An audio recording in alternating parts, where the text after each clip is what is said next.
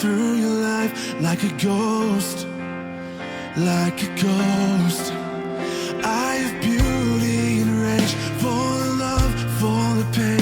No one knows, no one knows. So I wrote a letter today, wrote in blood just to say, can't take this one more day. Far away, there's a place where the lonely go, where there's no way home. No one knows, no one cares to know who I am. So just take me there, 'cause now I have nothing left, and I am scared to death. Will they remember me? Hanging my noose this week, throw it all away. Throw it all away for 15 minutes of fame. Was I born to be broken? Is this the life I deserve? Have a voice not worth hearing? Is it so absurd to want my moment of glory? If it cost me my soul, a life condemned that never was known. Throw it all away. Throw it all away for 15 minutes of fame. For 15 minutes of fame. So, guys, welcome to Future Wrestling and welcome to Last Stand. It is our season finale, lads. We're finally here. We all made it, except for Jerry Soul. He can't make it. But apart from that, everyone has been able to make it to the Future Wrestling season finale. I'm joined on my left by Except for Jim Kieran. Morris. He'll be here later. It's fine. He might sneak in the back door when it's time for his match. He's waiting to steal be the fair, ticket to get in. We actually miss Jerry. Yes. Yeah. Favorite thing about that is that you'll only see this in the edit. That's beautiful on both. So joining us today, Kira, you are in our backyard match against Celina. Highly emotional, highly charged affair. Obviously, you looking forward to it? Yeah, I'm wondering what the rest of these have planned if they get to put in anything. How delightfully devilish of all of us. And One thing in particular I'm praying for. And James Rage starts nervously sweating, going like, "Oh, I don't want to give away my my good shits." There's three collection. Yes, there's three people in this chat that knows exactly what it is that I want in this match. Gore and Don't blood. let me down, boys. Okay. Don't let me down, boys. Don't let me down. Groovy. So on the right hand side then is Kev playing Cyrus Gold, and you are having the battle of the brass ring between yourself and Jim Morris. You must be very Golden ring. confident. It's the golden rings. It's going to stay the golden rings. Well, I'm going to put him back into his retirement home. Leave him steal his grampers from someone rather than Excellent. stealing my fucking ring gear. Absolutely, I love it. And then, convenient enough, the next two on the screen are facing off each other in the main event. Our defending champion Foxy goes up against the valiant challenger and hopefully not intimidating challenger Alan Morph. But so, guys, are you excited? No, because I had a total thing that I was going to wear and I can't effing find it. But I know I'm We're going not to allowed to swear on this. Yeah, of course we are. We're not allowed to fucking swear, for fuck's sake. What the fuck? Man, fuck Kev, this. for fuck's sake, Kev. You shut the John, fuck you up. want me to fucking learn it to fucking bleep all the Fuck. fucking cursing in this Jesus, fucking Kev, thing? fucking disgraceful. cunt. Let the man Jesus, Kev. talk. What a fuck. shit. Fuck off, piss witty cunt twat. Sorry, what was that? But Yeah, yeah, that was too much. That was just too much. Yeah, I mean, Casey's you a good just Christian boy. He completely wouldn't. brought He the wouldn't do level. Yeah, You just brought the level down. There was no Jonathan. level. There was no level. But yes, obviously Rob Midas not here tonight, but Foxy obviously is physically and mentally prepared for going up against the person he faced at the start of this RPG. full No pressure, circle, lad. lads. Yeah. Circle of life. Full circle. That's a secret. Rob Midas lives in here.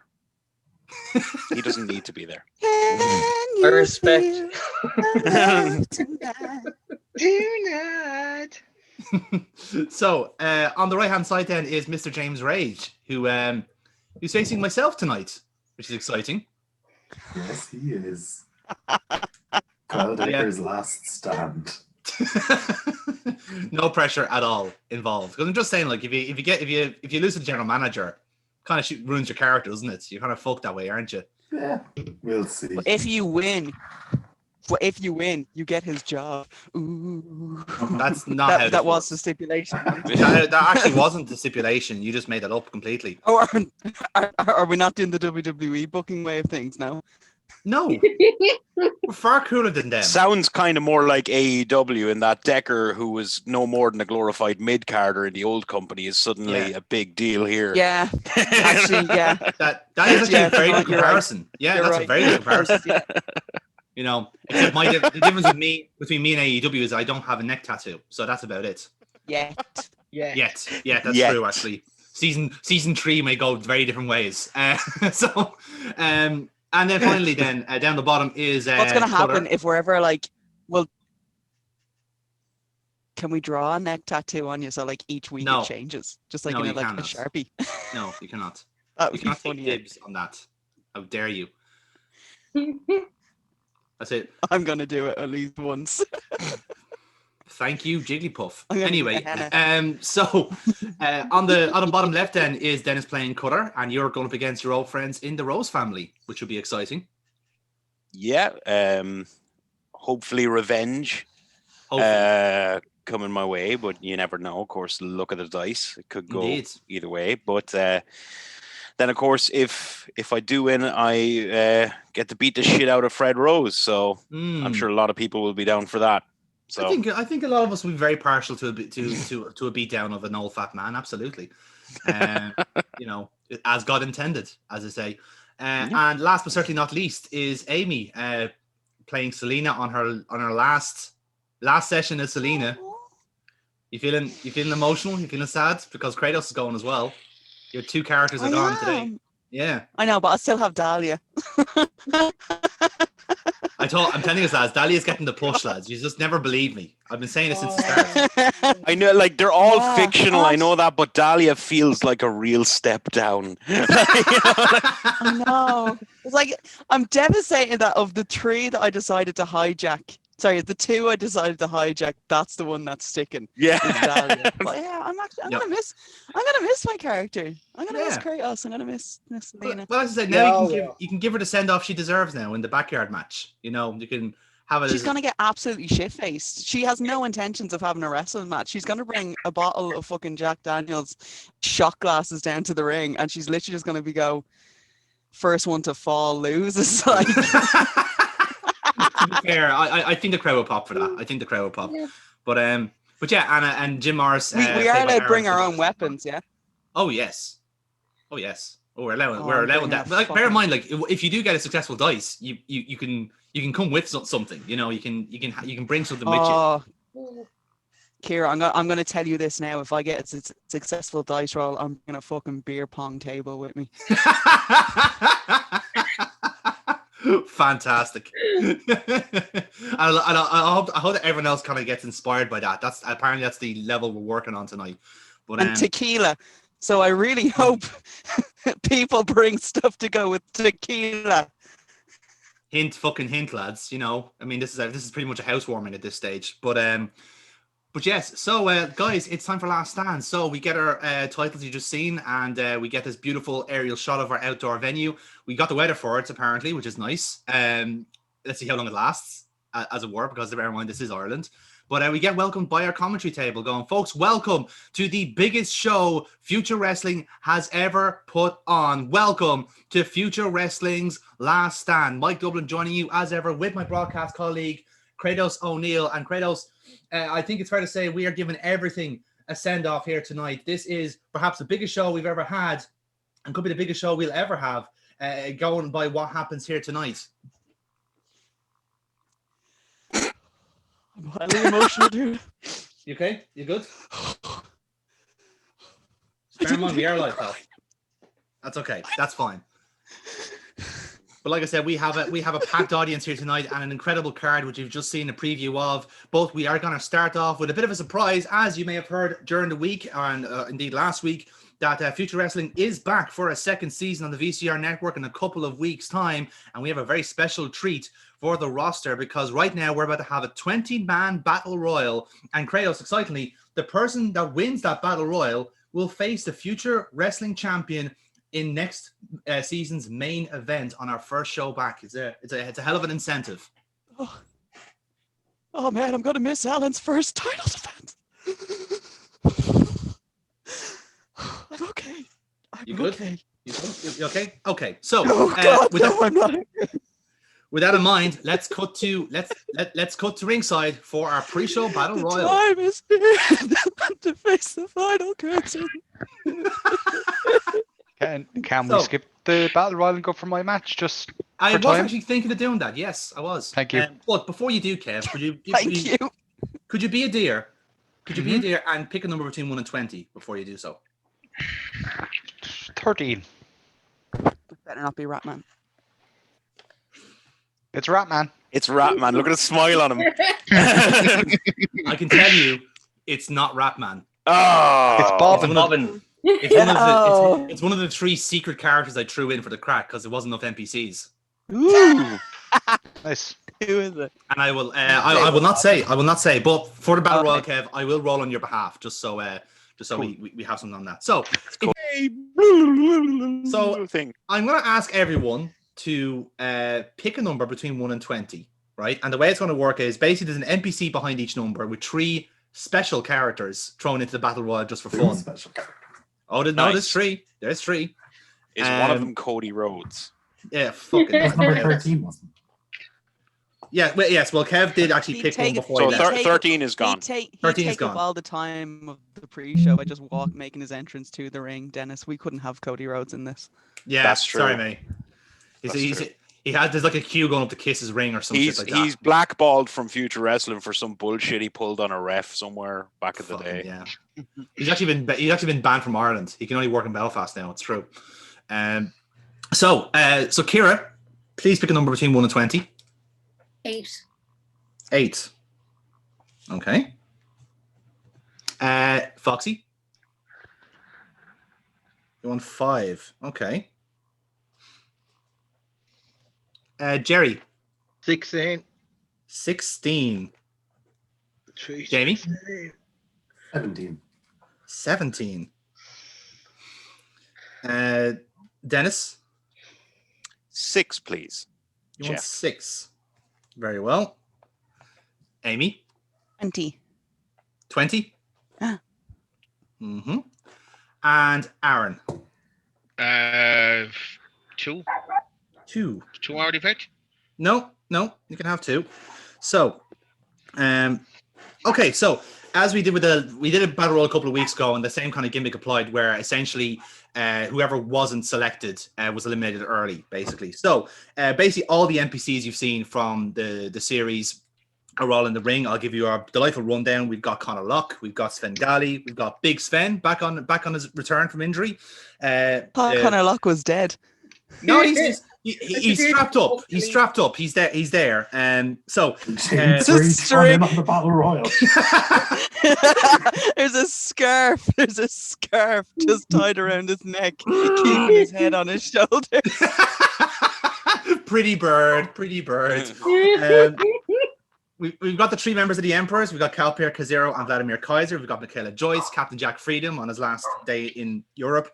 Ratman and Bobbin are there, of course. Davina Laveau and her handler, Dr. Jean. Negredo, Beans Morocco, Kevin Kite, all the fan favorites. And our special legacy characters, Nathan Youngblood. Oh. Little Sven. And thrown in because he was doing like a bit of a kind of like a link at ringside. He gets pulled in into the ring himself. Pete Thursday is also in this match. Yes. And sorry, what? The person pulling him into the ring, despite the better judgment of his broadcast colleague, Kratos O'Neill enters the battle royal. Shit. So Wait, why did I pick a number if technically I was going to say, have a should playable Amy character in it? should Why Amy would I not have just be picked a number then? Kratos and Foxy be Nathan? No. not necessarily, no. Like I said, it was a Someone- random draw. Someone picked Kratos and someone's after picking Nathan, haven't they? So let's start off the show. So the bell rings. So the bell rings. So we have a few Oh, if already I eliminated. get one of them, I'm going to fuck around with them so much.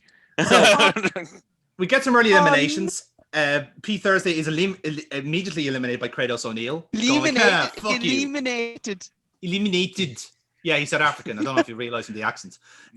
He's been eliminated. He's been eliminated, indeed. Also eliminated fairly quickly was Svengali because he was our token jobber. Bobbin is also eliminated. He was the only token jobber, was he? More or less, yes. More or less. Yeah, exactly. Bobbin is eliminated by his teammate Rapman again, causing a rouse galore. The Flippy Can't Boys wait are for eliminated. Bobbin to turn into the floating hood. The Flippy Boys are eliminated, Negredo and Kevin Kite, by some of the powerhouses in the ring, like Kaiser and Titus. Beans Morocco and Dr. Jean get eliminated as well. Leighton Youngblood is hanging in there, but he gets eliminated by Captain Jack Freedom. And then Captain Jack Freedom is Go, eliminated, Captain Jack. and then is eliminated by Kazero and Cal Peer. They're hot dogging. They get distracted by the Divina Laveau, who's doing some weird like voodoo shit. She gets eliminated by them. And then Vladimir Kaiser throws both Kalpir and Kazero out of the ring. So we're left with a class, a final 9, if you will, of Conor Luck, played by KC. Oh, So that cheering suddenly went fucking away, didn't it? He stopped so suddenly. Mhm. And his Can't wait to teammate, rip that scarf off. Michaela Joyce, still in the Battle Royal, played by Aaron. Nice. Ooh. We also have we also have a tag team in here. The Svens, Big Sven and Little Sven, are still in the ring. Big Sven, who's 7'3", is played by Amy. And Little Sven, who's 6'10", is played by Kira. Hey! Oh, I like it. But he's not the only powerhouse. They're not the only powerhouses left in the Battle Royal. Of course, the giant that is Vladimir Kaiser, played by Dennis, is Yes. still there. Oh. And he's also joined by similar powerhouse Carlton Titus, who for the second time in a row is played by Jamie. Silent for life, baby. 1 in 20 chance on both. Fantastic. Now, Foxy, I presume you're wondering who you're playing. Oh, please be Nathan Kratos. Youngblood. Please be Kratos. No, Nathan Youngblood's gone. It's gone. No. Then it has to be Kratos because Kratos is the only one left then. Foxy, be seeing that you're currently champion, it's only fair that you are playing the champion of Battle Royals. You have Ratman. Which meant at the first name out of the hat, in order of how this edit is going, was Kev. He picked number 13, and that was Kratos O'Neill. That's why you got the smile out of you at the time. So Nice. I'm playing on Kev's behalf here. Ruin Oh, Kratos. I would have Don't loved ruin Kev to have been Kratos. fucking Oh, here to play shit. Kratos. I'm annoyed So- that I can't play my own character. Literally, he arrived, nicked Amy's character, and left. What a He bastard. called Aaron. Definitely turning heel in and he season said 2. Jim Morris was the stealer. Oh, he They're the stole same one of my person. characters. They're the He same learned- person. He learned from the Stole my best. character. He learned from the best. Exactly, Casey. They're both the same person, so it's of course it runs in the family. Oh, this is So some again, bullshit. This is going to be like it was in the previous battle royal. So the highest roll we all get is going to eliminate the lowest roll, and we see who wins from there. Where's my So- dice? Oh, fuck, dice. Good idea. I love it. Like none of us actually remember to get the dices. We never do. Let's be fair. Oh, I have to make Okay, those. so Casey's got an 11. Good start. Jeez. That's 8. Kira has a 9. Seven. Dennis has an 8. Aaron has a 4. Foxy has a 12. Shit. Oh, I just And saw Amy that, has a 7. Foxy. Right then, so Foxy, as Ratman, you There's are your about 12 to- used up for the night now. Hope it was Yeah. worth it. You are about to eliminate Michaela Joyce. Talk us through it. You are Ratman. Boom. Quantum leap into his body. What are you going to do here to eliminate Michaela Joyce? So it depends on the situation, but if she's somewhat distracted, then I'm gonna try and just like chuck her over grab her by the head and chuck her over, and do a big superhero pose doing it. Ooh, Foxy, I like it. Why aren't you using a Ratarang? I want you to use a Ratarang. Shh, that can still happen. You stop. Come on, man. He's the specialist in battle royals. He could win this whole thing. Don't fucking jinx him. Could you imagine we come back with season 2 and it's Silver Fox or Alan Morph versus fucking Ratman? He's got a business. And Ratman wins. Yes. Scarily enough, because it will be somehow in a battle royal. Fuck it, whatever. So This with sounds that, then, very much like a certain Booker of the Year. yes, very much so. Again, it's a total coincidence that this show was taking place in Craven Cottage. Total coincidence. So Michaela Joyce is eliminated from the battle royal. So hard luck, Aaron. I'm sorry, you have to look at the draw. Same again, lads. Not having a good day. No, it's not really. I'm sure he's devastated about losing Michaela fucking Joyce. To be fair, right? My so day Casey has has went like this, 5. right? Oh shit, 11. I forgot the roll again. 1 sec. 11. Jamie, what was your one again? Sorry. Great. 7. 11. 11. Sorry. Dennis was a 7. Amy's is a 10. Foxy 9. and 9. And Kratos was a 6. So, Jamie and Kira, could you please roll again, please?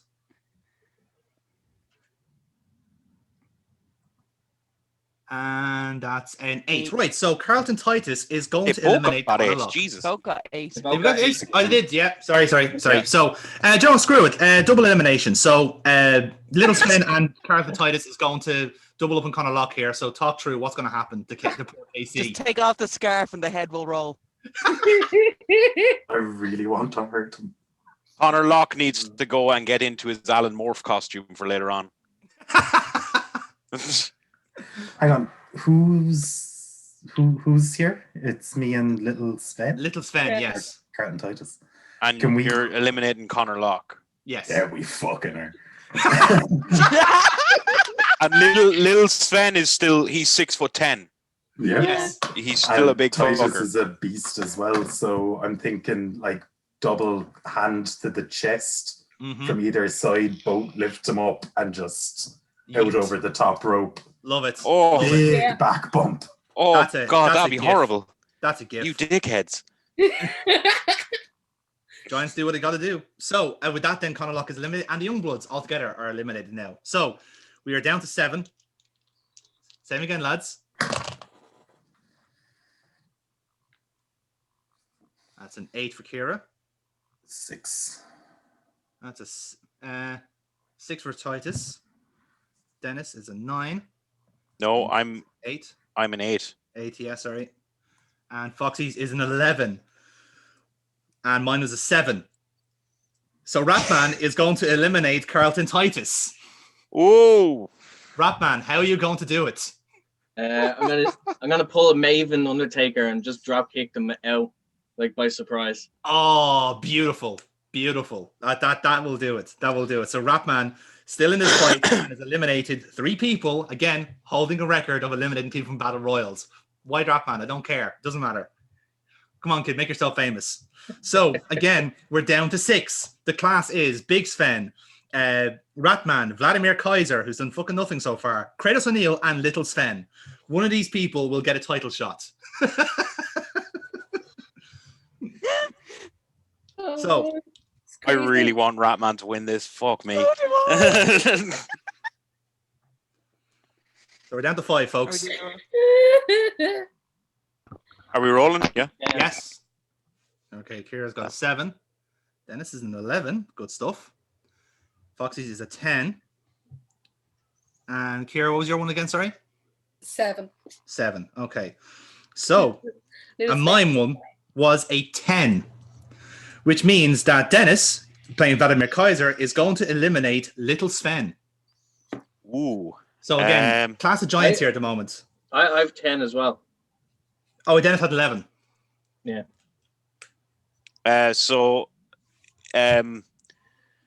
I'm going to call the spot as just like say everybody's around Celina or made a bit of space in the middle ring. The two monsters kind of face off in the middle. They start throwing punches and all that. I want. I'll feed off the ropes, hit him with a shoulder. He won't go down. He'll feed off the ropes, hit me with a shoulder. I won't go down. And I want him to take off again as he's coming. I sidestep, just grab him by the top of the head and just whip him out. His own momentum, take him out. That makes sense. So again, so the Sven still might win. In fairness, it's still looking good for them either way. So you've still got Big Sven in the ring. You've got Ratman, Vladimir Kaiser, and Kratos O'Neill, the four giants of future wrestling here. I want a bit of slow mo. No, as he sees little Sven go out. Hypothetically, I just realized what happens if Kratos wins this and he's leaving. Very good question. He is going to bestow it upon somebody. He's going to nominate someone. Yeah, he's going to nominate someone to take his place. Yeah. So again, that makes sense. So the commentary is going like nominating. So the commentator is going like, well, this has been a remarkable battle royal, and certainly not the ending I've been expecting because my broadcast colleague is still in the final four, and the crowd are still cheering for him. Mike, I'm still in the ring, man. I'm still in the ring. Yes, it's I know. The best night ever. I legit can't believe that either, but nevertheless. So we're down to 4. Rolls, lads. Let's see who gets out first. That's a 10. It's a 9. And a 10. So, Amy and Foxy, could you roll again, please? 9. 9 again. Okay, so double elimination then, fair enough. So, Rapman and Big Sven is going to eliminate Kratos. Oh! He made to the final 4 though. So, collaborate, folks. What do you want to do? Bear in mind, he has just been talking to the commentators, so he's like going like perhaps he's like deer in the headlights shit going on. I was going to say you have an opportunity for a great spot here. To be fair, he has got his back turned to us. So okay, who's Amy playing again? Big Sven. Yeah, so Ratman's going to walk up to Big Sven and say, "Launch me like a lawn dart." Yes. Literally pick me up, like, and feet first, he's going to throw me like a lawn dart. And I'm going to drop kick Kratos. Like, right in the back of the head. Like lawn dart, little rat man. Duh. And potentially give Kratos another concussion. Yes. If he dies, hold on. If he dies, he dies. Like, wee! I'm playing into the superhero thing. I'm just like, na me. So he dies. So with that, then Kratos is eliminated to the boos of the crowd. But then we're down to our final 3: Big Sven, Ratman, and Vladimir Kaiser. So guys, you know what to do. This is so tense. Jesus Christ. Dennis. Oh shit. Oh. That's an 11 for Ratman and a 6 for Big Sven. Ratman is going to eliminate Big Sven. I should not have trusted the man in a cape. It's like, yeah, we make a good team, don't we? Yeah. Like you smell of the sewer.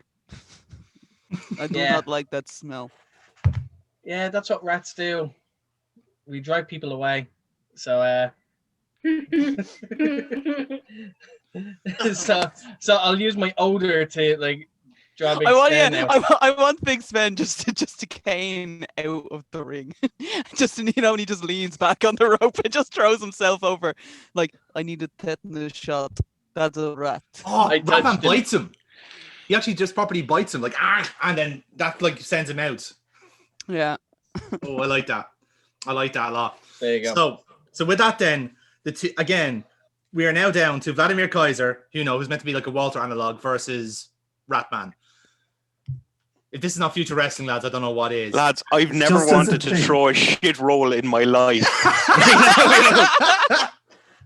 So, one of these men, I shit you not, is going to be challenging the world champion for the main event of our first show back. It's either going to be Kaiser or Ratman. Come on, Snake Eyes. I want to roll Snake Eyes. It all comes down to this roll. What you get? It's a 10. Yes! 6! 6! Yes! Na, na, na, na, na, na, na, na, na, na, na, na, na, Yes! Ratman. Na, na. Ratman. I'm so fucking happy. I feel like we've created a star here tonight, ladies and gentlemen. So, Foxy. So with this, haven't tried to throw me out. I'm on the apron, but he's holding my cape, like, so that's why I'm not falling just yet. But little does he know is that I just quick release, it wraps around them, and I just grab him and pull him over. Brilliant. Nice. And with that, the bell rings. Ladies and gentlemen, your winner and a title shot at season 2, Ratman. The crowd are just. I'm getting flashbacks of fucking Jinder winning that fucking winning that Rumble to become the #1 contender. I want a complete gimmick change from Ratman in the new season, where we're all expected to take him seriously. Well, bear in mind, Ratman is big in India, so we might have to, we might have to corner the market there. Just throwing it out there. But Foxy as Ratman, I'm not touching that. So Foxy, you're Ratman. How are you hot dogging here? I'm going full Hulk Hogan. Like, I'm thinking of any Yeah. person that's ever like posed and just like doing the Hogan, doing the Hurricane, just like posing. Like, yeah, I did it. Yeah, I did it. Just like a Rocky film. Just like, yeah, just like hopping around. He's got the wraparound swinging around everywhere. Yeah. Beautiful. And again, then I just stop and just like I look as if like I'm about to look as point and as sign, but instead my signal like turn it on now. Boom. Yeah, I'm Lads, there's our big money marquee match for the new season: Alan Morph versus Ratman. Or Silver Fox versus Ratman. We have to play both characters. Oh. Beautiful. Don't tell Jerry until like that, like. Yeah. Because then he'd just be really confused. Jerry, so. Oh yeah, sorry. Yeah, sorry. Jeez, yeah. I was just saying, it was Casey like going like, wait, I was supposed to be the rat this match. One of us has to change. But yeah, so the commentary. So like, and then Zippy. So God love the commentary trying to make sense of this, going like, well, I can't believe what I'm seeing here, folks. Not only has my broadcast colleague, in fact, most of my broadcast colleagues decided to enter this battle royal for the fun of it, but one of them went to the final 4. There he is now. Kratos, come on in. I can't breathe. I can't feel breathe. like I ran a marathon. Well, nevertheless, I feel a little bit bad for dragging Pete into this. Although he's no longer talking like Kermit the Frog, so I think I actually did him a favor. Well, that's what you get for punching him in the throat, I suppose. But nevertheless, it's a good thing. He sounds like a human being. Yeah, but it's not too far now. It's too far now. He sounds like goddamn fucking. He sounds like the Old Spice guy now. I mean, you're not going to be able to hear anything from him now. Does he really? Does he really? Is that what he sounds like, Jonathan? Is that really the voice you're going to pull off next? Is it? No, maybe. Might need some training. Oh, you piece of shit. Oh, Mike, I'm gonna miss you. Just get a soundboard, Jonathan. Yeah. Just fucking yes. It's a tape thing for Futurama. What? That would be an ecumenical matter.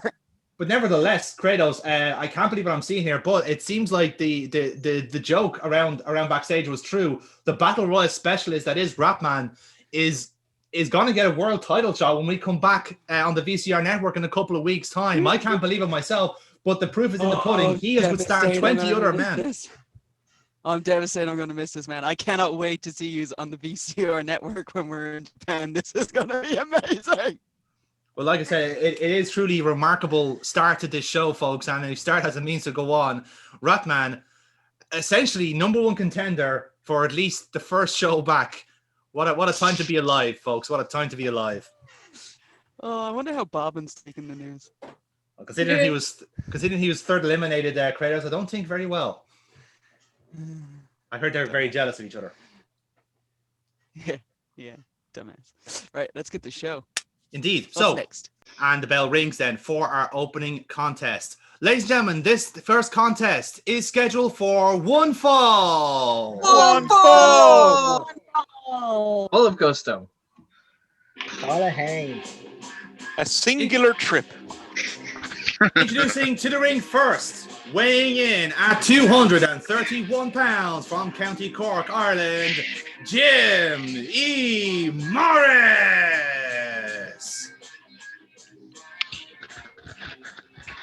Awesome.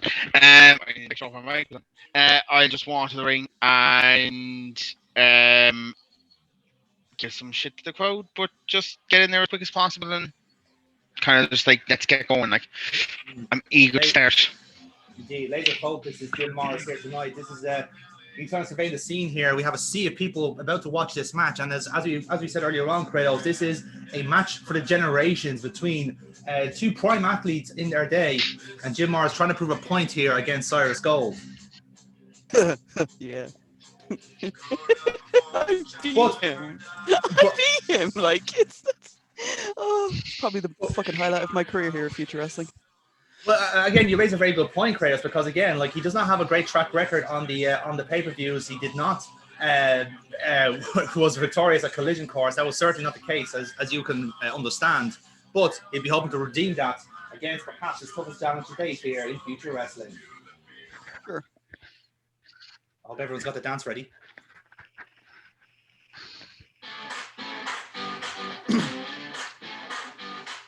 And his opponent, weighing in should be dancing at 237 pounds from County Waterford, Ireland, Cyrus Gold.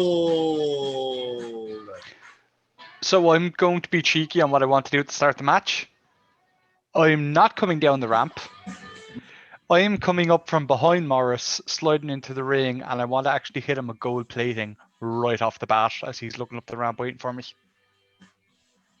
Right, what I will do with that is I'll ask you to roll, and it has to be high. Yeah. Ooh, 10. 10. It will do. It will do. So you roll in, right? So Aaron, you'll be okay with this. I'll get your heat back. So you're waiting for Cyrus Gold to come in. He slides in underneath, and the commentary goes, well, that's a battle with starting already. Cyrus Gold is already in the ring and hits him with a gold plating. And at that point, Kev, take over. From the gold plating, I'm going to just try and flip straight into the gold rings. Okay. Now, Aaron, I'm going to give you a chance to reverse this. Okay. So you just hit it. You just hit a gold. You just been hit with a gold plating, and he's about to try and go for the golden rings. So what would you want to do to snap out of it? Instead of him getting in the gold plating, I'll just kind of wiggle my way under him. So instead of him getting my arm up, I managed to get it down and get under him and get back up. You've already been hit with it. No, you've been hit with the gold plating. This is with the gold rings. Oh, the gold rings, yeah, sorry. Yes. Yeah, so when he tries to go for the gold rings, I'll wiggle out of it, kind of get away from him, get up quickly, and just try and start stomping on him. And after like maybe 2 or 3, take a second for myself because I've just been rocked as well. Right, so you kind of yeah, I see what you mean then. So at that point, the referee will establish some sort of separation. He'll caution Cyrus and he'll caution Jim then to kind of make it sporting, and the bell will ring then proper. So lads, so Cyrus, you got your opening foray, so you get some momentum from that, and Jim, you got some kind of like your heat back as well then. So everyone's starting off on a nice high level there. As the commentators room may going, well, that's the hottest start that we can expect here at Last Stand, and really shows how much this means to Cyrus Gold and Jim Morris. Cyrus wants to prove a point, but to Jim Morris, this is almost about territory more than anything else. He wants to prove that he's still got it here in Future Wrestling. And indeed, lads. So give us your opening rolls. It's a 10. It's a 9. It's a 9. So Jim Morris is going to start off now. So, Jim, take it away. So I'm assuming because we're still starting off hot, we'll just try and run into each other. I duck him and I hit him with his German suplex. German suplex. That'll be a work roll, Jim, please.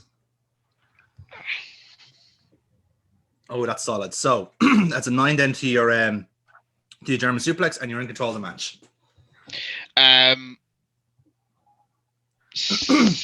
Standing stomp right in between the shoulders, and then I bounce off the rope and hit him with his senton.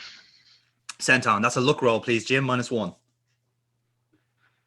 And that will do. Okay, so it's not the snuggest senton in the world, but it still hits, and you're still in control of the match.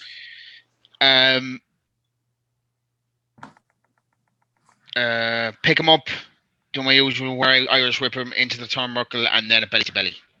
Belly to belly, right? So I'm going to treat it as a power roll, just straight roll to Jim Morris.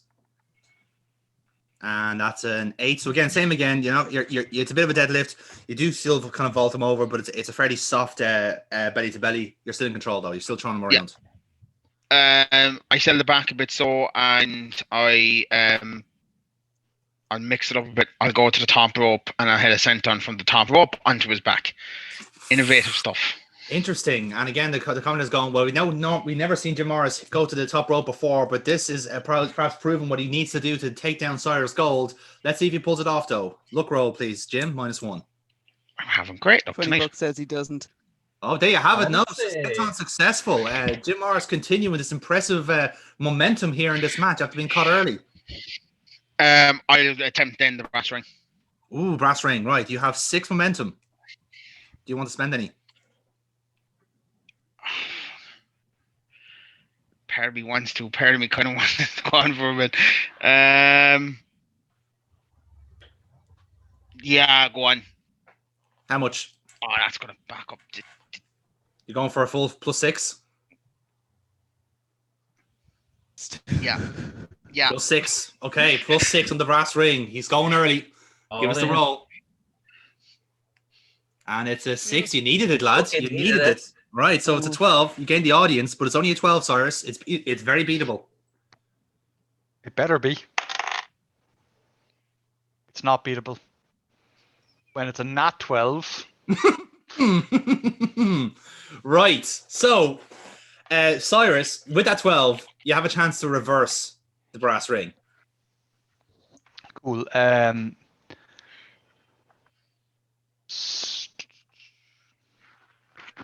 This was just after you did that senton off the top, yeah? Yeah. Cool. Yeah, so as he goes to the brass ring, I'm going to slide out of the ring. Mm-hmm. I'm going to grab his legs and I'm just going to reef him out and hop him off the floor. Right, okay, interesting. I will treat that as a real, +1. Stop rolling. 10. 10, okay, so that's an 11. So with that then, so obviously you have reverse brass ring, he's out on the floor, and you take control from here. Cool. So with him on the floor, I'm going to just pick him up, grab back the head. I'm going to charge him straight first into the post. Interesting. Okay, I'll treat that again as a +1. That's all right? That's a real roll. Yep. Please be good. Please be good. 9. A 9, that's fine. It's a 10 overall. So you still control the match after hitting him into the ring post. Cool. From that, then, going to hit him at the post and have him kind of buckle over, and I'm going to catch him and I'm just going to give him a gut wrench onto. I'm going to give him a gut wrench onto the barrier. Cruel and unusual, Cyrus Gold, but it's a power roll if you can make it work. I hope I can. 8. An 8 with the +1 makes it work. So it's a gut wrench. Basically, he lands onto the barrier and everyone goes, "Oh, right." That's a sore one, Kratos. That is a sore one, right? the back of Jim Morris in agony there. Cyrus go relentless in his hunt. The referee's count is at 8 here, by the way. And I slide Are into we the doing a ring. 10 count or a 20 count? It's a Well, 10 actually, count. 10. Yeah, after that, I'm going to...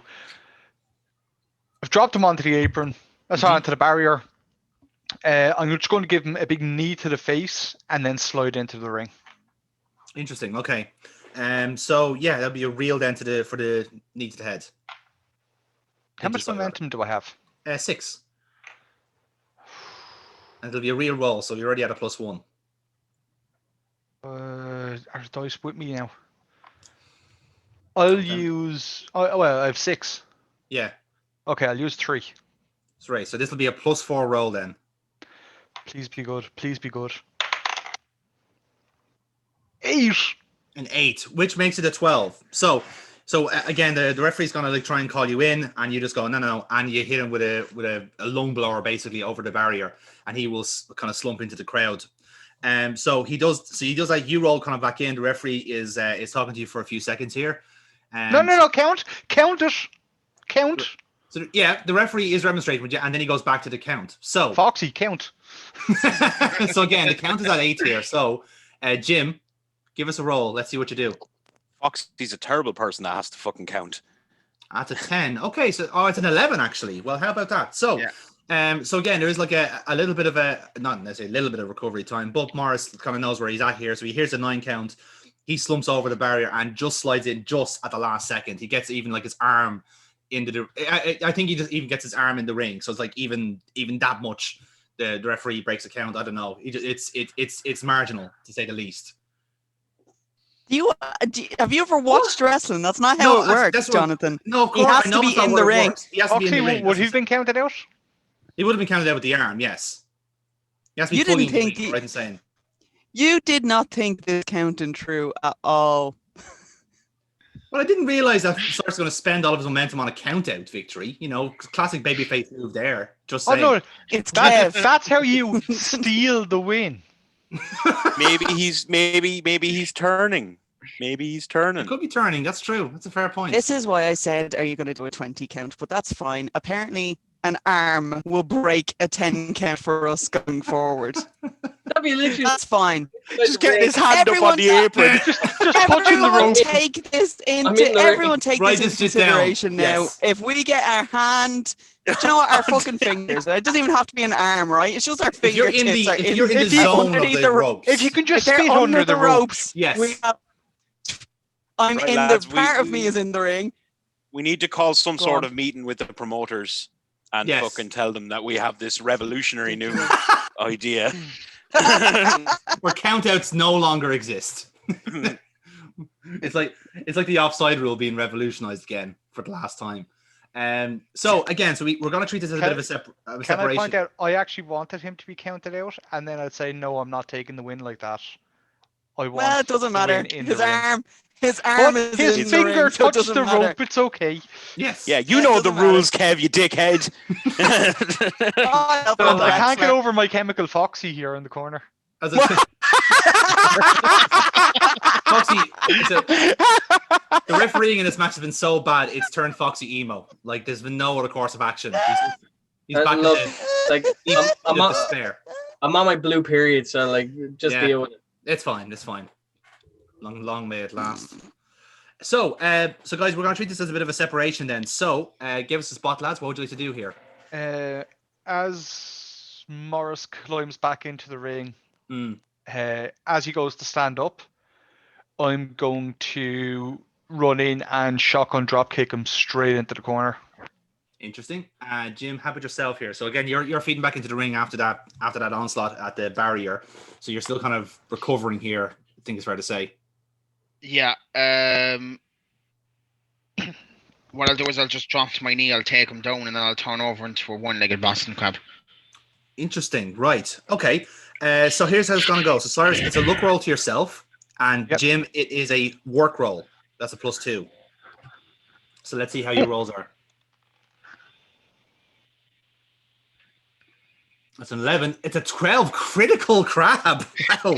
The best part was the reflection in his glasses as he kept rolling. I was trying to like. Can we get an instant replay on that?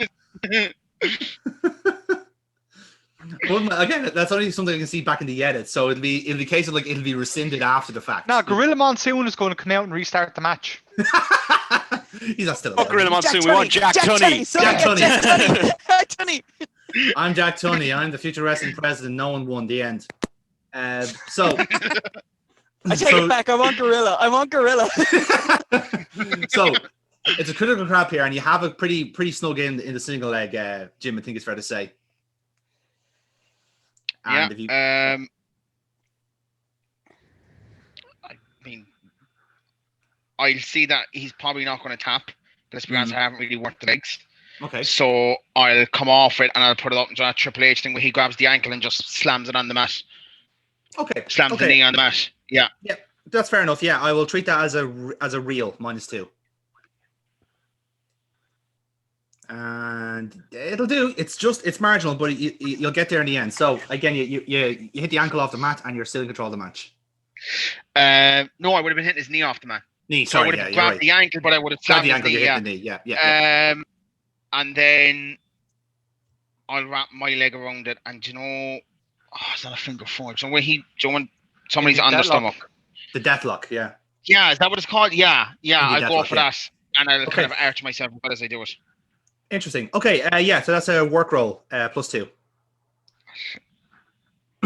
And you needed it. You needed it. In fairness.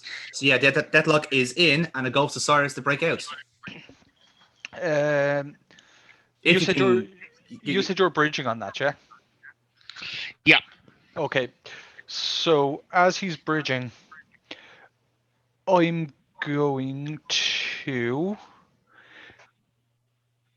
going to get my other leg in, and I'm actually going to try and power through it and actually catch him into a calf crusher from it.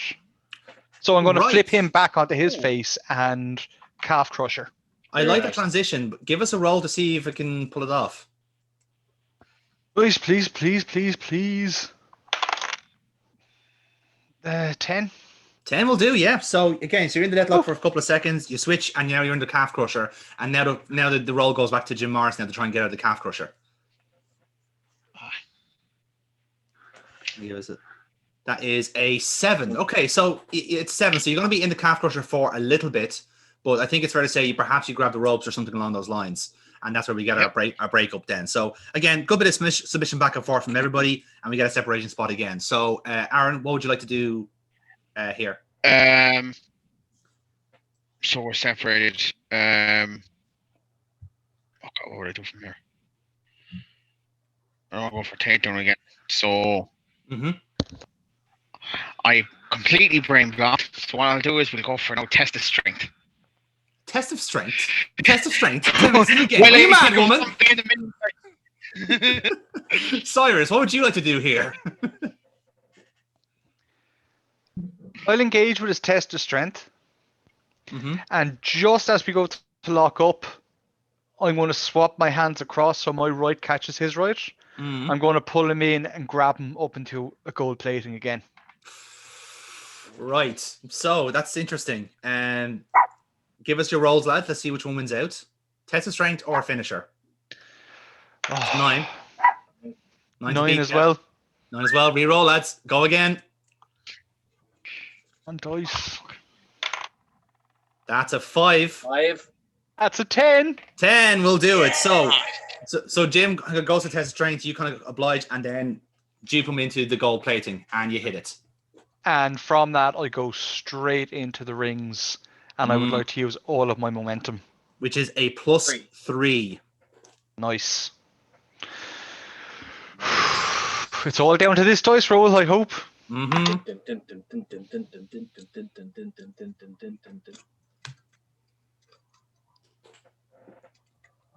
That's a 12. Maximum possible roll. It's a 15 to beat Aaron. It's going to have to be good. It's going to have to be good. It's a 10. It's a 10. It's good enough. It isn't my bollocks. It isn't my bollocks. You're in it. You're in it. And you grab the rope. Foot on the rope. Did he just look at the rope like with the fucking count out? He was in like 2 meters of the rope. That counts, doesn't it? He spat on the rope. That's what happened. He spat on the rope. He was perpendicular to I'm the rope. looking at That's the what- rope. The rope. It's a breakup. Ref, I imagined touching the rope. That counts.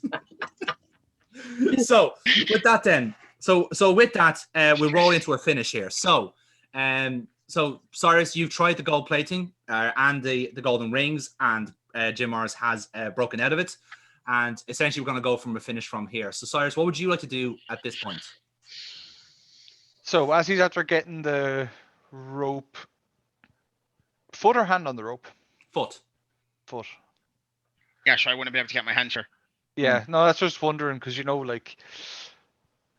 Okay, yeah. So as he gets his foot on the rope, I release, and as I release, I go to stand up, and instead I catch his arm and I do the penta arm breaker, and drag him back out and pull him straight back into the rings. Okay, so you're more or less you're more or less keeping to the just like fuck you and then back into the gold rings. Jim, how about yourself here? What are you planning to do here? Once it gets broken up, I will give him a gut kick, and if this is the finish, it's going to be a cheeky hunt. Go for the gold plating and then go for the pin. Oh, you're gonna nick another move. Oh yeah. Oh dear. If I'm going to end up wrong at the end of this match, I might as well just show off and rob both of them to win it. Wow. Oh, Harsh. no. Harsh. Now, so here's how it works, lads. Momentum check. Jim Morris, you currently have 2, and Cyrus has 1. So this is gonna be a very close roll. If you want to spend it? Do you know what? I'll spend it. You want to spend the plus Yeah, one? I'll spend Okay. it too. Yeah, I want to it's spend the going one. to be. Right. I'll spend it too. Yeah. Right then. So Jim Morris has a +1 advantage, but let's see who rolls first, lads. This is for the finish. First match of the night.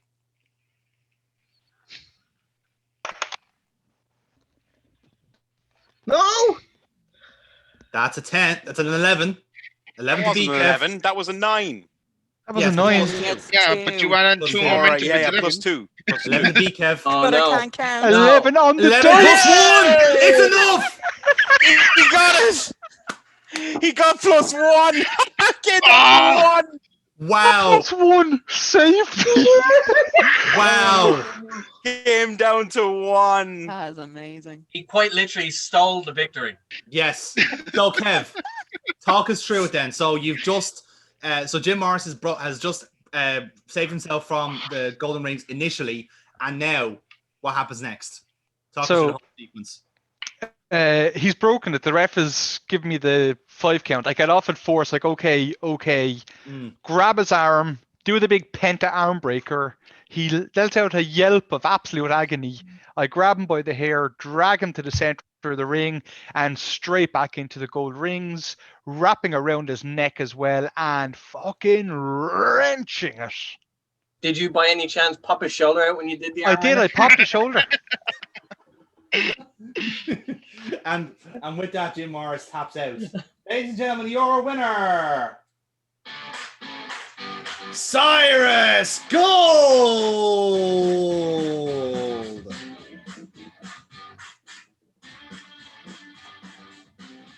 And my little post-match bit for him now.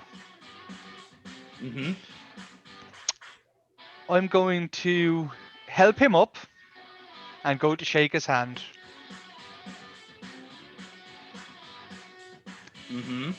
Does he go to shake my hand? I'm waiting for his response. Show of respect here Yeah, show respect, motherfucker. from Cyrus can't- Gold. I can't. I'm holding my shoulder because you popped it out of the place, so I get out of the ring and I leave. So Rise all the way to the back. in that case, as he goes to get out of the ring, And then Kratos runs up behind him and rolls him up for another win. listen, I don't care. I don't care that his shoulders popped out. I'll take any cheap victory I can get. now as he goes to get out of the ring, because well, seeing as he's Jim Morris, I don't expect him to drop and roll under the rope, so he steps out onto the apron. Yeah. At which point I take No, off, take the rope from the corner, come back I'm with a gonna find forearm to out- the side of the head and knock him to the ground. I did say I'd Shit, roll out the ring. face But I Oh, you- can't step up and walk out pumping. So I I can't thought roll you under. said get out, so your sound is a bit wonky. No. It's I that gotta fucking roll. Cork internet. In that case, I blame my shitty work laptop. To be honest, that's what I blame. just I go to shake his hand. He just rolls out of the ring, so I just go over, stand the rope, and just spit at him out of disgust. Oh, that's harsh. This is a Cyrus turn. This is That is supposed not to be- face. That is not face at all. He stole everything. I had to Doesn't take it matter. back. Oh my god! All right, Jesus This has Christ, got to be get some over sort it. of start of a turn. Ooh. Again, so this is supposed to be the crowd pleaser, the one to bring the home happy. Yeah, let's spit an old man. Go get him. Take that, Republicans. What the fuck, like? Anyway, so so we leave it there then. We leave it then on that. So a fair opening. Sorry, mate. We're in the middle of a recording. Jim is trying to get some consolation pussy. Hello. Which one was that, Aaron? Fuck's sake. Here. Gentlemen, this next contest is a handicap match. Oh, I thought it was our one next. I fucking Come on, Cutter. moved. Your co-main event. Yeah, come on, man. No such thing as a co-main event. There's a main event, and that's it. There's an undercard. So, Way to with that then- underplay yourself. Yeah. No, that's just in general. You're leaving. Well, I should have been on the last match then, shouldn't I? Fuck you. So. Your respect place. is not that Fuck you. fucking much. Yeah, come on, like. Who said fuck you? Was it Who do Foxy you or think? Jonathan? Who do you think? It could have been either one of you. That's why I'm not sure. Anyway, I'll let you figure that one out. Introducing to the ring Jonathan. first, It was at a combined weight of 431 pounds, representing the Rose family, the team of Damon, Garrick, and Dahlia Thorne. So the two do come out with Pastor Fred Rose in tow. He's back in his evangelical suit. He's back in gimmick, would you believe, for this one. And he has a microphone as well. So the music cuts out on his request. And he goes, When it's convenient for. some people perhaps have been wondering what has been happening with the Rose family while we've been away. No, And, we haven't. and I think No, it's fair to we say haven't. we have been doing some soul searching because we have been desolate without the protector Cutter. We have not been able to. We You have not suck. been able to deal Atheist with for the this win. loss that we have. But here we are, still standing strong Christ as the didn't come back family yesterday, that man. we are. So let You this be suck. a warning to all of you. Everything you've Ooh, seen I'm so earlier has scared. been a strategic retreat. All to Coward. this moment. Cutter, You suck. you're coming out very, very soon. And I rest assure you, you are walking into your demise. This is the last Cutter's you gonna will cause your ever demise, you see son of a bitch. of Cutter because of the Rose family. Hey, Rose family, should have taken me. And you should shut the hell up. Because this is my time. You just think it's your time. This All is the right, first Triple H and time. Jericho. This is the final chapter of the Cutter story, and this is just another page in the book of the family. Because, as we Your have said book's gonna burn, bitch! from generation, the family always wins, and that's what you're gonna learn very, Incest. very soon. Incest. Incest. Yeah, I see you got the smarks in tonight, Jesus. So, with that in mind, Kratos, for the love of God, man, stop talking into your microphone. introducing their opponent, weighing in at 397 pounds from parts unknown, Cutter!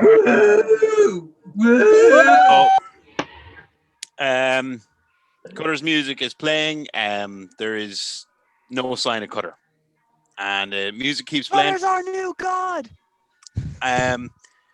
Up on the screen flashes up the instrument of salvation, and it stays there while his music continues to play. It then flashes up underneath it saying is dead. At which point the music stops, lights go out, and big explosion of flames and stuff on the ramp. The graphics now display Armageddon is here. At which point his new music kicks in, and we're off. We're off to the races.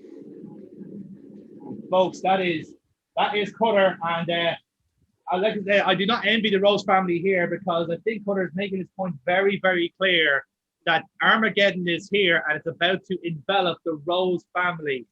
Craig, I'm not gonna lie, I've been looking forward to this match all week because I don't know what I'm Are you expecting playing? here. Sorry, are you playing anything, or is my headset not working? Yeah, no, it's for everyone. Yeah. You've got an echo sort of thing going on. Me? You sound kind of very far away. Jonathan, Me? talk again. Oh, Jonathan. Jonathan. Sorry. Wait for it. Hang on. There, that's better. That's Yeah. better. I think what's happening was the speaker was on this side, so it was drowning me out. That's what was happening there. Oh, So, okay. I'll just take a cut from there. And there we go. There we go. So you should hear the music now as well, yeah? Yeah. Yeah, that's Look. better. Excellent. So again, Kratos, as I was saying there, I have been looking forward to this match because I don't know what I'm expecting. I don't trust Fred Rose in any sense of the imagination to think that he would leave himself vulnerable to an attack from Cutter. But at the same time, Cutter's on a mission here. He wants to destroy the Rose family brick by brick. And the best way is to essentially cut the head off the snake here, Kratos. Realistically, on this point here, Mike, I think we the only time we've ever really seen Cutter is when he's on a leash. Now he's off the leash. I mean, this is a whole new Cutter on this one. I'm excited to see kind of what he's actually going to truly be like now that he doesn't have anyone holding him back. Indeed, and that's the most intriguing part. What kind of Cutter are we going to see? But crucially, if you're Damon Garrick and you're Dahlia Thorne, you're fighting for the honor of the family here. They have to have. There is no honor in that family, my friends. There is no honor in that family. Well, I suppose if you're looking from their point of view, they disagree. But nevertheless, Kratos, like so they with the Kardashians, okay, but there's no honor there either. No, that's a fair point. That's a fair point. But even then, Kratos, they have to have some form of strategy to deal with this man. Like I think like Dahlia could stand on Damon's shoulders and still wouldn't match the stature of Cutter here. Something tells me Dahlia's not going to be very involved in this match. She hasn't put her phone down since she got to the ring. That's a good point, actually, she Kratos. realizes she's in the match. That's a very good point. Anyway. Nevertheless, so the bell's going to ring, and it is indeed a 2-on-1 handicap. But Garrick is staying in the starting in the ring, and Fred Rose is kind of like just kind of sitting, waiting, almost with a kind of very confident smile on his face, and just starts like kind of like clapping, encouraging Garrick to start. And I will roll on behalf of Garrick. Cutter, you can do the same. Let's do our opening roll. Sick. Oh Jesus Christ, that's not a good start. 5. Well, that's actually it's my 6 is marginally better. So I think the way we're going to do it is Garrick is going to go up and slap you in the face. Okay. Actually, no, he's not going to do that. Dahlia's going to tag in, and she's going to slap you in the face. Okay. And then tag you. No, she's staying in. Okay. So Cutter, what are you going to do here? You're up against Dahlia Thorne. All right, so she slaps me. I want to sell a little bit with a little kind of smile. I want to start taunting her and saying, come on, you can do better than that. Come on, you can. I want her to go slap me again, grab her hand, and I want to. No, I may need you to, because Dahlia always has her phone on her, right? Yes. So I want to reach down to her pocket. I want to take her phone out with holding her hand, and I want to crush her phone in my hand. Ooh. In front of her I'll face. allow it. Oh. I'd allow it with a power roll. Okay. Come on, you fucker. Okay, that's 9. With So the plus 2 makes it 11. Perfect. So you have destroyed Dahlia Thorne's phone, and she is now looking at you in fear. Okay. Continue on. So Was my entire life on that phone. I'm still the face here. Mm-hmm. So what I want to do is I want to pick her up under the armpits, walk her over to her corner, set her down, and point at Garrick and say, come on, for her to tag him in. Yeah, and giving her the opportunity. It's up to you if she wants to stay in, but I'm giving her the opportunity to get out. No, I think the point's been made. So Dahlia is going to tag in at this point, and Garrick's going to come in like a hot head of steam, and he is going to try and light up on you. He's going to go for try to chops and kicks, trying to take you down. No effect. You have full control here. Okay, so if he's tearing off of me, I want to say if he's coming at me with a clothesline, I want to duck under. He'll hit the other ropes. I want to swing at him with a clothesline of my own. He'll duck under, hit the ropes again. I want him to take off for a crossbody. I'll catch him, do a little walk around, showing the strength, and I want to actually muscle him up into a gorilla press, just walk out from underneath him and let him hit. Lovely stuff. Power roll, please. +2. Okay. So, fucking hell. Oh, okay, that's not great. 8. 8 so with 2 makes it 10. Actually, yeah, that's not bad, yeah. That's grand. No, that's fine. So, still in control. Continue on. Okay. I want. So Cutter has a little smirk on his face. He's happy with how it's going, but he's not taking anything lightly because this is what he's wanted for a long time. So, I want him to get down while Garrick is face down. I want him to put a knee to the back. I want him to hold up Garrick by the hair, and I want to start doing the forearm punches across the head. Across the head. Oh, across the head. So he's holding his head up and he's swinging across like that. Okay. What I'll do with that, I'll treat them as real rolls, but I'll treat them as consecutive. So if you can change them, you'll get extra momentum out of it. Okay. All right. Well, is my real 0 or? It's 0, yeah, because you boosted it a while ago. Okay, so that's 9. Okay, 1. Keep going. Keep rolling. Fat fingers don't want to work. Hold on. 8. 2. Ooh. 11. Keep going. 3. 6. And okay, right. So after the third one, basically, Garrett's going to kind of wiggle free or going to stop, whichever way you want to do it. But +3 momentum out of that. So good job, Cutter. Okay, good. So if I can, I'd like Garrick to powder here. Okay. And he's taking a bit of damage, so I want him to kind of treating this as a little bit of a breather for both. So Garrick roll out, maybe go to the pastor. Yeah. And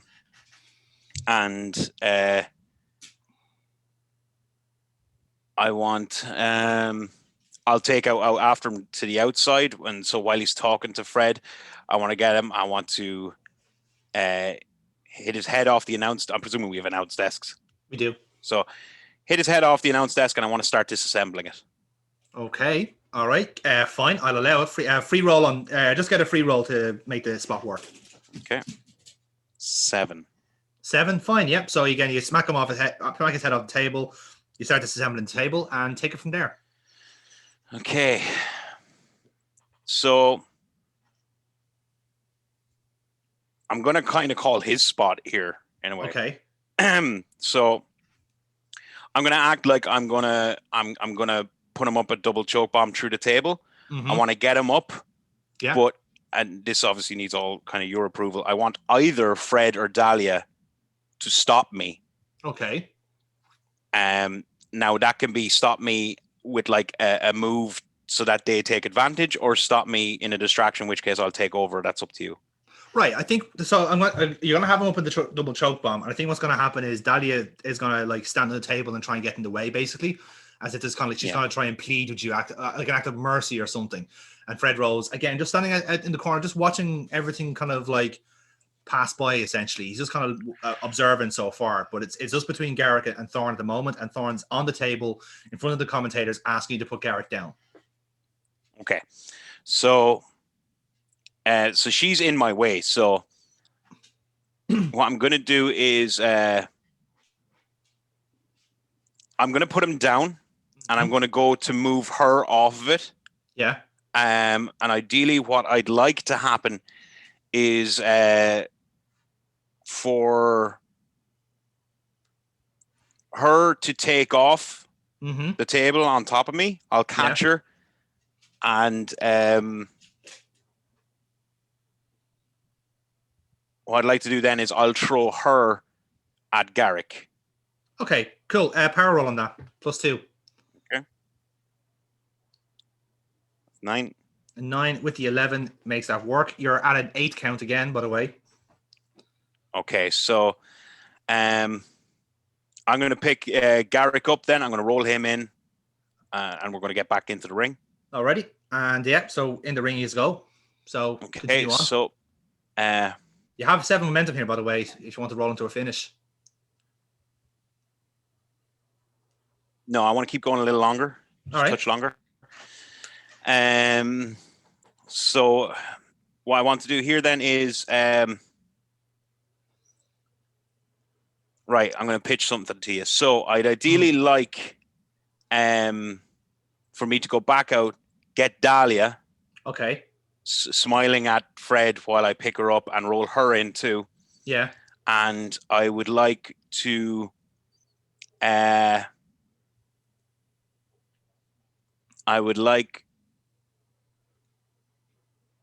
You can do a power slap. I body would like slap. to I would like to pick them up Yeah. both on my shoulders, and I'd like to Okay. Samoan drop both at the same time. Ooh, like it. Yeah, power roll then. For both. So 2 rolls, is it? Yeah, give us 2 rolls, yeah. 7, All right, so you got Thorn up on your shoulders, and now this is to carry Garrick. 6, although that's an 8. Yes, So- exactly. So both are successful. You both on your shoulders. You both drop them for a Samoan drop. Going for a pin. Okay. And yeah, I'm going. What I'm going to do is I'm going to drag Dahlia over Yeah, on top of him. I'm going to pin them both together while staring directly at Fred. I like it. I like it. And the referee goes 1, 2, 3. Ring the bell, ladies and gentlemen. Your winner, Cutter. Yes. Cut the music, cut the music, cut the music. I think there's been a little misunderstanding here between myself and the referee. Cutter, congratulations for defeating Damon Garrick and Dahlia Thorne. You really have hurt the Rose family tonight. But you don't get me just yet. You see, it's very important in these things, in these business dealings, to read the fine print. Because when I say you're taking on the Rose family, the Rose family for tonight is not just Dahlia Thorne and Damon Garrick. Oh no, for tonight, I've secured myself some added firepower. To which Cutter is looking in the middle of the ring.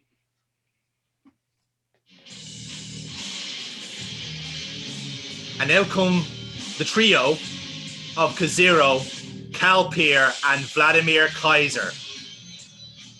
Introducing honorary members of the Rose family, the tag team champions, the Emperors. Well, Fredo, this, I was wondering where the ace of the sleeve was, and that's it. Thank Shockingly, fuck I didn't use any of my fucking momentum. shockingly, Kratos, this we should have seen this coming, but it looks like Fred Rose has indeed sullied Fuck, the I was trap. thinking that was too fucking easy. Fuck. Well, now it looks like this handicap match is going to continue, but now it's 3-on-1, and Cutter has to take on the tag team champions, who the last time he was in the ring with, he lost to, bear in mind, in that tag team match with Damon Garrett. we have history. Selena, would you like to help me? Selena. Do you know what? I really would. Well, here's the thing. The trio enter the ring and Cutter and goes, oh, and Cutter, one last thing. You wanted to get me in a cage. Well, first, you better get out of it yourself. And with that, the cage... Oh, you son of a bitch. You're using my own fucking gimmick My against God, me. can Celina actually run in? Amy, give us a roll. Oh, fuck.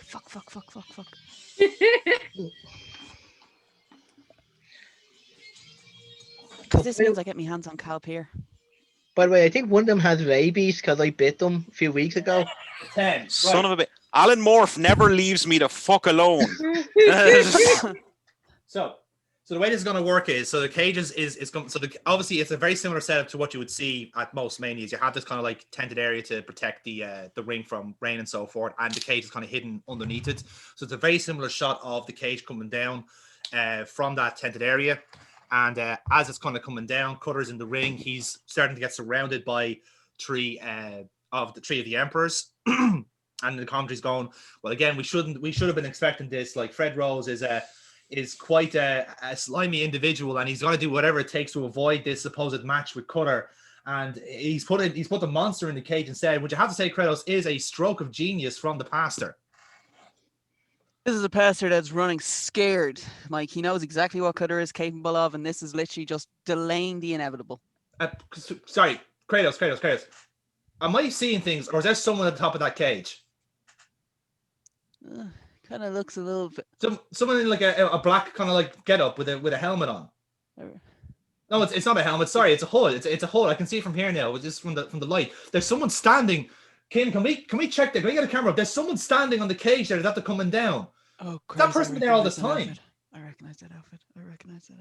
Kratos, what? No, what are you talking about, Kratos? Oh, she's gonna die. So with that then, so Cutter, you're in the middle of the ring and you're surrounded by the three of the emperors. What are you thinking of here? So I'm presuming it's the classic layout where they're, surrounding you, yeah. Two on one side and one in front. Okay, so I'm telling them, I'm obviously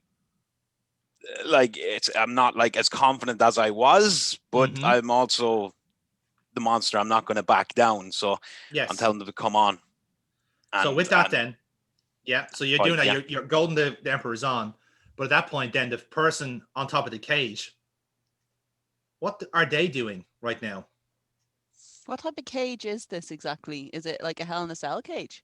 No, as in like a standing cage. You're standing at like on. It's like there's like a good like. Oh, so I'm like. There's footing okay, there. so I'm literally like holding on to like. There's a cable, yeah. The cable that's on it. Okay. So what the person on top of the cage is doing is she is lining up to try and see if she can jump and take one of them out. A look roll person on the cage. Who is the person that is on this cage? Oh shit. She might be dead. The 7. So, person on the cage, who are you looking to try and take out? Hold on, this is a look roll. I have a +1. You do, yeah. Oh, thank fuck. Okay. I'm going for Calpier. Okay then. So what's gonna happen here is that Kazero, Calpier, and Kaiser are all gonna start closing in on Cutter. And Cutter's gonna push one away, push another one away. They're gonna start beating down, and the one person's kind of standing by is Calpier, and he looks like he's like kind of telling the two, "Come on, line him up." He's gonna try and take out a move, but as he's doing that. Straight from the cage, a massive Matt Hardy a la Edge. Yes. And a huge fucking drop, like a huge. Now it's not the tallest cage in the world, but it's still a pretty big drop nonetheless. And it wipes out Calpier. It wipes out Calpier, and now it's down. Someone is basically has taken it down to a 2-on-1 handicap because Calpier is fucking wiped out from that, and so is the person in this hood, whoever that may be. We'll never know. So Cutter, because of some divine intervention from your guardian angel, Jesus jokes. You're now down to Kaiser and Kazero in this cage. So fire away.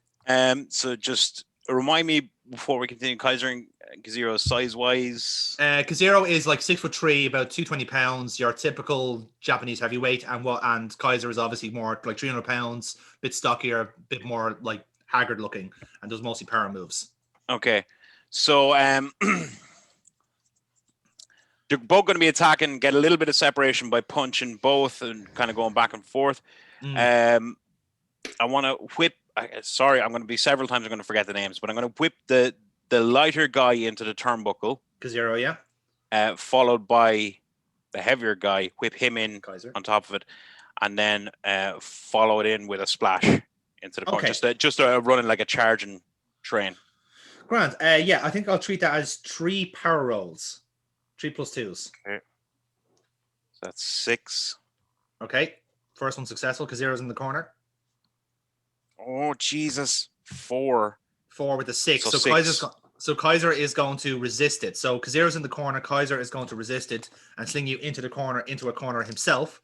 And what he's going to do is he's going to it's 7. So what he's going to do is he's going to get Kaziro. He's going to basically throw him into you, and Kaziro's going to hit you with a big lariat in the corner and feed you back into Kaiser. And Kaiser's going to hit you. He's going to try and go for his finisher, which is the Berlin Wall, an elevated power bomb, but he's not going to be able to lift you up. You're going to resist him basically, and that's your chance to counter. So if I'm able to resist him, he can't lift me up. I want to, because I'm between his legs, I want to pick him up. Alabama Slam. Alabama Slam. Yep. Okay, Grant. Power roll on that cutter. See you at home. So 7. 7 with the do makes it a 9, and you are continuing on here. Okay, so what's the other guy doing while I hit with the Alabama Slam? So he was kind of like recovering in the corner. So now he's coming towards you now at this stage. So it's between you and him now. Okay, so right. I want to. He's coming to me. I want to couple of bops, grab him by the head. I want to launch him into the cage. Love it. Yeah, power roll on that cutter. +2. 12. 12. Okay. Here's what's going to happen. So Foxy's favorite spot. That one's for you, Silver Fox. So obviously you gain an audience from that, which is nice. And you gain some extra momentum, and you're going to launch Kaziro like into the cage.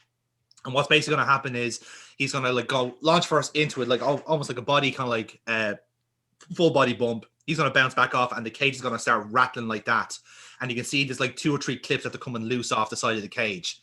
It was like, oh, that was a hefty impact, Kratos O'Neill, and thankfully that side of the cage is not on our end. But you can hear the rattling of that cage. It's not very stable, and oh my god, I think I have an idea.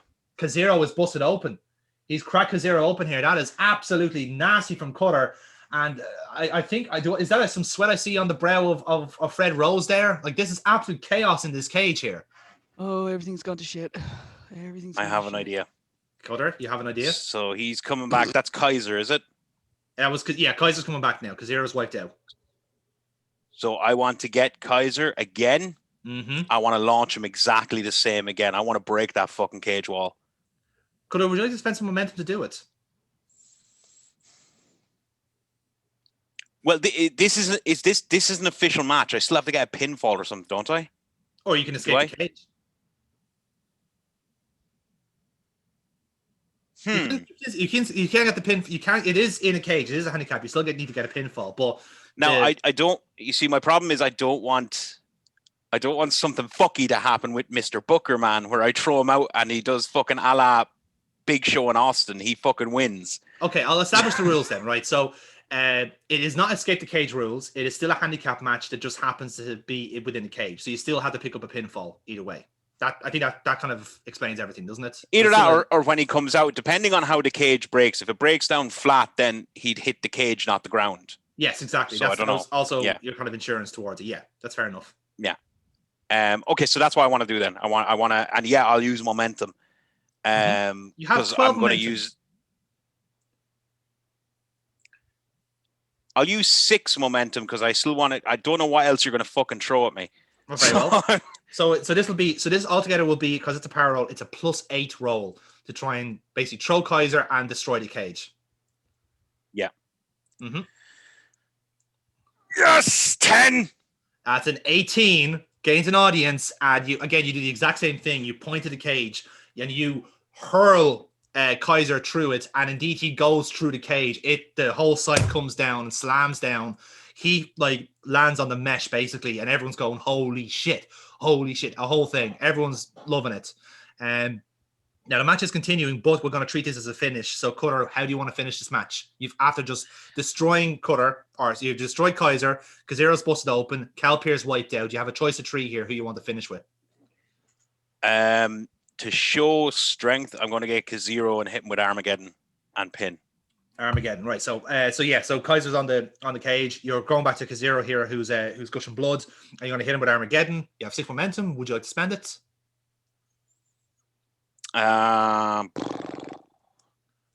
I'll use 2. Two. No, I'll use no, hold on. He's already pretty damaged. No, I'll save the momentum. No, save the momentum. You're gonna go for a straight roll. Fair, okay. So give us a roll then. Sorry. Yeah. Oh, I should have used the 2. I would have got 12. Oh, 10. With the 10. So Armageddon does indeed hit on the bloody K0, and it's a 1, 2, 3. Ring the bell. Ladies and gentlemen, your winner of the handicap match, Connor! Kratos O'Neill, look at the face drop on Pastor Fred Rose. He knows what this means. Because now, I don't know how this is going to work, because one of the walls in the cage is destroyed. How is it going to work? Because Fred Rose apparently has to howl up to his end of the bargain, surely. I mean, he's not the most scrupulous of businessmen, but surely this has to happen now. This is great. Great. So at that point, then Fred Rose is like, the face is dropped. He sees like Garrick and Thorne like around him. He's livid at them, but he's also livid at the Emperor. So he walks into the cage himself, and he starts shouting, like just screaming at the Emperor as far, you had one job. I paid you tens of thousands. You had one job and you couldn't do it. Like he gives Calpir a slap across the head to wake him up. Like he's screaming at Kaiser, who's like still on the cage. And he walks in, he's brave enough to walk in and start like screaming at K0. All the while, Calpir stands up, Kaiser stands up, and K0 obviously is the last to wake up. But also, the person in the hood, who we don't know is, and it could be anybody to be honest, is still in the corner. She's still around. He's still around. Could be anybody. Well, we know it's a she. I was going to ask, are we going to reveal who that is? Because that affects something I'm going to do. Well, let's see. I want to see if I can do the thing that I want to do. I mean that the masked assailant wants to do. Well, let's see. Yeah. Well, what I was going to do was I was going to propose to the masked assailant, whoever that may be, is that Fred Rose is going to end on the masked assailant going, I don't know who you are, but you've ruined everything. You were the last thing I wanted. And just going to like rip the hood off, basically, and it will reveal. Hey. My God! It's Celina! What the hell is Celina doing here? I was like, oh, God damn it. Oh, Jesus Christ, no. So at this point, right, after he's at there bad-mouthing everyone in the Emperor's, Cutter is kind of like standing by, just kind of like watching all this play out. K0's like getting up, Calpir and Kaiser are behind Fred Rose here, right? And Celina is there as well. So they've all cornered Fred Rose in the corner of the ring here, right? And Fred Rose realizing, shit, right? So Garrick and Thorne start coming in here to try and save the pastor. But Calpir, K0, Kaiser, and Celina, you're going to get to work here. Trying to get rid of the Rose family. Oh, this is not what I wanted to do. Well, it's to get rid of Garrick and Thorne. It's to get them out of the equation. If I'm getting what I want to do, I'm going to be bringing you back in a minute anyway for a minute, and you can probably do something. Yeah. Grant. Okay. Yeah. Okay. I will happily become go frenemies because I've beaten the 3 men all with death by roll up. So yes. I mean it's dangerous territory for me. But I literally would like the 3 of us, or the 3 of us to kind of do like the knowing nod, run the ropes, and then just drop kick the 2 of them out of the ring. Nice. I like it. That I will allow that. There's free rolls from here on in, lads. And then do you know the 3? This is just a proposal. You should like pick up the side of the cage wall and put it back up. Oh, Cutter, how did you know I was going to say that? Were you actually? Yes. That was the spot. The Emperors and Celina are gonna both hold the wall of the cage up for 5 minutes, and you're gonna get what you want. Fred Rose versus Cutter in the cage. Firstly, before I do it, I want to grab a microphone. Okay. If I can. Kratos, give me your mic. So I'll get to you in a minute, Fred. Just 1 minute. Celina. Hey. Me and you, we have not seen eye to eye ever. In different times, You beat the crap out of me, and I beat the crap out of you, and you came out the winner. And I'm not ashamed to admit it. What I will say is you've earned my respect. And then I want to turn to Fred and go, and you. Your time's come, but I'm going to give you one final chance. I want you to beg. Like a dog. I want you on your knees. I want you to beg me. Fred. And I hand Fred the microphone. I will beg to you, Cutter. Not in this time, not in this lifetime, or ever. If you want anything out of me, you have to do it over my dead In the middle of him body. talking, I want to just laugh and kick him in the face. And we're in a hack. So the bell rings. You've got 5 minutes on the clock. Okay, so I've kicked him in the face. I'm taking my time here. He's not a wrestler. I'm not anywhere threatened at all. Mm-hmm. So the first thing I'm going to do is I'm going to pick him. He's in a suit, right? Yep. I want to pick him up. I want to punch him a few times, and then I'm going to bring him over to the corner. I'm going to get behind him. Yeah. I'm going to sit up on the top rope. I want him in a seated position below me. I'm going to grab him by his necktie, and I want to yank up. Ooh, right. I'm going to treat it as a real. It's a 0. You have 6 momentum, so feel free to use it up in these spots. I'll use. Wait, I've already rolled. Am I allowed? I'm not allowed to use it after I rolled, am I? No. Okay, no. so Jump the gun. sorry. That's a 7. 7. That's fine. Yeah. So you're pulling him up, and he's kind of flailing away there, but the crowd are loving every bit of this. So you've got free reign here. Okay. So, what I'm going to do here, so I have 2 plans. Okay, so first, okay, hold on. I have so many things I want to do. So little time. See, to do the spot at the end, I can't knock him out. I can't do too much because I need him conscious. So, okay. He's going to be coughing, sitting down, and I'm going to take off the other turnbuckle. I'm going to do a big running Kevin Owens cannonball into the corner. Yeah. And at that point, I have a different spot because I know we're short on time, but there's a spot I want to call for him. So I'll do that one first, the cannonball. Right. Okay, so cannonball, yeah. Look roll on that. Straight roll. Okay, ooh, that's a 6. It's a 6. Okay, so no, I'll allow it because he's not going to dodge it. So you hit the cannonball. Perhaps not. Perhaps you don't kind of get him as sweetly or something or whatever. But you hit the cannonball anyway, and you're still going on here. So what I want to do at this point is I want him to be in a lot of pain on the ground, and what I'm going to do is I'm going to go over to the other opposite turnbuckle. I'm going to get on the top rope, and I'm going to sit there, and I'm going to tell him to get up. And I want him to get up. I want him to be panicking, and I want him to start climbing the cage. Yep, I'll allow it. I'm happy with that, yeah. Okay, and once he's near the top, I'll get down, and I take off very fast, get up on top with him. I want us both on top of the cage. Right, so you're kind of straddling. Both of you will be straddling. You can see where I'm going with this. I can see where you're going for this, yeah. So you're both kind of straddling the cage here. So like there's like a little bit of edging there, but it's like it is fairly flat. So you wouldn't be standing as such on it. You'd be both straddling the cage. Stop it, Foxy. Yeah. Yep. So that's kind of where you're at the moment. So like he's kind of like he thinks he's gone great guns, climbing the cage so fast. He turns and he sees the Cutter's just like, hey. Yeah. You know. So. And once we're both up there, I want to. I want to grab him by the neck, look of horror on his face. Yeah. I want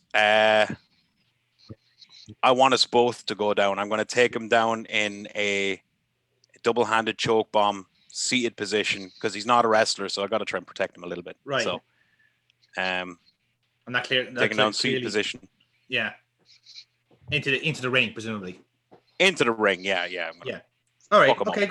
Grand, yeah. So yeah, again, it's a little bit awkward because you don't have any standing room, but you are able to kind of like get it into that kind of position where you're able to choke bomb almost in motion, if you like. So you can't get to. Actually, no, better. No. Hold on. better and more believable. What I'll do is just I'll get him on top. I'll just put one hand around his neck, just have that look of fear, and I'll literally just woof off the side, just let him go. So it's because I can stay seated then, or whatever, and it makes more sense. We don't have to do anything standing. We can just throw him off. Yep, fair enough. It's a +6. You have a +6 on momentum. What would you like to I will use. I have one final spot after this, so I'm going to use 3 of momentum here. Lovely. And +3 roll on that then. So that's a 6. With the 3, that's 11. 9. But I'm using because I'm using 3 momentum and I'm +2 power. Oh yes, yeah. Sorry, yeah. If you want, that's fine. Yeah, go for it. Yeah. Is it? Yeah, that's it. No. Yeah. So go okay, for it. Yeah, so that's it. Yeah. So he's gone down. He sailed into the ring. He's crashed and burned into the center of the ring. And So he's completely gone now. But yeah, I'm going to climb down. I'm laughing. I'm smiling. I hold him up by the head. I want to show him around. I'm very, very happy with myself. He's completely unconscious. And I'm going to lock him into the Kata Hajime and just keep it there. And that's how I'm going to finish it out. Very good. Yeah. And that'll see you can decide how it's broken up or anything like that. Yeah, fair enough. Yeah. So give us a +3 to confirm it then. So just your confirmatory roll on that. 10. And that will do it. That will do it indeed. So the Kata Day is locked in. He passes out, and there's not even he's just out, full stop, basically. And essentially, it's more symbolic than that, and he was already gone. Exactly, yeah. So you're just there, just kind of wrenching, and eventually, the referees just do kind of come in from the broken side of the ring, from the broken side of the cage, basically, because again, only 4 of them could only hold the cage that long. So it flops down. Officials kind of come in and break up everything, and you basically made your point, essentially. Before we go though, I want to grab the mic one final time, very, very quickly. Yep, go for it. I want to say, now that the monster is free, Alan Morph, Silver Fox, whichever one of you wins tonight, just remember, there's a monster in your future. And that's it. Ooh. Look at him. We have so many contenders for next season. It's so exciting. But nevertheless, we leave it on that. And again, the commentators go, well, I think for a lot of people here... No, not again. Pain. I think for a lot of people here in Future Wrestling, Kratos, the sight of Fred Rose as a crumpled heap in the middle of this ring is a very cathartic one. And I think we all share in that distinct lack of sympathy for this man. Clutter has got what he wanted. I think a lot of us have got what we wanted here in this match. And what an absolute chaos we've seen here in the middle of this ring. This has been the best pay-per-view we've ever had. This is amazing. And we are not even halfway through, Kratos. What? That's the most exciting part. We've still got submission matches to go, backyard matches, and a title match to go still. What else could happen here on Last Stand? Because that wasn't very considerate of me, whoever's followed me. I broke a fucking cage and launched somebody off the top of it. Fucking hell. Know your place on the card. I'm nearly sure it's one of the co-main events that's up next. Well, that's fine then. That's okay. They can top that. And if I get a high enough roll, I plan on turning it into a party. Tequila. Ladies and gentlemen, this next contest is a submission match. Ooh. 1-4. Amazing. Es Diablo.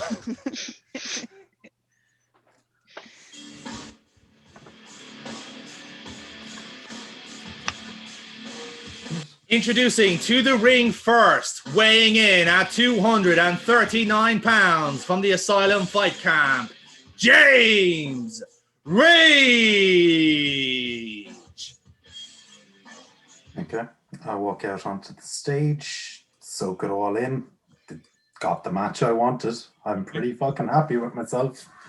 Walk into the ring, the usual intensity, staring down the crowd like you shower bastards.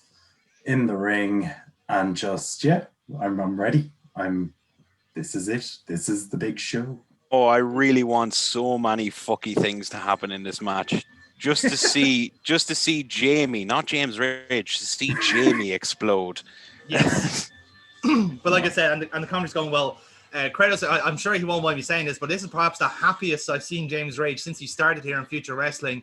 It's been a curious month of him trying to goad Carl Dekker back into wrestling, and it seems to have worked here tonight, because here we are back here, and we're about to see the general manager take on perhaps the most dangerous man on the roster.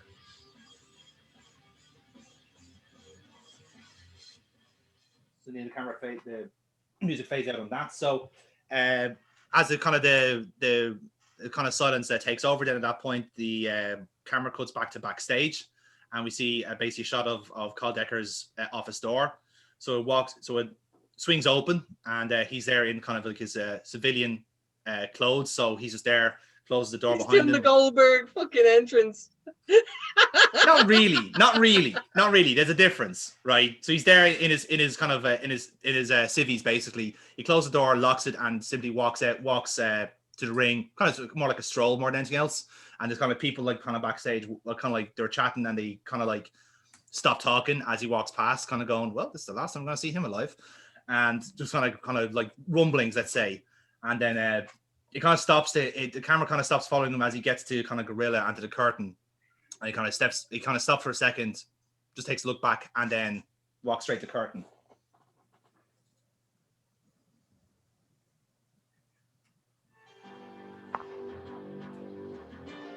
So everything goes black at this point, with the music feeding in. And the usual kind of lasers kind of take over at that point. You're kind of expecting the similar entrance to normal. Oh, the shenanigans are starting already. And Jamie looks fucking concerned. Everything goes black. The wall of fire starts appearing on the ring.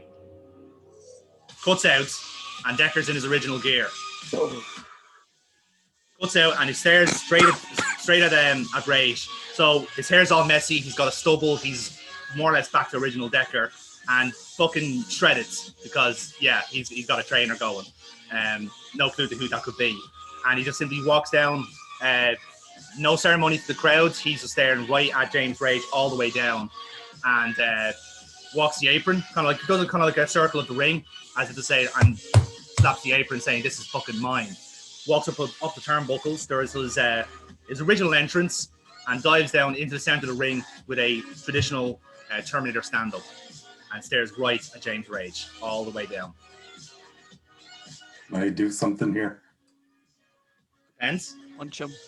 Just specifically, once you do your little Terminator rise, Mm. because from the second you came through the curtain, it's just been eye contact. Your little Terminator, right? You do your little Terminator, You right? do your little spot. You do your little spot. Yeah, you do your little spot. But I specifically want to walk over and like forehead to forehead, just stare down. Oh, I love it. Yeah, we'll do that. Yeah. So again, it's Kratos with Mike just whispering, "Who do you think's going to be the first one to break?" well, I don't know why, because like it's just the tension and aggression has just increased like tenfold. Even since Dekker arrived here at the entranceway. Just kiss. This is old Dekker. This is old Dekker. That's also what Kratos was going to scream out, but now he's not going to. Oh, Like this is old Dekker. This is Dekker. This is Dekker 5 years ago. I was about to say, Kratos, you've been in the ring with this man, like in his prime. Like, what kind of insight can you give to the people here? Because, like, again, a lot of people would have seen this iteration of our general manager. Mike, you seem to think that I remember stuff that happened more than 5 years ago. There's a reason why I don't wrestle anymore, sir. And I'm very upset that you would bring that up. I can't remember what he was like wrestling in the ring. Yeah, well, most likely because I ended up on my back most times. I was beaten by him quite often. Well, again, I suppose you could be right in that assessment, but I suppose there's people here at Future Wrestling that cannot believe that either one of these men is going to tap out in the middle of the ring, but it is a submissions-only match. It's going to happen one way or the other. Carl Dekker versus James Rage, a match, again, we thought we'd never see, but it's just about to kick off here. If the referee can get just these two before separated. We do kick off on it, I have to admit, though, I think I might have to give the edge to James Rage on this one, though. How so, Kratos? Ooh, someone's getting defensive there, Mike. It's as if you're just playing this. Why? Well, Why? explain yourself. Why do you think so? I mean, think about it. I mean, this is really. I mean, this is a Rage specialty on this one. It wasn't Dekker's specialty, as I recall. He wasn't a submission specialist. Not back in the tits and ass days. No, I suppose not. But again, over that time, he may perhaps may have improved on his craft, but he was certainly technically gifted, and perhaps he maybe has a trick up his sleeve. You never know. But again, this could be, as you said, Oh my God, Mike! Yeah, Kratos. Maybe he has a Kratos. Maybe he's great. Can your nose get any brown? Tell me, sir. Can you smell what you had for dinner with your face that far up his arse? Well, Come on, James Rage. Woo! You've got this. Aren't you glad to be leaving? Oh, I'm so glad. So come on, James. So the bell rings on that, and let's give our opening rolls. So, Jamie, how about yourself? 9. So that beats mine. So, so you can start off the match there. What would you like to do? Already we have a winning off start. So from the stare down, I want to do an actual clean handshake, separate away, come back for the collar and elbow, but we both go into it doing that kind of, we both do it really viciously. So we kind of, without anyone ever getting a clear edge, we just around the ring until eventually we separate away from each other. I like that. Yeah. I'll allow you the free roll, and you can take control from that point on. Yeah. Go for it. Oh, excellent. Okay then. So once again, we go for the collar and elbow, but I transition around into the abdominal stretch. Ooh, nice. Work roll, please, Jamie. Straight roll. And that's a 10. So yeah, abdominal stretch is in. You're in control. Okay. From there, I wrench it and then start kind of bearing down with my weight so that I'm driving you down towards the mat. Yeah. There, I try and tuck the head in and try and catch you almost in a crucifix. Ooh, I like that. Yeah, that'll be a power roll, James. +1. Cute. And that's an 11. So yeah, lovely stuff. And you're in control. There, I start throwing elbows at the midsection, which is kind of trapped up beside me there. Just straight dropping them. Very good. Yeah, real roll again then on the midsection. And yep, same again. So good stuff, Jamie. Nice solid rolls. You're well in control. From there, because he's in it, I drop your weight off to the side and do the Rings of Saturn. I like it.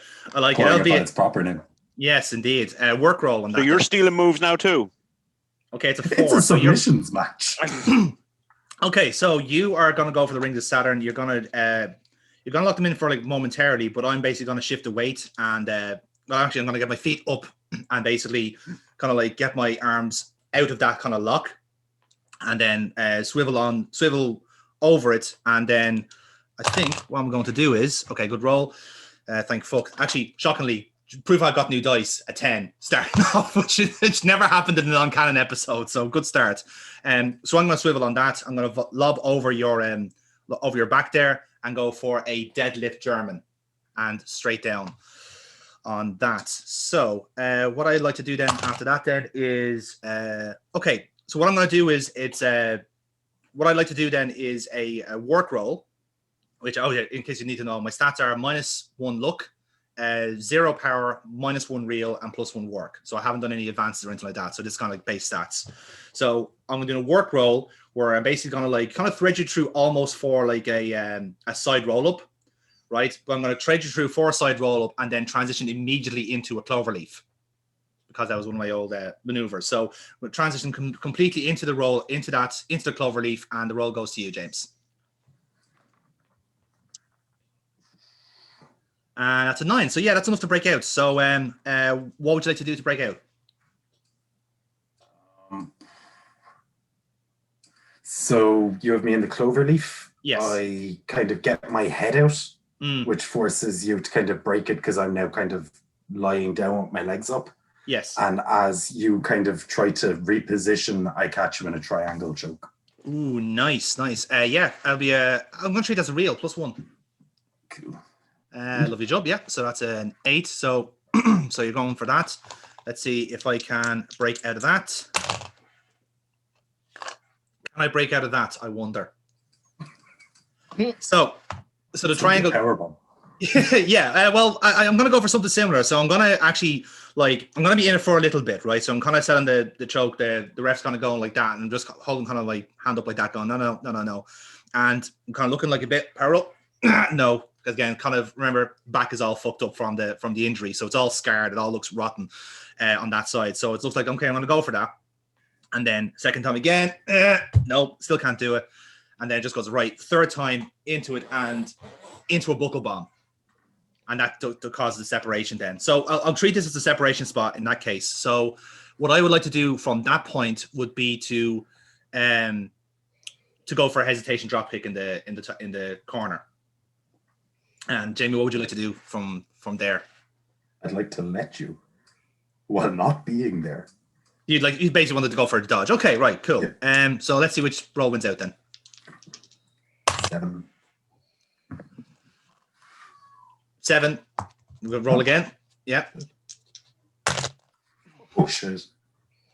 That's a 9. So yeah, the hesitation drop kick. So I'll the way I'll do it is I'll kind of buckle bomb. I'll kind of sweep your legs so you're in a seated position. I'll do a kind of full lap from corner to corner, and then jump and straight down with a hesitation drop kick like that, and that takes you out of the corner.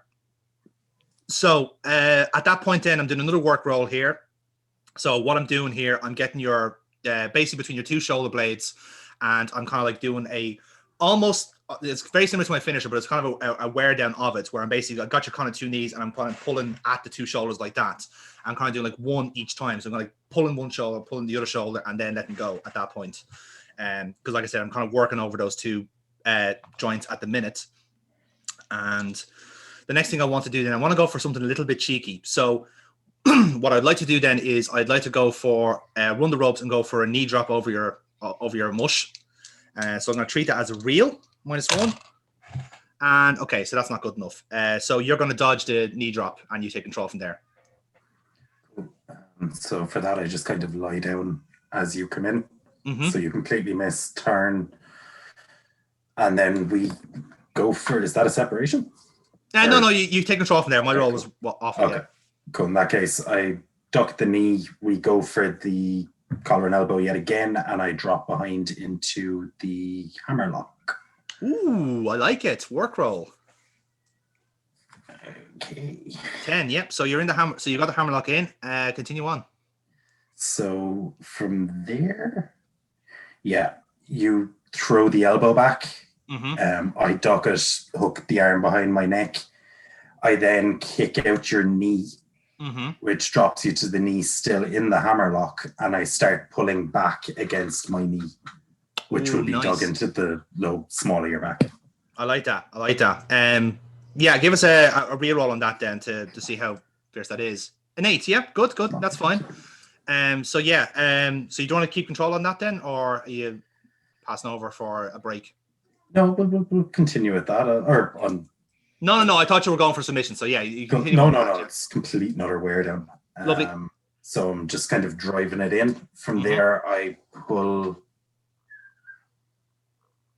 Yeah, logistically that should work. Mm-hmm. So I kind of drop back and pull you your back completely across my knees and lift you up into the bow and arrow. Oh, I like that. So that'll be a work then. Straight roll. Nope.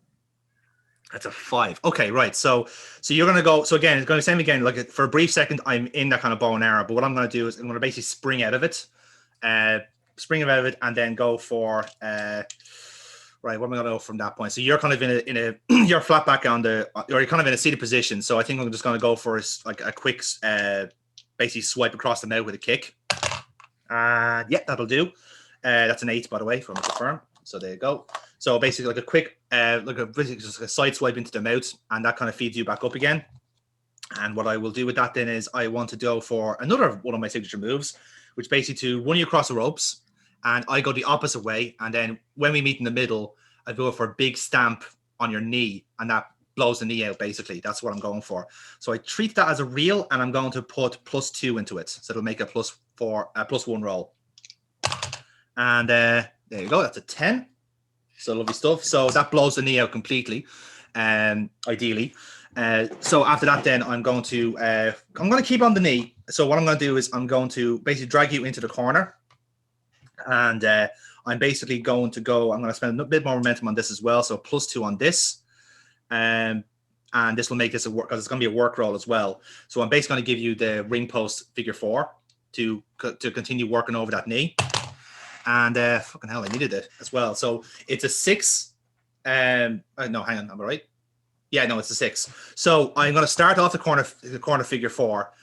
Keep talking, and you're going to kick me off, basically, and you can take control from there.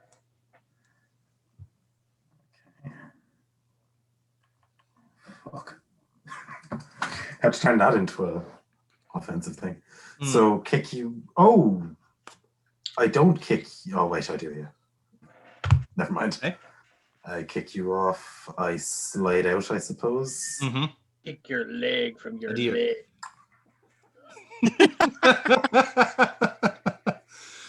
That is an option, to be fair. That is actually an option, JB, to be fair. No. I won't go full Owen. Okay. Not yet. Yeah, no, I come out, I pick you up, and I just kind of shoulder charge you into the post spine first. Lovely. Yeah, I'll just treat that as some kind of whore. Yeah. Sorry, I just had to take the opportunity to pop Foxy. Sorry. Oh, that was good. Enjoyed that. That's a 10. Lovely. So yeah, I hit the ring post, and you have control from that point on. Cool. So I throw you back in the ring. Yeah. I throw you back in the ring, but I kind of hold your hands and then pull you into the post shoulder first. Getting romantic. It's just a style. I wanna hold your hand. Yeah, that'll be a real roll if you can ignore the singing commentator at ringside. Hand holding to fucking violence. That's an audience. Yeah, so that works out. So again, you can kind of do it so like you're kind of got the wrist hold, and you just like start pulling, and that's when my shoulders kind of hit the ring post that way. So it's like a slow build to it, and it just like it comes across quite well. And you're in control, Jamie. Continue on. Okay. Get back in the ring. You're feeding up into the corner. Mm-hmm.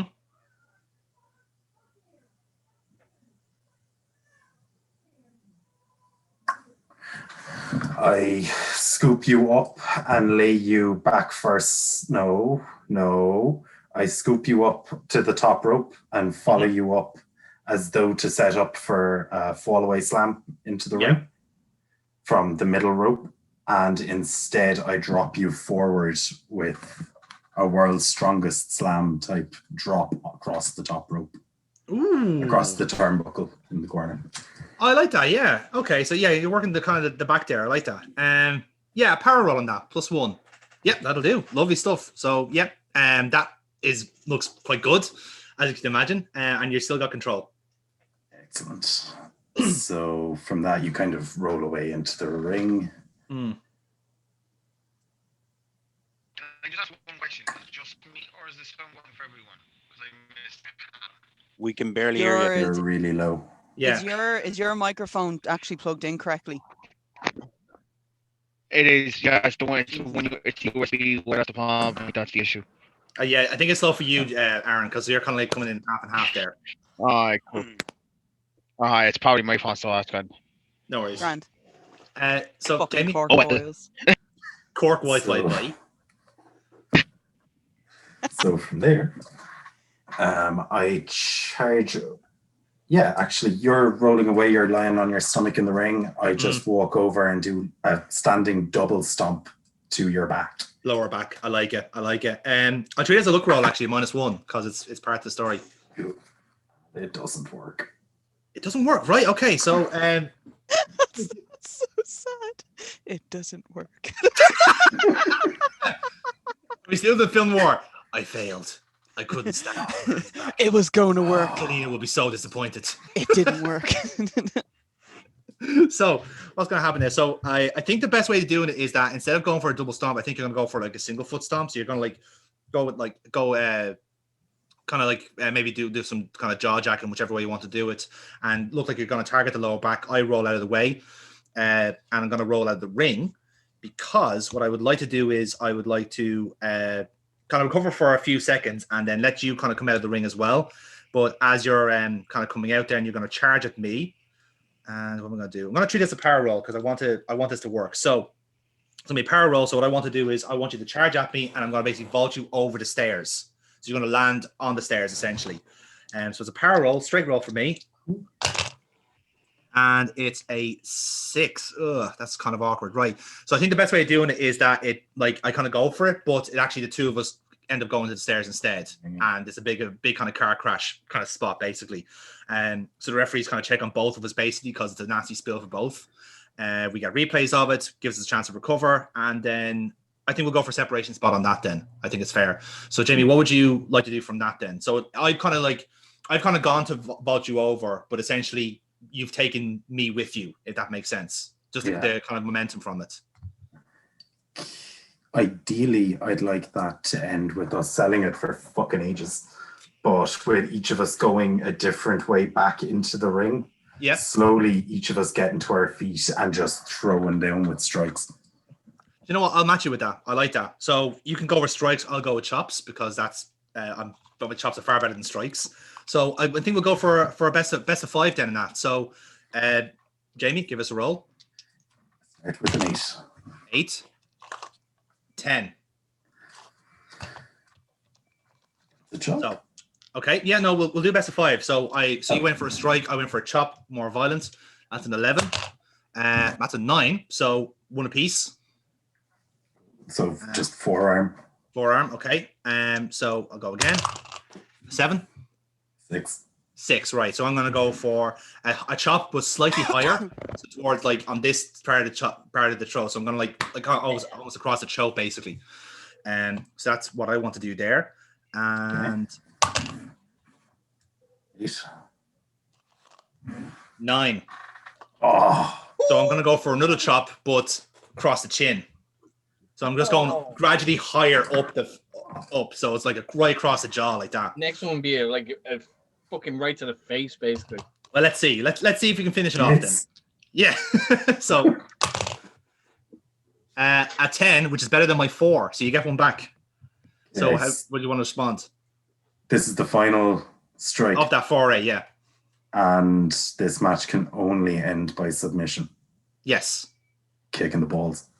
Oh, I like James Rage taking a page out of Celina's book. I love it. No, I like it. I have to spend some of your momentum to do it though. So you'll be on 7 momentum from that, but you'll gain some back from the strike off anyway. So yeah, you can take control from that actually if you want to. So that's crippled Dekker.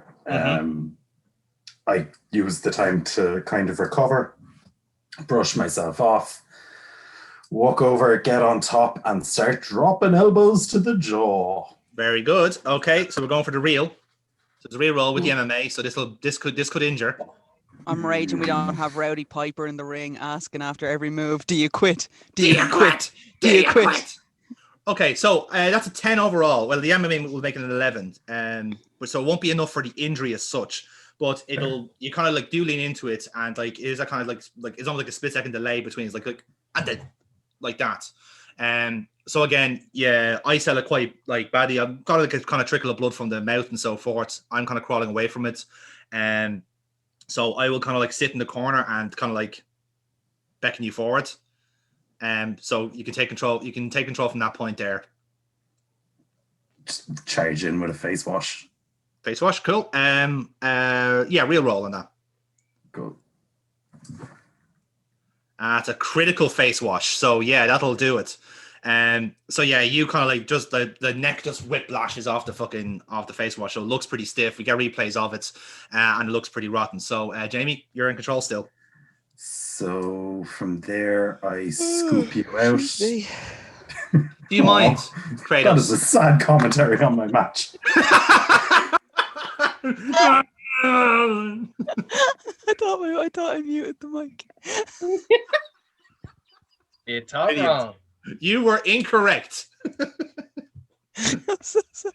Kratos is getting wrecked after this match. Kratos is having a nap after his battle royal. Yeah, he's spent. that's it. He did nothing and he's all out of energy. Hey, he grabbed Pete Townsend into the ring and he eliminated him as well by apparently a punch to the throat. I didn't realize you booked Pete Townsend. Holy shit, we got money. Oh, whatever the name is, the frog. So, Jamie, you hit me with the critical face wash. What's next? So from there, I drag you by the legs out into the center, fucking place the legs, haul you up into a clover leaf, but drive my knee into the back, a la the lion tamer. Oh, there you go, the lion tamer. Very nice. I like it. Yeah, work roll on that, Jamie, please. An 8. Okay, so it's grand. It'll do. But hopefully I can get out of it. Let's see. Snake Eyes a minute. I'm in the cloverleaf. So yeah, this is your chance to torque in. Go for it. That's a butch. Yeah, but I drop the knee deeper, wrench the legs back further. Grant, give us another roll on that. Oh. That's an 8. Okay, all right, cool. Yeah, okay. So again, it's further in. Again, I'm nowhere near the ropes here, so this needs to be a good roll. And it is a 7. It'll do in this case, but I'm in it for quite a while. So what I will do, I'll treat it as an injury. I'll treat it as a mark on the, because it is a weakness. So it's a mark on the lower back. So I'm grab the ropes eventually. So, but I'm in the cover for a good fucking minute or two. So it's sore. And I get the separation that way. We'll treat the separation there on that. So Jamie, how would you like to do after getting the separation? What would you like to go for next? I'd like to stand in weight, just watching Dekker slowly feed up towards using the ropes to climb up.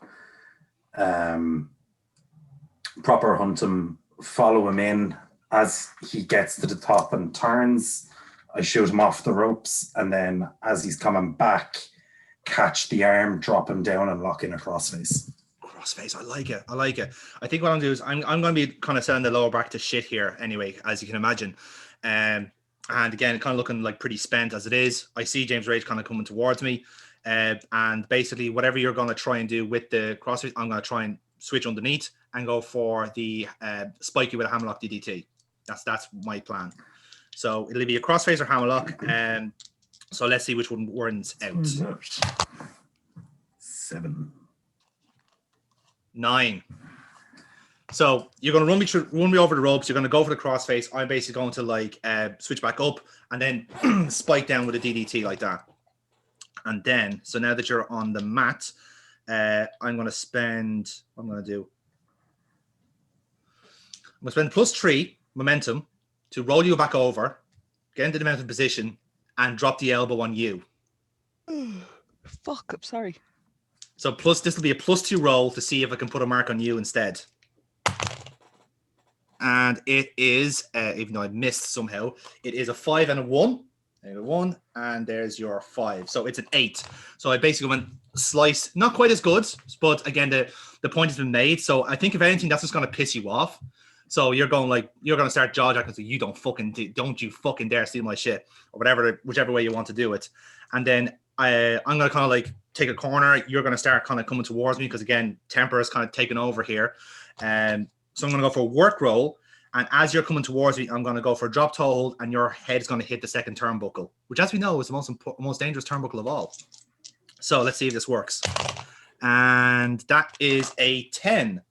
So work roll. So drop toe hold into the turnbuckle. So you basically come out, hit your head off that. I'm going to drag you into the center of the ring. Or am I? No, I'm not going to drag you into the center of the ring. I'm going to stand you up in the corner. And I'm going to return the favor with a face wash on that. So face wash is a 5. So I'm going to miss the face wash. And that's where, Jamie, you can take control. Okay. You stood me up for that, so it was kind of Yes. a Luva kick type job. Pretty much, yeah. Perfect.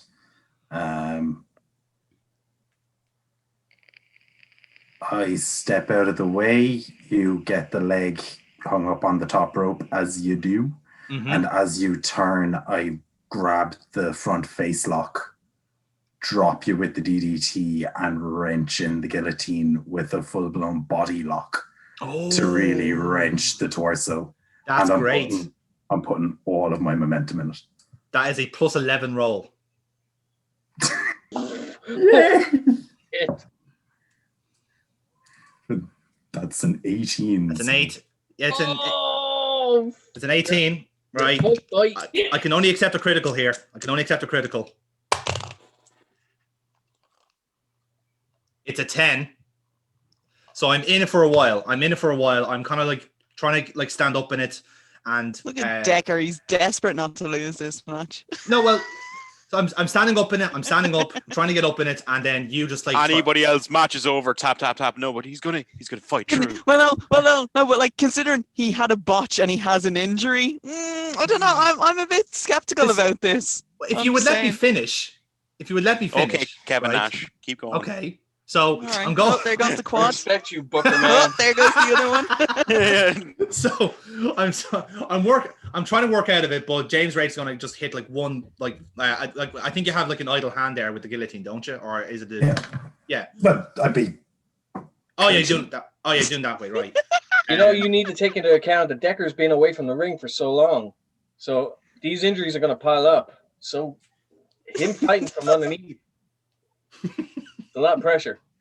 The voice of Nathan Youngwood ringing through James Rage's ears there, like a sensei, like an old Jedi. It's like that scene in Rocky when like Rocky can hear Mick. Mickey loves ya. I need no help. You can do it, Jim. Get him, bum.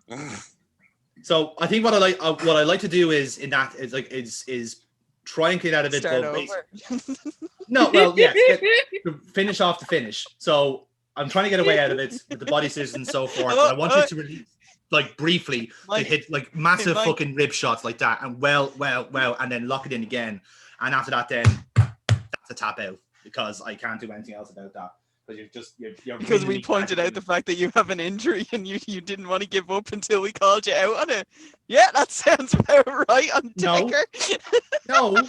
Again, if you stop fucking interrupting, I would have told you what the finish was. Holy shit, people. It's Kratos. It's like, what do you expect him to do? When has he ever done what you want, Booker man? That is a fair point. That's why this is Kratos' last show. I was going to say, it's easy know who's on their way out the door. Yes. Wifey or no wifey. Let's be fair. But so with that then, the bell does ring. Ladies and gentlemen, your winner by submission, James Rage. Woo! Boo earns. Boo earns. Up the Oh, Jamie. technical of this. So talk us through the after, Jamie. Dekker What's was happening the here? heel, for God's sakes. So the let go after the win, separate, kind of pull back into the corner, slowly get up. Dekker slowly wakes up. I go over. I pull him up to his feet. I then He crumples still like the McCoy. intense, but I shake his hand. But I make sure he's on his feet for it. Yeah. I shake his hand. I turn around and I leave. And I'll be all right with that because then once we shake hands, I'm fucking falling into pieces. It's like, oh fuck. So that'll sell that then. And yeah, so go and the commentary will go in. We'll contribute to that then. Going, well, I guess in a manner of speaking, James Rage got what he wanted. He wanted a fight with Carl Dekker, and he got it. And more crucially, Kratos, he won. He proved his point. He proved that he is the toughest man around. I suppose beat the general manager will do that, but it was a hell of a match, Kratos. I called it. As soon as this match started, I called it. I told you James Rage was walking out winner.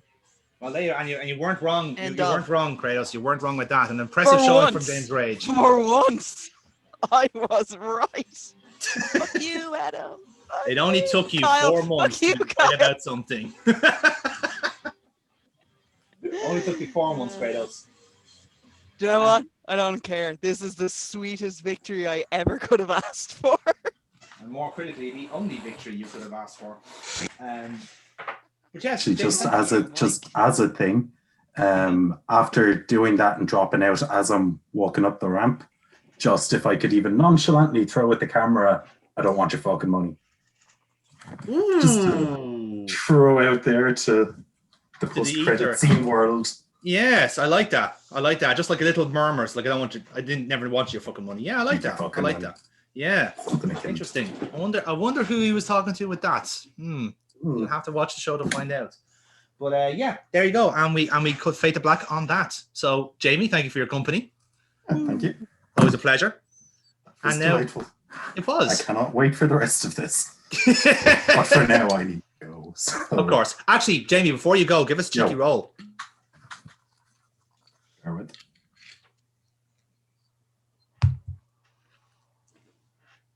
It is a 10. Excellent. What would you like to throw into the backyard match? Oh, shit. An exploding ring. Can Celina have her whip like an back? actual. Cutter has the whip. You have James Rage's handcuffs. You may or may not. You may or may not, as a sign of respect, get your whip back. Does James Rage have anything that belongs to Celina, or was it just her that still has his handcuffs? I think she just stole his shit, to be fair. Yeah. I am going to borrowed. Borrowed. Just to make it interesting, I'm going to gift you a big bag of thumbtacks. Oh, love it. Ooh, very nice. Nice. Enjoy. Thank you, Jamie. Thank you very much. Catch you next time. Indeed, and you'll see how that plays out in the edit. Genuinely looking forward to that. Yes, more than any other wrestling that's on this week. Which just says a lot, actually. To be fair, yeah, it really fucking does. The feud coming in, we have the kind of the story. Yeah, Foxy. Shh. Okay, just relax. All right. Check yourselves before you wreck yourselves. Save your strength for the main event. Yeah, you don't want to get too burnt out. All right. Excuse me, you're talking to Niall Fox, the motherfucking cardio king. All right? Yeah, but I'm saying I want him to have 100% for the match. Come on. That man has been involved in every single OTT match there has been. I've served him water ringside after he reffed several matches in a row and he refused it. He said, no, I'm grand. And then collapsed 10 minutes later, but he was fine up until that point. He did have to be hospitalized for dehydration later on, but I mean, it's the principle. Yeah, it's the point of the matter. It's a goddamn principle. The pride of it all. I don't need it. I don't need it. I need it. So, SpongeBob for the win. So, we get a kind of video package reviewing all the life and times of Celina and Violet Storm, both in Future Wrestling and in and out of the ring and so forth. And in that time, we have transitioned to the second ring set up in this outdoor arena, which is the backyard ring. Not as clean and crisp as the original ring, but that's the whole point. And we have like a nice little scattered crew, a little improvised entranceway and so forth. And the commentators welcome us to this bespoke arena going, well, we've seen this setting several times here at Future Wrestling, particularly in the Youngblood tournament, but it's been a big hit so far, Kratos, and we are perhaps going to see the biggest one to date, a backyard match between Violet Storm and Celina. And obviously, you know quite a lot about these two parties in particular, and in a way, it's very hard to kind of summarize the relationship between these two because they are friends, they're rivals, they're enemies one day. But at the moment, it just feels like such a very different energy at the moment, Kratos, doesn't it? I'm very excited for this match. You know what? There's no losers here tonight. There's no losers here tonight. It certainly isn't. Again, it feels like such in a way, a very celebratory mood in a sense, because like this feels like obviously we know this is Celina's last match. She's moving on to Pastors New, and you're indeed going with her in that regard. But for Violet Storm, this has to be the acid tests of all acid tests, because as we've seen in the package there, Celina was the one to find Violet Storm on the independent scene, took her under her wing, showed her the ropes, if you pardon the pun. And now, in a sense, perhaps is this a succession for Violet Storm to take over from Celina? Yeah, probably. I don't know. All I know is that Celina is really, really happy. She's really, really proud. I hope. Do you know what? She's just here to have some fun. We're all here to have some fun. Certainly seems to be the case. But let's get to ringside as this backyard match is about to kick off. The heels aren't doing very well this event. Silver Fox There got is- to be shitting himself. I'm actually realizing that there's no heels in this match. This is two faces No. as well. Are we This all match- picking weapons now, or is it when the match? is When we do going? the entrances. Okay. I got Okay. players. What's your weapon? What's your Oh, What's weapon? your weapon? What's your Give us a weapon? roll, What's your Give me a weapon? weapon. Don't Aaron. fuck the roll. Just give us a weapon. Weapon. I don't know. Barbed wire steel chair. Perfect. There you go. That'll do. Okay, grand. Thank you. All right, Thanks, bye. Aaron. I love how everyone's like that. You're like, all right then. Leave. You have to leave. Go. She was like, Go. Go. oh, Go. okay, next one, no, Why are you sorry, still like, here? Why are you still here? You literally said you have to go. Go fuck off. Bye. Just to He's It's all still right, I'm his here. friend, I get away. Just Yeah, to confirm, there we go. Jim Morris will return. It's all for right. I'm season actually 2. generally friends with him, so we do get Yeah, away. yeah, it's fine. It's fine. It's fine. He enjoys it. So, with that in mind, then, you hear a very improvised He's a bell fucking ring. masochist.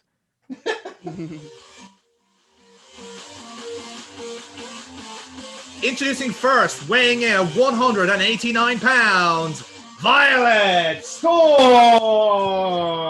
Every time I hear that music, it's like being off my tits in a shitty nightclub. I know, yeah. I kind of want to turn on and off my lights. Yeah. So, Violet, Hold on. thanks Right, for keep the playing the entrance. music. Keep playing the music. Oh, I have to go do this too. Hold on. Wait for the drop, lads. Wait for the drop. There we go. That's it. There you have it.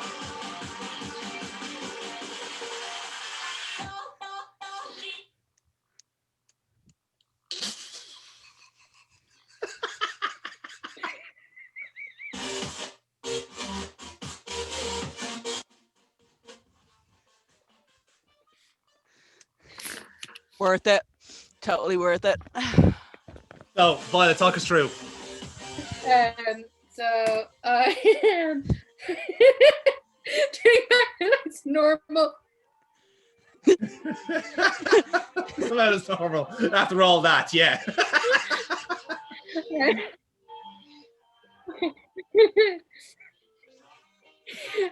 Was turning back my lights normally they wouldn't stop. And Yeah. Shit, what am I sitting on? So, fair enough then. So, again, we have a normal entrance from Violet Storm. My vape. I was wondering what was poking me.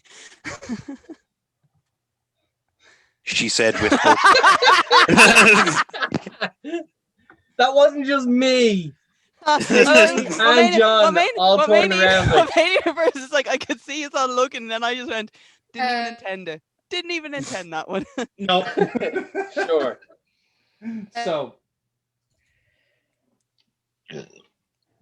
So with that then,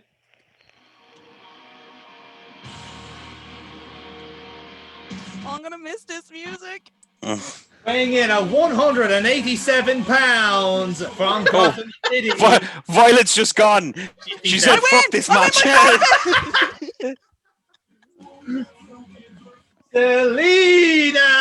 Celina! Your new character can be a Jim Morris gimmick and just steal that theme song.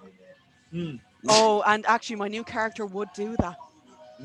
She's a bitch. Oh, she's a total a bitch. cunt. Yes. So, talk us through, Amy. What's your entrance like? So because I have my look on this one, I am going old school Celina. She's coming out in her original ring gear that she wore the first match she ever had, which is literally just the Converse, the knee-high Converse, the black Converse, the fishnets, the little crop top and the black shorts. Yeah. And she's also got her cute little shirt on that just has a feline written on the back of it. Has like the Celina thing anyway. That was her old gimmick, yeah. So she has like, so she's literally in like her old Celina the Cat style ring gear on this one. Oh, Kira came back. I'm on my hotspot, so like. So while she's coming down, she also has a folded up table in her hand, in her arm, as she's walking down. She goes straight to the little commentator's booth. Kratos goes underneath, and he pulls out the red cups and 2 ping pong balls. And Celina then slides into the ring, sets up her beer pong table, and then goes back to get the bottle of tequila that is also sitting on the commentator's desk. Well, I've no idea what you two have been organizing here, but like I do believe we are meant to have a wrestling match here. But like I think myself and Violet Storm are the same boat here. We're both as confused. What on earth is going on here? Celina is planning on celebrating her final night here at Future Wrestling, and she's just going to make this a fun time all around. I also did not want to get tequila. That was all her. I'm a Sabuka man. Well, yes, indeed. But I assume you're being designated driver here tonight, Kratos. So you'll probably want to be after for half the happens. Fucking roster, man. For half the goddamn roster. Okay. Never. But either way, this is perhaps an unusual, perhaps not the start I've been expecting here. But I suppose again, much of the point, Celina going back to her roots here, because again, she came also from this similar background, but very much a lot longer before Violet Storm did. I suppose like it is like a back to basics for everyone here. But let's see how this match plans out, as we are apparently about to start with a beer pong tournament. But before we do that, Metal Gen, give us a roll. Actually, Kira, did you have anything special in your entrance? Because you would have cut out around the time. No, I want to save it for later. Ooh, I like it. Right then, lads, give us your rolls. Let's see if you can throw shit into the backyard. Right, I don't anyway. Shit. Oh, Foxy's got an 11. We've got an 8. Oh, I didn't know we had to roll again. Hold on. Panicking. Where's the fucking website? Well, shall we pick ours There, while Dennis 8. gets his? An 8. Okay, there you go. So 2 8s and an 11. 2 8s and 11. Mine was a 5, so not good enough, unfortunately. But yeah, Foxy. So what's your one? I'm gonna give you, just because like you said, like the tequila. So we're going with some lemons. Lemons. I love it. Let's see how you use them. I wonder why. I wonder what's going to happen here. KC, how about yourself? Pickup truck with gasoline matches and a little shake of salt. I like it. I was literally thinking later on for lemon. Like a truck full of salt. At the end. Oh my god, this is amazing. And Dennis. Right. They have everything they need for tequila, so I'm you can't bring another drink to the party. I'd love to say perhaps like some form of like sunrise. Can you make a sunrise? Well, what I was originally going to do, hold on. Okay. I want it to be the baptismal font. Full of tequila. Full of like drink of choice. Somebody pick something. Tequila. Oh my god. Tequila. Well, they already have tequila. We already have the bottles of tequila. Oh Sambuca. my god, can it be a font? Can it literally just be a font of like JD and Coke? Yeah, there you go. I will allow it. Oh my god, that'd be so sticky. So it's the baptismal font from our match. It didn't say one, but it's just like it hasn't been touched since. There's like there's still dried blood on the side and just like full of JD and Coke just Oh, can I have her whip sitting on the side of it? Yes. So she can have that back.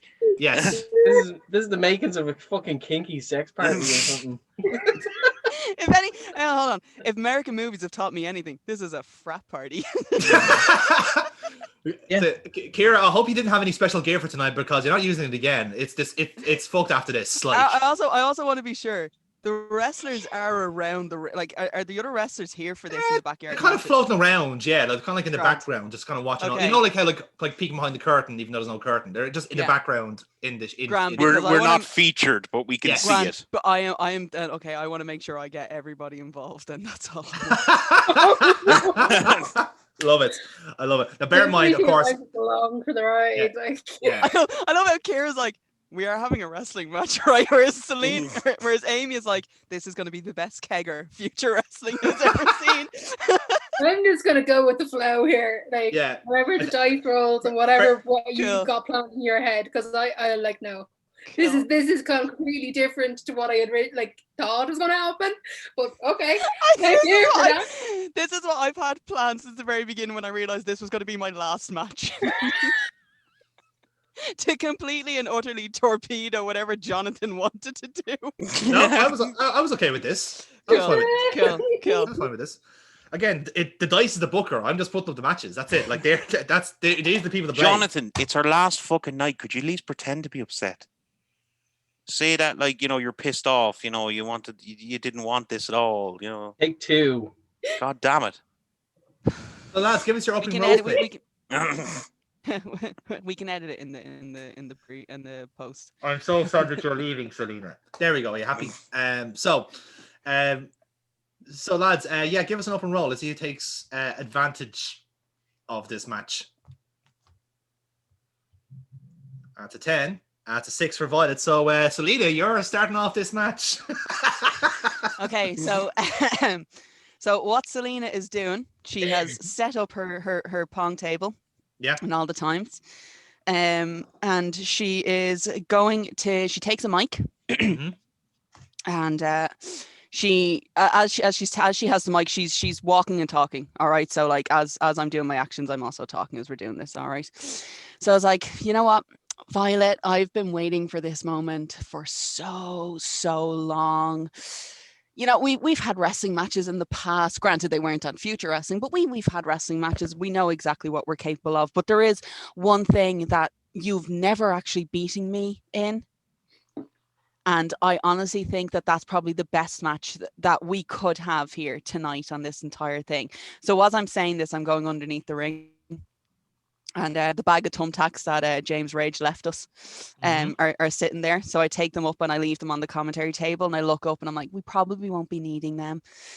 And then as I pull out, there is as I stand up from the ring, a la Angel Cruz when he has the axe, and I pull out 2 6-packs of Corona. I get back into the ring, start opening them up, pouring them into the cups, and then I look back at Violet and goes, now, last I recall, you never actually beat me at beer pong, so I figured that our final match here would be a beer pong match. Hate fucking beer.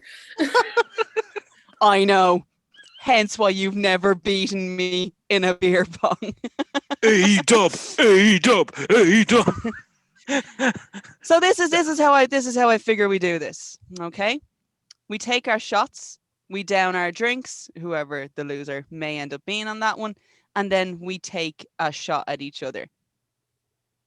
Ooh. So as we take the drinks, whoever loses has to down the drink, and then we do an offensive or a defense, and then we go back to beer pong. So each roll is so each roll basically as we do it is whoever has the last roll takes a shot, and the other person gets to do a move on the rest. I love it. I absolutely love it.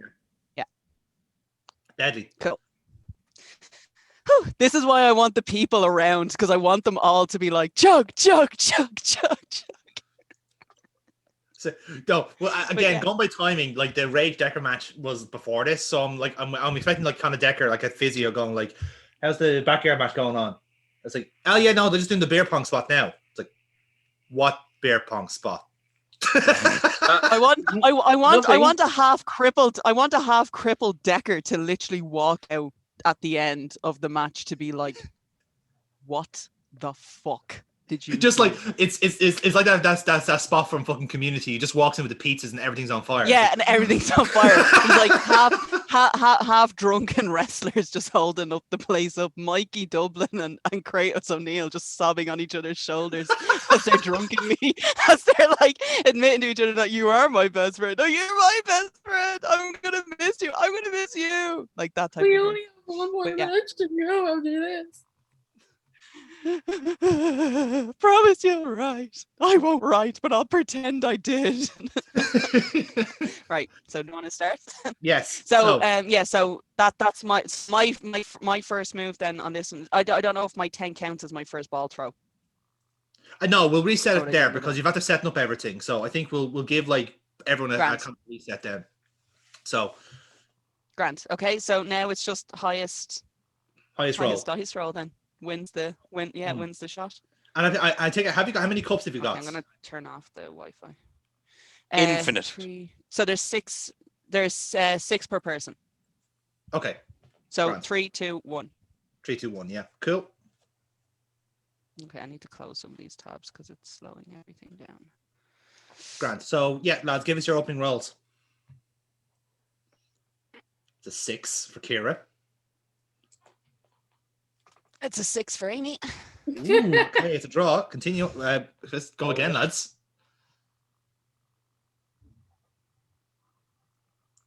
$11. And a 7. A 7, right? So Kira, 11. you get the first shot down.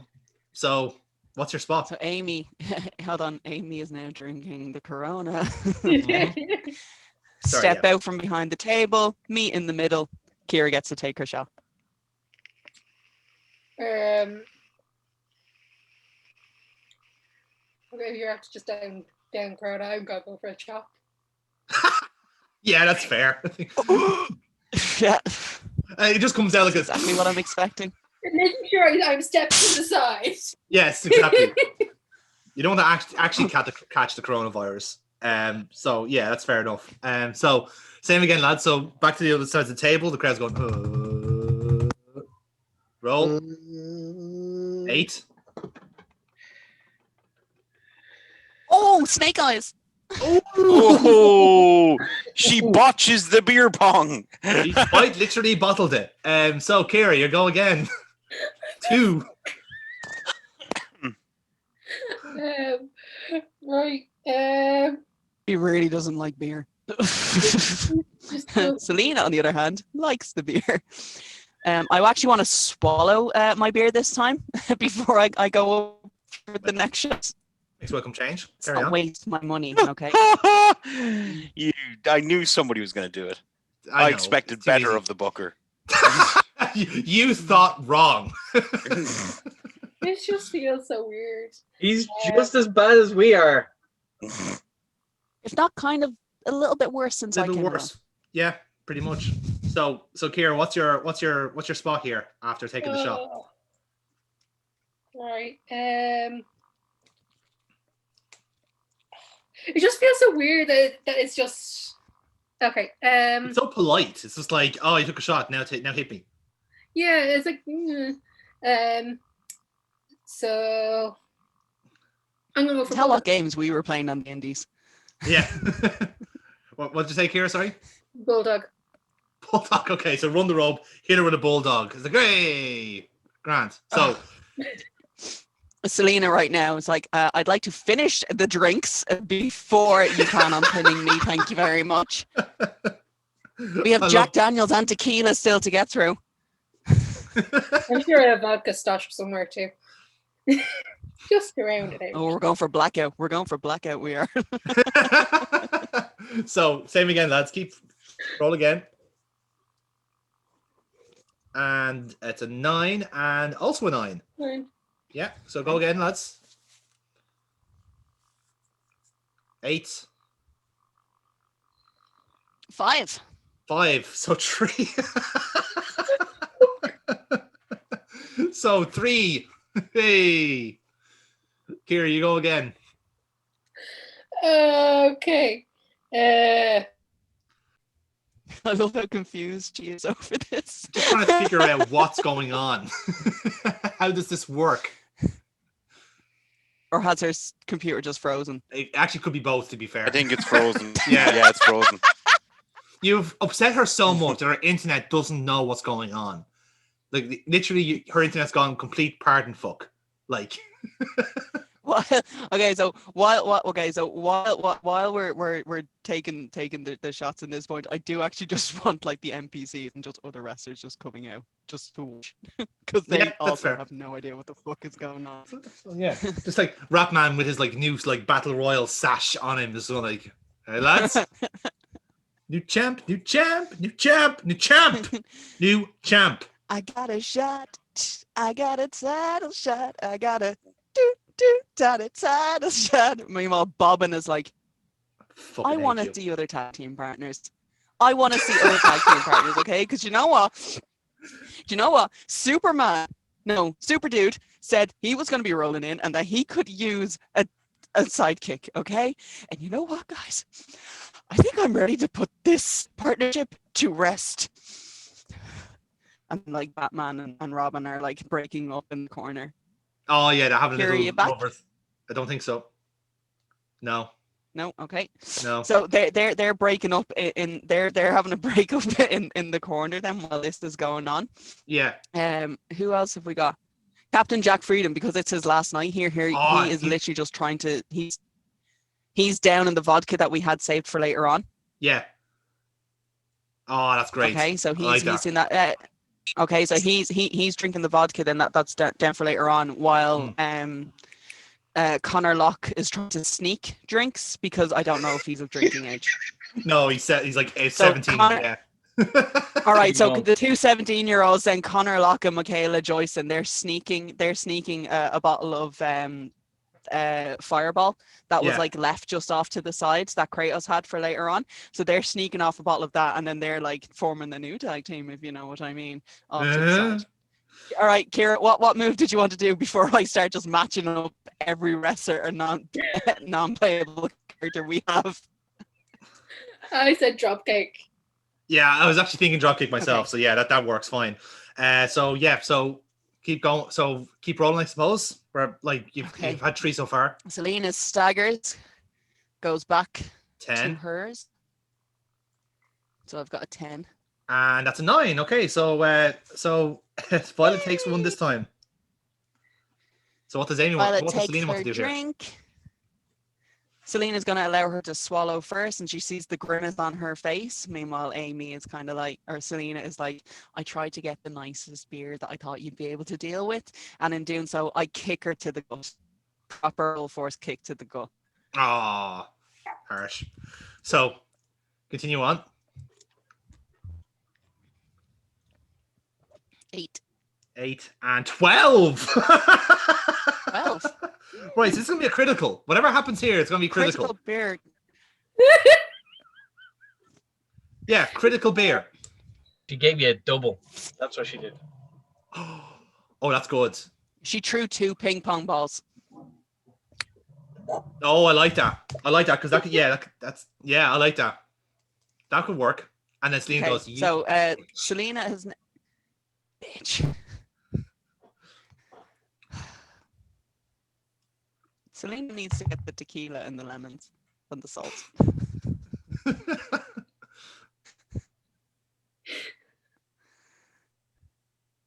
Okay. You have a critical hit here, Kira. What do you want to do? Right. And I thought you were actually saying something there. Sorry. Then go for Hurricane Rana. Fuck it. Like, I don't know. Right, so she takes 2 drinks. If she goes for the Hurricane Rana, that's going to take... If she goes for the Hurricane Rana, that's going to take out the beer pong table. That could work in fairness. I think she wants to do that. None of it ruins Celina's fun entirely. No. It's to be fair, considering how small our rings are and how much space the fucking ping pong table I have set up is taken, it would ruin the table. And she has a baptismal font full of alcohol out there waiting anyway. Exactly. More toys are in play here, yeah. So yeah. Grand. Okay, so you take the head scissors and it destroys the beer pong table, and essentially the kind of match has started in earnest in that way. So momentum wise, what I've done is I kept track of who won basically beer pong. So Violet, you gained an audience and you have +4 momentum from that, and Celina, you have extra audience or not audience, you have extra momentum as well. So you're on 3 momentum. So lads, start off. I suppose Violet, you kind of took advantage. So I guess if you want to do a spot here. Again, you have plenty of things in play here. So what do you want to do? Oh, Jesus Christ. Trying to remember what people put in. You have thumbtacks, you have barbed wire, steel chair, lemons, salt, gasoline, pickup truck, baptism font full of JD and Coke, and a whip. Hold on a second. The whip wasn't actually in play, was it? Well, it was. I think it's part of the. I legit thought he was just returning my belongings, but okay. Oh. Okay, maybe it's like a secret one, like an Easter egg or something. I don't know. Anyway, so Right. you got options here, Kira. Okay. Then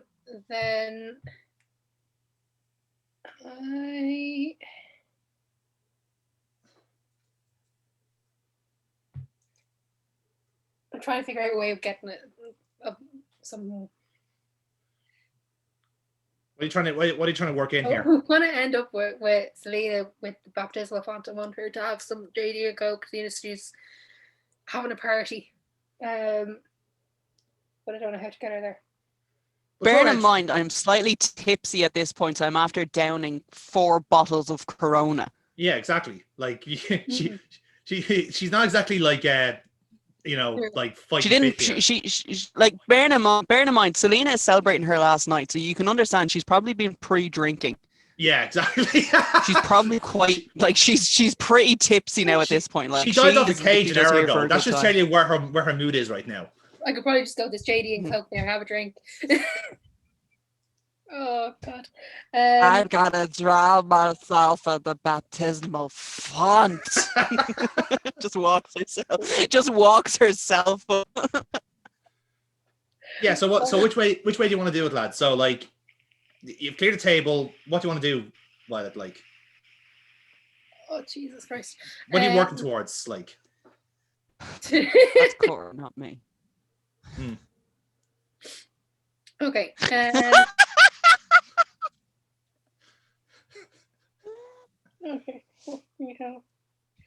Yeah. Am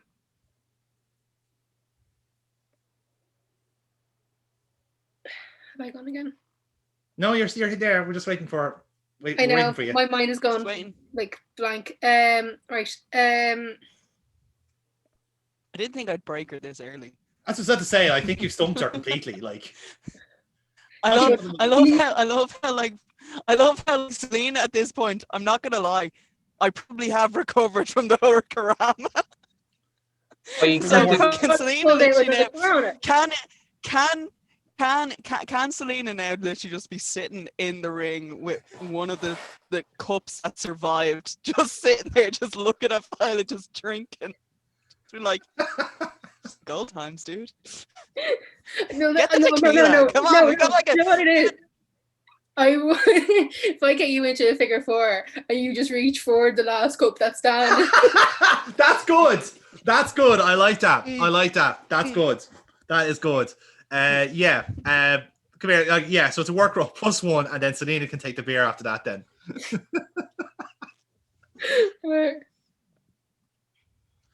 Love it. Yeah, perfect. So you've looked into figure 4, and you're going tap, and the camera will cut to Celina's going, what? Beer. You say something? Beer. So there's a cup. I can smell it. It's so close. It's so far. Yeah, that's the spot. It's like it looks like you're grabbing for the rope, but you're actually grabbing for the beer. I'm grabbing for the beer. That's it. There we go. Cutter, So Violet, we're friends now. Pass me the cup. I need it for strength. So Violet, the figure 4 evidently is not working. So No. So what happens next? Ooh. You know when drunk people just don't have like pain? They have Yeah, such that's a it, yeah. tolerance for pain. It's just not working. It's gone. What- Yeah. What you could do is you could grab one of the lemons and try to squirt it into her eye. It's something painful to do to a drunk person.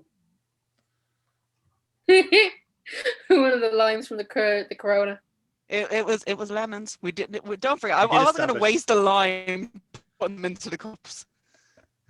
Why'd you do that, man? Come on. So okay. Right, so lemon then. Yeah. All right. So we're tactically deploying the lemons. Right. So lemon in the eye. It's a luck roll, Violet, +1. And it's a 6. So you'll kind of like you'll try and like get the lemon, but basically just go, fuck it, just throw it at Celina instead, and just hits off. Like, what the fuck? While she throws the lemon at my face, I just want to scream at her, "Fuck you, you lemon stealing whore!" And Celina, somehow you untapped the secret momentum. How about that? Who knew that you knew that line? was going to be the secret momentum for tonight. You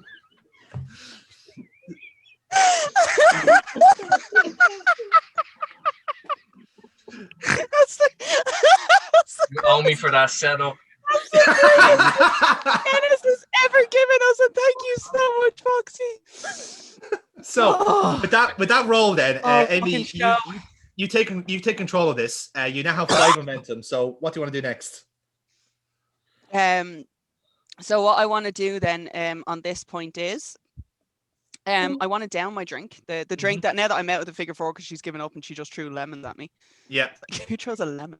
Who throws a Life gives you Lemon lemons. stealing whores. That's who. So what I'm going to do is then I'm just going to take the lemons at this point, squeeze 1, get the tequila, and get some of the salt. And I'm just going to start doing tequila shots. It's like, Kratos, does Celina have any intention of wrestling tonight? Because I don't know if it's strategy or not, but this is meant to be a match. I'm pretty sure she has got such a pain in her arse after jumping off that cage that she's literally just trying to eat all pain that she feels in her body right now. That could be it too, to be fair. But nevertheless, it's a luck roll, Celina, to take for the tequila.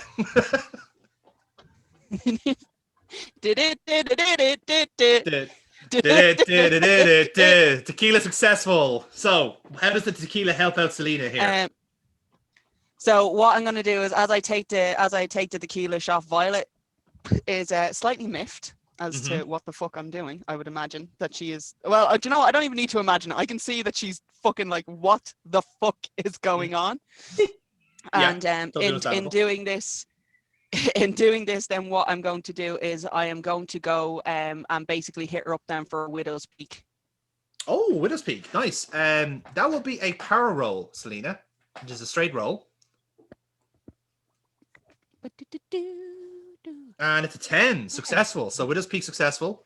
Continue on. So what I'm doing now on this point is I'm going to go back underneath the ring. And I'm going to take out 2 baseball bats. Okay. I hand one. Oh, I don't hand it to Violet, but I leave it next to her. And I just scream at her, spin, first one to the font. Loser chugs. Oh, I love this spot. It's a free roll, right? Okay, here's how it's going to go, okay?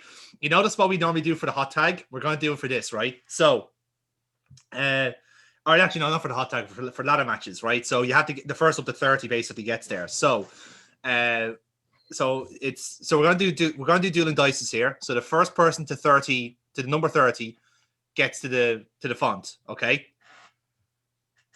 Okay. All right. That's a 9. That's a 10. And a 10. Okay. All right. So Celina's winning first off. That's a 9. Oh, it's another 9. Okay. All right. So still 1 in it, lads. Dueling dices. 12. 12 for Violet Storm. 8. And an 8. Okay, so we're 27. Hang on. Nope, hold it. Violet Storm got there. Violet Storm got there with the 12. So again, you spin. It is a run to the baptism font between the two of you. Again, Celina stumbling because of the fight. I just gonna say it would actually make sense that Celina doesn't win this because she's quite intoxicated at this point. Okay, grand. Exactly. So Violet, you're going to get to the baptism font first. Celina's going to follow close behind. What do you do here? I'm going to take a drink first because rules. Good job. But as Celina comes up, I'm gonna. So she finally makes it up towards you. I'm gonna go for a drop toe hold, so she ends up with her face planted into the baptismal font. Love it. You think that's going to upset her? No. No. I just want to make sure we're all on the same page. Yeah. I just want to make sure we're all on the same page. That's good. I'm helping out here. Just a different...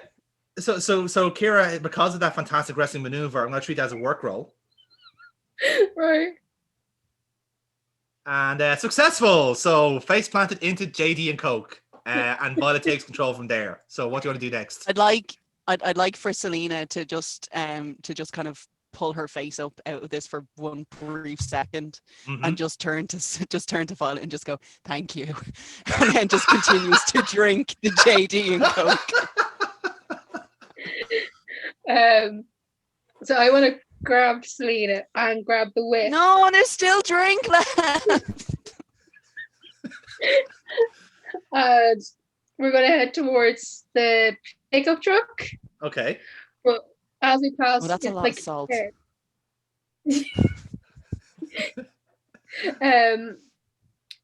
Kratos and thing. Mike, yeah. Mikey, sorry. They're ringish side, like they're somewhere. Yeah. Yeah, I'm just gonna They're currently keep it safe. Yes. they are currently sobbing into each other's arms as they say how much they're going to miss each other when Kratos leaves. True story. All right, so pass off the whip to Kratos, saying, "Right, don't lose it." I head towards the pickup truck, but not. Celina will be very happy to have this back.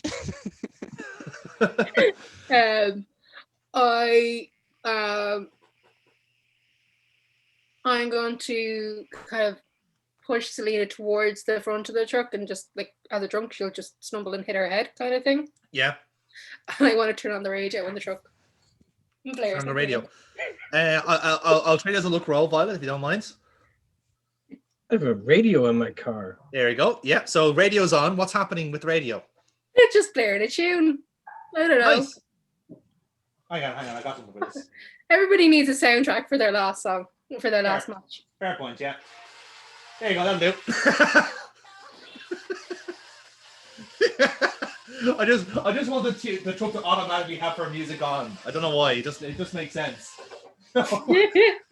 So with that then, so that blares out the music. So what impact has that had on Celina? Well, as I said, I kind of hope that she'd stumble and like hit her head on the hood of the truck. Okay, fair enough. Yeah, Grant, I'll allow it. So I love this song. The dizziness of the drunkenness. Yes, definitely. And where do you want to go from there then? But it sounds like she wants to give me a concussion. Well, we need somebody for the non-canon episode. True point, yeah. Oh, I'm gone. I'm gone. Connor Locke is the next non-canon. Some sort of Braveheart spoof. So I have an idea of something. Right. Just get back into the ring, I suppose. Yeah. Okay. Oh, going for a hollow count-out victory. I like it. Oh, there's no countouts in the backyard match. With Celina. Oh, is there not? No. Good luck getting a drunk, concussed person back to that ring. It'll take a while. You're giving yourself so much extra work. Oh my goodness, I love it.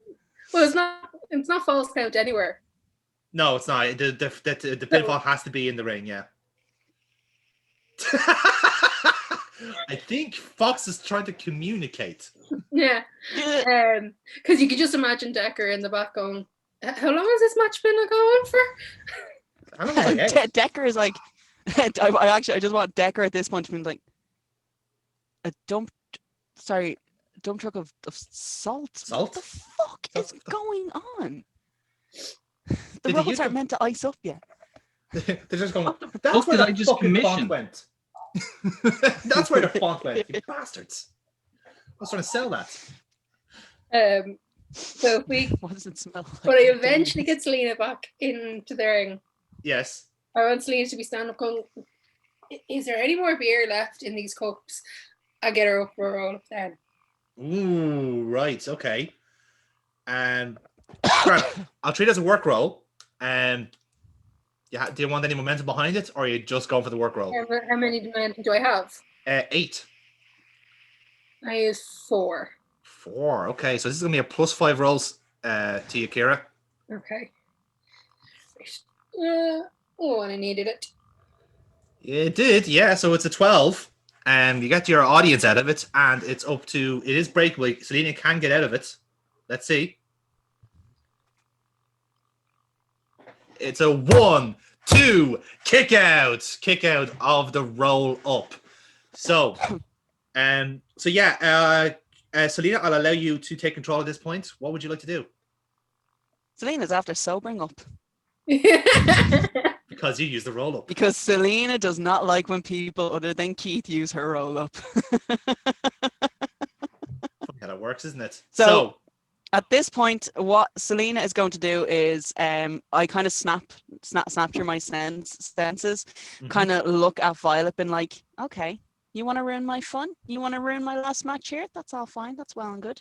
Go out, get the thumbtacks, and throw them into the ring. So like I don't get back into the ring, but I span them so they cover the ring. So there's fucking table debris, there's beer, and now there's thumbtacks all over the shop. Oh, I love it. I love it. I love it. And it'll be a luck roll, if you don't mind, to seal it off. You have 7 momentum if you want to make sure it lands. So I'm already at +1, haven't I? Yes. Yeah, okay. And yeah, that's grand. So the thumbtacks are scattering everywhere. So Celina, you're in control here at this point. Volstorm's in the corner going, shit, what's happening? So what I'm going to do then is I'm going to run the ropes and I'm going to hit a running bulldog, slamming her face down into thumbtacks and table debris. All right then, that'll be Shouldn't have went for my roll up. It's going to be a real roll up, which is a +1. Real. And that's successful. So Volstorm gets bulldogged into thumbtacks. Probably fake. So where do we go from there, Celina? I'm going back to my lemons. Very well. It sounds so wrong. Exactly So I'm going to the lemons. I'm going to the lemons. I'm going to get some salt, and I'm going to pour the salt and squeeze the lemons over where the thumbtacks hit. So like onto her little open. Yeah. Yeah, the wounds. Yeah. Real roll on that, please. +1. And 11. That's a 12 actually. So, yeah, that would be an audience in that case. But yeah, lovely stuff. And you're well in control, so you continue on. I'm going up for the top rope and I'm going for the swanton. Swanton. You have 10 momentum. Would you like to spend some? This is going to hurt me. Actually, question. If I use my momentum, can I do the swanton and then go into a roll up straight away? Or do I have to do another roll of the dice? But that's if I'm like using all my momentum. True, yeah. I'd say what you could do is, you could spend some, if you could split it. You could split some between the swanton and then another roll for the roll up. So if you do like spend some for the swanton and then do a second roll with more momentum for the roll up. You could do it that way. Right. Oh, okay. What I'll do then is I have 7 momentum, yeah? 10. 10. Okay. So what I'm going to do then is I'm just going to do normal swanton and then I'll do the second roll with momentum to get her into a roll up. Okay, grand. So the swanton will be a luck roll, which is +1. Okay. And critical. You didn't need it. It's a critical swanton. So again, I presume this is still on thumbtacks and table debris, so that's going to hurt. Yeah. And then it's hurting both of us. And then you're going to stack her up for a roll up, I presume. Yeah, so I'm just going to go straight in then to get her into a roll up. So I've got 10. Yeah. 9. Okay, yeah, so I'm going to use my momentum on this then to go for the win. You're going for +10. Yeah. Very well. +10 roll up. Death by roll up. Give us the roll.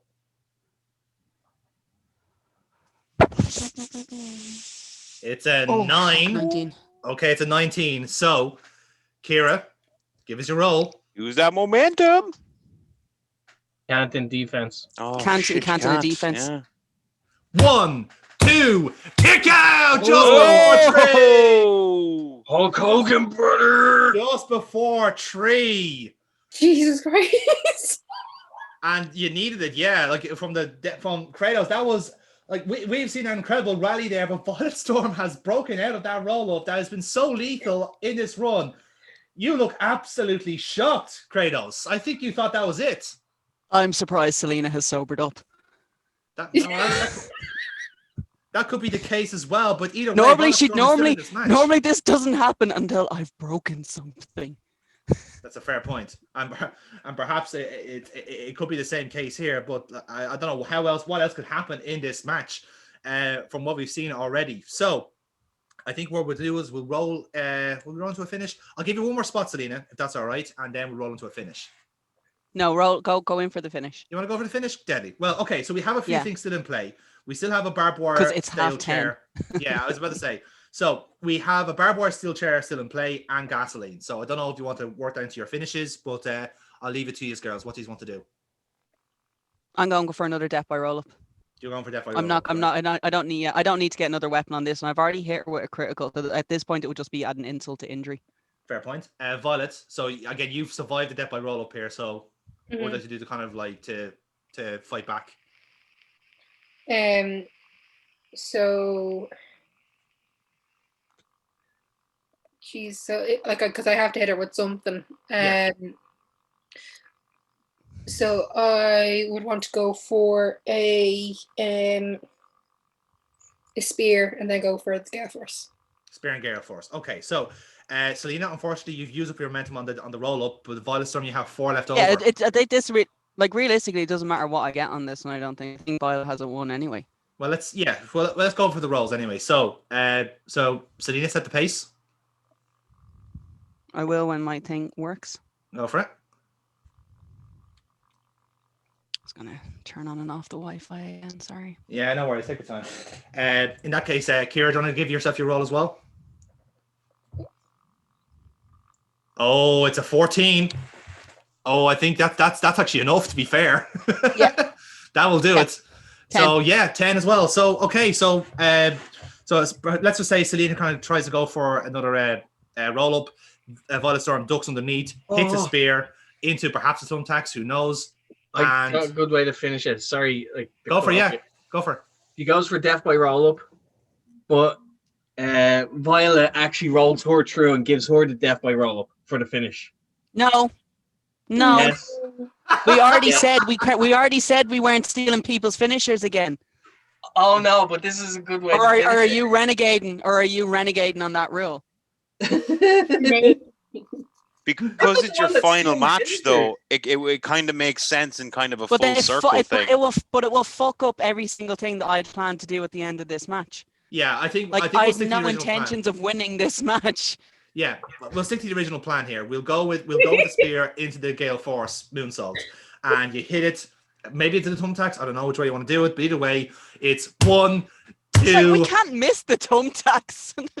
They're everywhere. I was to say, you're getting them either way, one way or the other. So fucking 3, ring the bell, ladies and gentlemen. Your winner, Violet Storm.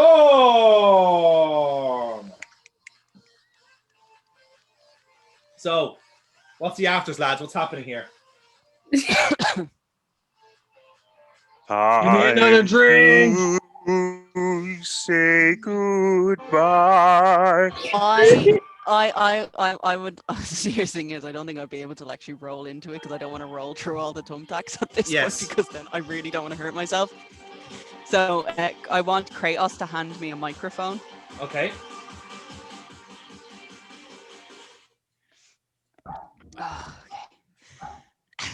Ow. Oh, there's one right in my back. Oh, God. Oh, Violet. Ow. Oh, it's right in my calf. It's right in my calf. Oh, Kratos, you are going to have to be pulling out a lot of thumbtacks when we get backstage. I made a promise to you when I got you to sign with Future Wrestling. I always said that I'd be fair. I always said that I'd have your back. And I always said when push came to shove, I'd make sure that you were staying on top. Now that, fuck. Oh, the drink did nothing.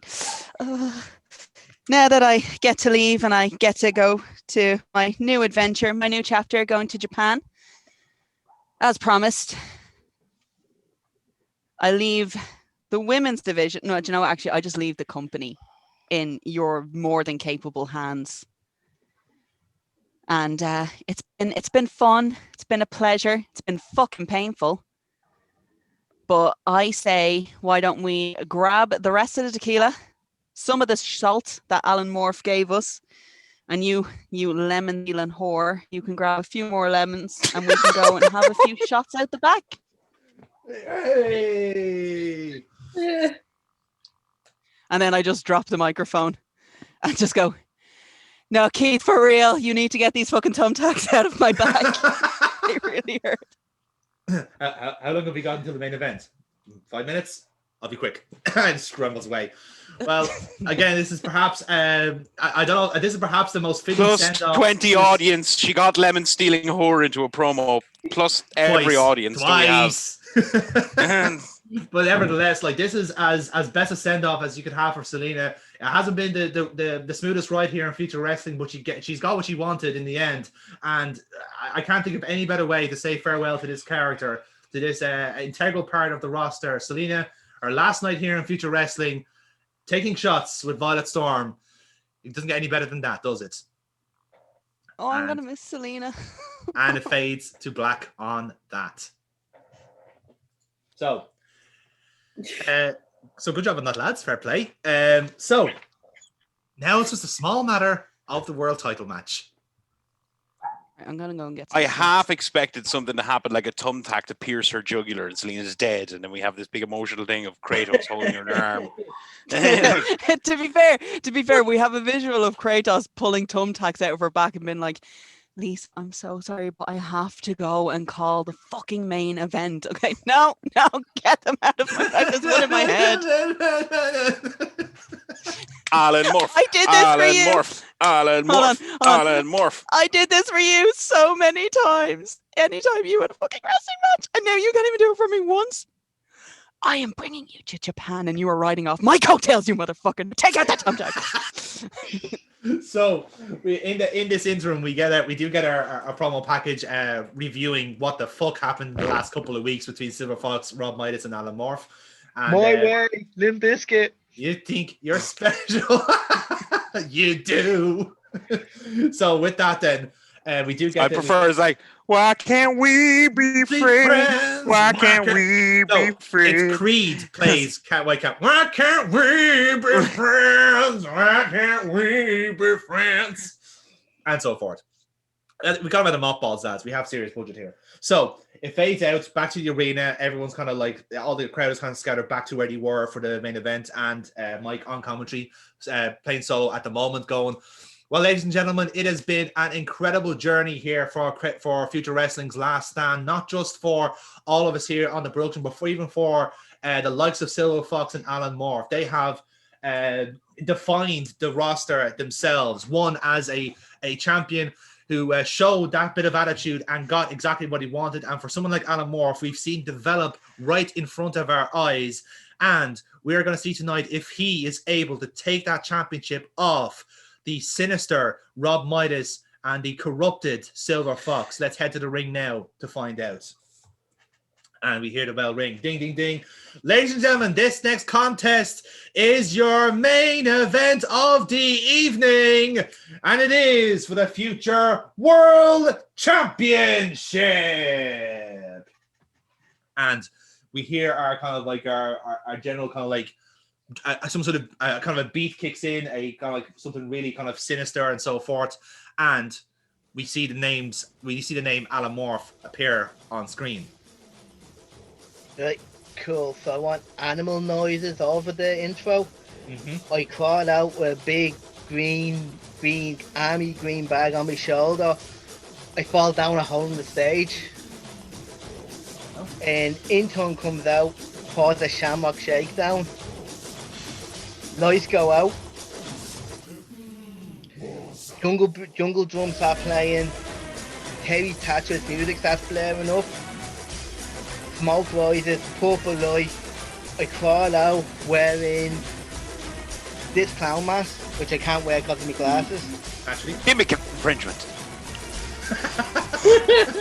Dennis is the only clown on this channel.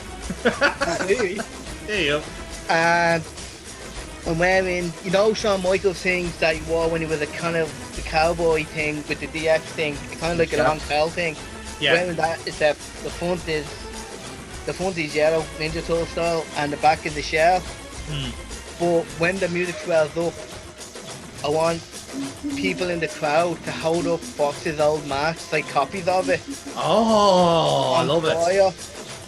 And it's just swaying to the music.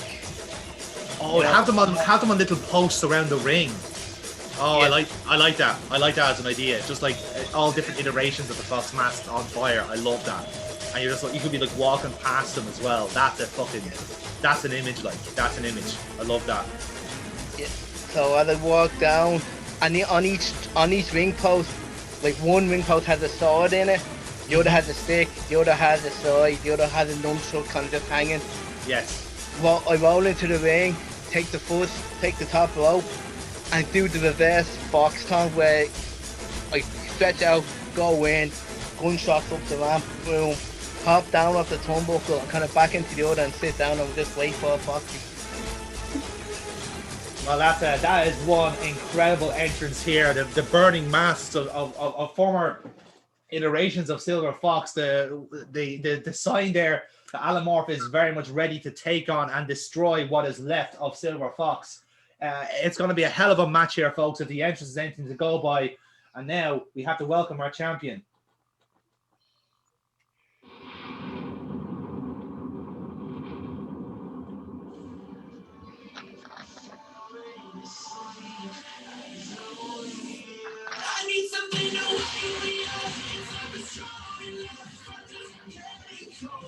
I'm walking onto the rampway. Rob Midas is walking behind me this time. Okay. And yeah, I'm walking down. I'm not like it's a serious face, but at the same time, it's like I see the burning masks, and I'm kind of like taking it in, and there's the slight tinge of like intimidation there. Yeah. Because like I say, you're seeing all your old gear just on fire, like it's burning right in front of you. It's like ghosts of the past are coming back to haunt me. And I'm making my way to the ring. Still in serious mode, so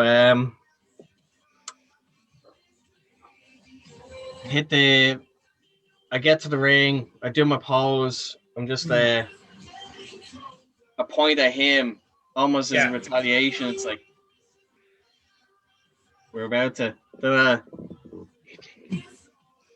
let you have a look at the mind games there already.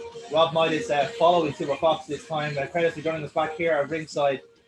This is a match that both of us have been anticipating hotly over the last couple of weeks. But the most intriguing part of it all, Kratos, is that this is 50-50. Like Silver Fox has been king of the mountain since more or less the start of Future Wrestling. And now with Alan Morph, this new and very, in a way, such an unknown threat. You don't know what you're going to get from Alan Morph half the time. But right now, these are two laser-focused the feud has been astronomical, but not between Silver Fox and Alan Morph. It's between them and Rob Midas. But you have to ask now, how does Silver Fox now weigh into this, knowing that now he has to do the dirty work? Here's the thing: is a lot of the time, everyone did kind of. No one really believed that Alan Morph had the potential to go as far as he had. Let's call it spade a spade. Everyone looked at him like he was a joke. This is a man who is now no longer going to be the punchline. He's laser focused on this one. I think since Rob Midas has come into it, I actually think we've started to see Silver Fox slip from the top of that mountain. This is the thing. Like, we have not seen Silver Fox in action for the last 3 weeks, and Midas has made his reasons. He said he's trying to keep himself fit. He's trying to get that kind of mental edge for Silver Fox. I don't know what that really matters, but either way, I think what we're seeing is a man running scared. I think that's what we really had. Maybe so. And again, what will happen with Alan Morph over the last few weeks, you might see that's a justifiable thought. But nevertheless, the match is about to start. Let's get into the ring. Ladies and gentlemen, this contest is for the Future World Championship, and it's scheduled for one fall. One fall. Introducing first the challenger, weighing in at 231 pounds from the Timon Woods in Dublin, Alan Morph.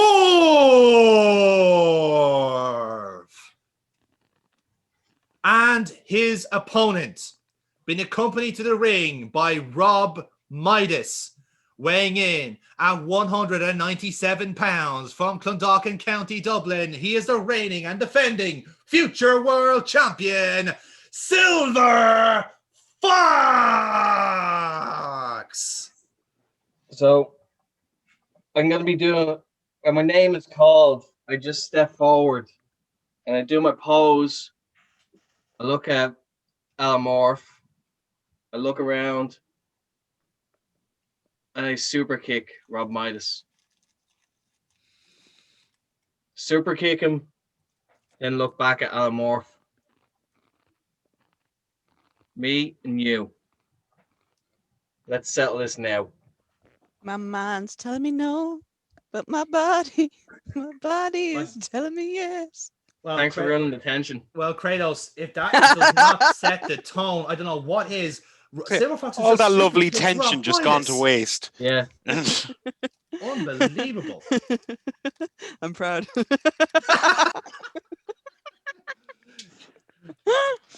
But nevertheless, like This this is is like going to that be is a clear exciting. message as you can take it. Like that is like this is now between those two. Rob Midas is essentially out of action This is here, the- which is shocking. This is the Silver Fox that we all want to see. We want to Mhm. see the real Silver Fox in this, and we want to see the laser focused Alan Morph. This is now going to be a wrestling fight, and I'm excited to see who Ratman Win. will be going up against. Yes, that's a fair next- point, next of course. But nevertheless, the bell's about to ring. Let's start this title match, your main event of our season finale. Gentlemen, give us your opening rolls. Oh, fuck. Okay. Oh, for fuck's sake. 10. All right. So, Fox, you're going to open up here. You're going to start up on Alan Morph. Bell rings. Still, we're both just looking. We're staring at each other. Mm-hmm. And we kind of get a quick glance. Rob Midas is still down. He's rolling out himself. Mm. We look back at each other. And we just go for it. We start brawling at each other. Love it. I love it. I love it. I love it. So, yeah, that'll be a free roll. Fox, you're going to win out the brawl. It might kind of scramble out for a couple of minutes, whichever way you wanted to conclude. Yeah, so we're brawling a bit. It's a bit back and forward, rolling around basically on the ropes. Referee's trying to break us up. We're still going, like just shuffling for a dominant position basically. Mm. I get him into the corner, a couple of shots. I start getting the upper hand. Then I'm gonna whip him into the other corner. I'm gonna go to charge in, and he could either move out of the way and counter, or I'm gonna clock him with a flying forearm. Flying forearm. Okay. I'm going to treat that as a real roll, Foxy. That's a straight roll. Right. 8. An 8. So, yeah, you hit him with the forearm, definitely. And you take him down with that. So, continue on. Yeah. Flying forearm. What I'm going to do is I'm going to climb up. I'm going to go for a 10 punch. Mm-hmm. Like a real stiff looking like 10 punch. Okay. Like each one is steadily getting like, boom, more deliberate and more fucking like they're going for their mark basically. Okay. So yeah, re-rolling that again then, please. Let's see how far you go. 11. 11. So yeah, you can make the full 3 count with that, the full 10 count with that. And again, the referee is cautioning you every step of the way about the punches that he's cautioning about it, and you're not listening, but you still manage to get you the whole 10. So as I get down after the 10 count, I go to whip him, but as he's getting past, I swing under, turn him around, and then swing him around for a neck breaker. Ooh, neck breaker, right. I'm going to treat that as a work, +1. Right on.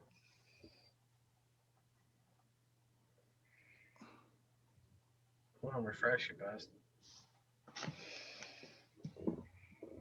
Sorry, signal. 9. 9. So that's a 10. Neckbreaker is successful. And the commentator's going, well, I suppose that whatever that incentive was, it seems to have caught Alan Morph on his heels there. Silver Fox has started off this match like a house on fire, Cradle, showing that intensity that we've been asking for over the last couple of weeks. So, neck breaker. I'm going for a quick pin with the forearm right in the face. Oh, I like that. I like Go that. Regal pin. Yeah. So that gives it to Casey then. Casey, can you kick out? I hope to go. And a 9, yeah. So 1, 2, and you kick out then with that. So, Casey, you can take control with that. That was a good roll. Yeah. As I kick out, I want to punch him in the ribs. And kind of, because it's still near the corner, I want to take him in the corner and just kind of go for the 4-hook combo. Oh, nice. Yeah, okay. And then after I hit the last one, I want to go for the package pole driver. Jordan Devlin.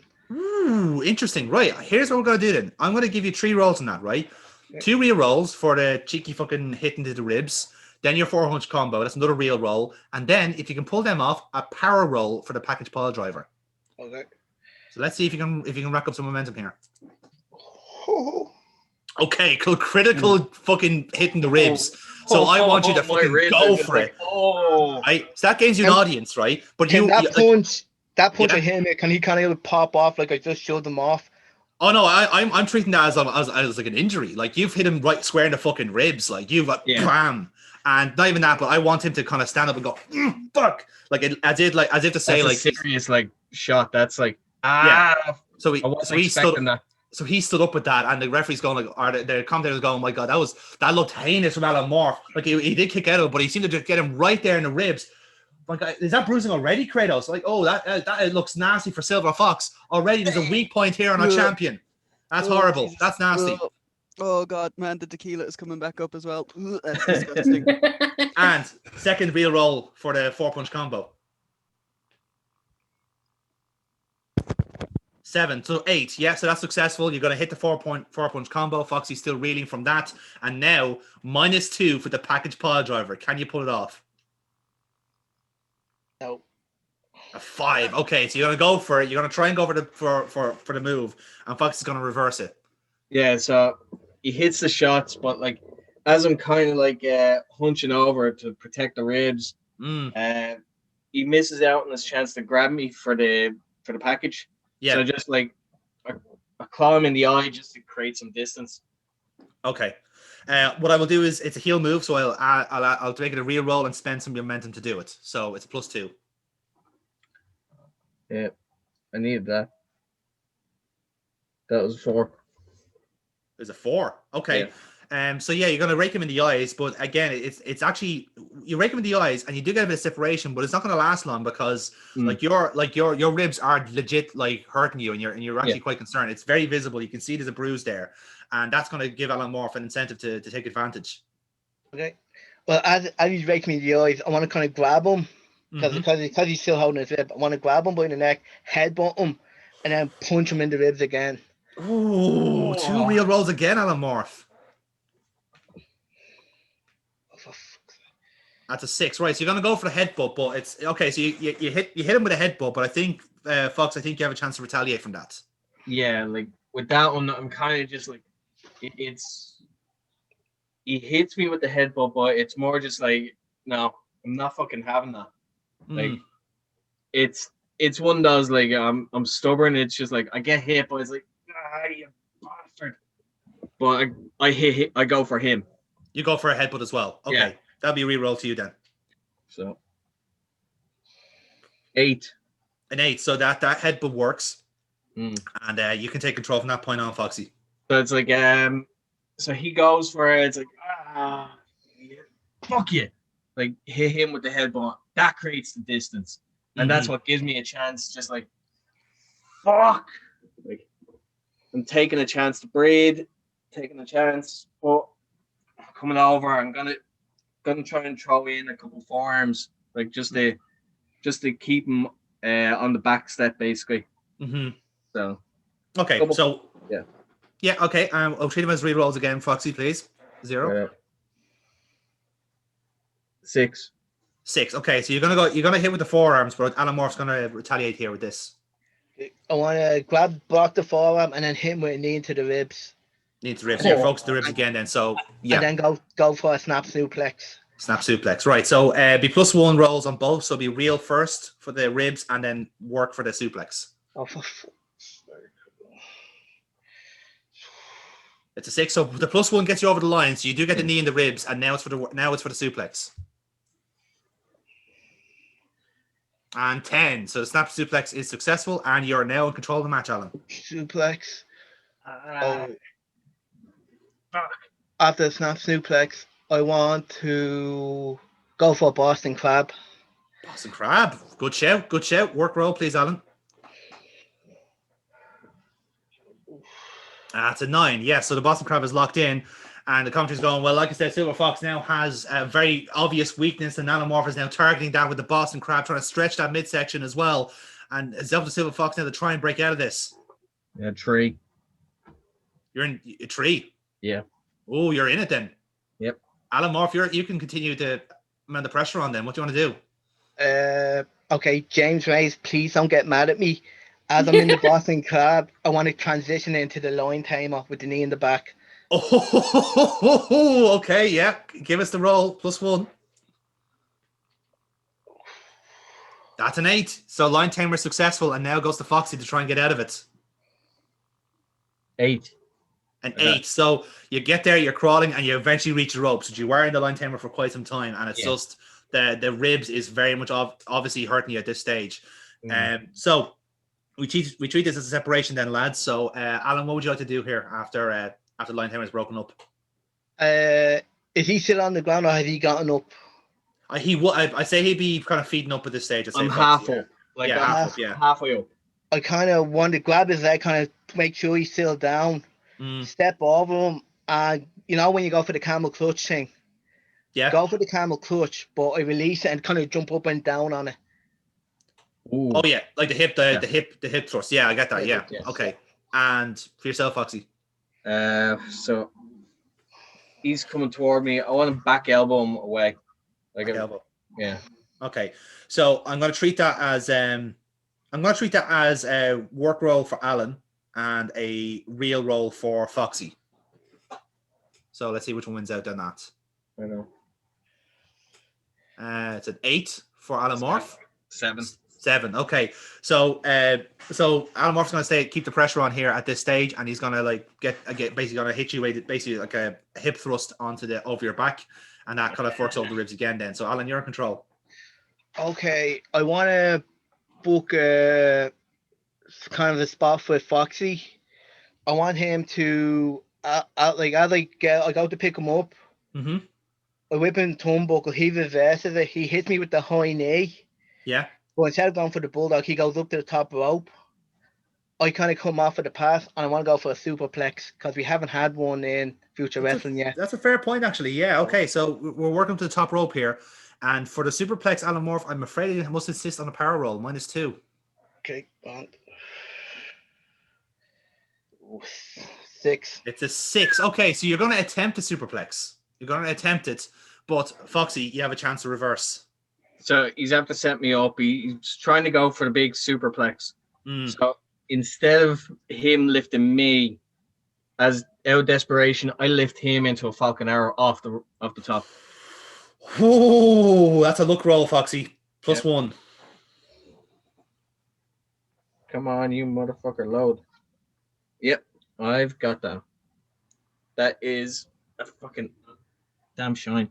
Is that 11? It's an 11, yeah, it is. So that makes it a critical. So it's a Falcon Arrow from the top rope. You get the replays. It's a nasty impact for both of you, as you can imagine. Yeah. So Foxy, you take control from that. So with that, that's a double down. That's me taking the time. Yes. I hit the Falcon Arrow. I'm down. He's down. Referee's counting. So it'll take till about 7 or 8 before we're both up. Then I'm still nursing the ribs, like heavily nursing them. I'm going to throw a couple of. So what I'm going to start trying to do is I'm going to start building my momentum by throwing forearm chop, probably 3 of each. Yeah. Whip, come back off the ropes. I'll do a jumping high knee, like the Triple H high knee. That way, like I'm not really like overstretching my ribs. Yeah, I was about to say, like, you're kind of working against your grain there. So again, what I'll do, I'll treat it as 2 reels then. So it's for the forearm chop first, and then for the high knee, if you can chain those 2 together. Right on. Bollocks. 4. 4. Okay, so I think what's going to happen is you're going to go for the forearm and chop, and I think Alan Morph is going to overwhelm you with it, perhaps, or whichever way you want to try and reverse it. Oh, I want him to go for the chop. But I kind of spin him around. I spin around and I go for a kind of jumping knee into the ribs. Yeah. And then I go behind him for a German suplex. German suplex. Right, so that's going to be 2 rolls then. So reel and work in that succession, Alan. That's a 7. So yeah, the jumping knee into the ribs, and then for the German. And critical German. Right, So yeah, that works out fucking neatly. All right. So you hit the knee, you can hear Foxy wail in fucking pain. You don't like hesitate. German, wow, vault over. And it's just like, my goodness, that is a wonderful velocity on that German suplex. Like I said, we know Alan Morph has that kind of in his toolbox, but my goodness, that is some absolute ferocity on that suplex, Kratos. I've never seen Alan Morph as laser focused and focusing again on that ribs, knowing the very clear and evident weaknesses there in Silver Fox. This is the Alan Morph that I've been telling you all about. Well, it certainly has come out to be true, and bear in mind, this is the Alan Morph that Rob Midas wanted to see, and the grand irony of it all is he's still knocked out of ringside. He can't even see this. This is all happening without him realizing. Nah, who cares? He's just a flash in the pan. Come on, Alan. Can I have a momentum check, please? You have 9. 9. I want to spend 2, and after the German, I want to go for a kind of cruiserweight Vader bomb. I want to run over, jump over Foxy, land on the second rope, bounce off. But as I bounce off, I don't go with the belly, I go with my knees into his ribs. Love it.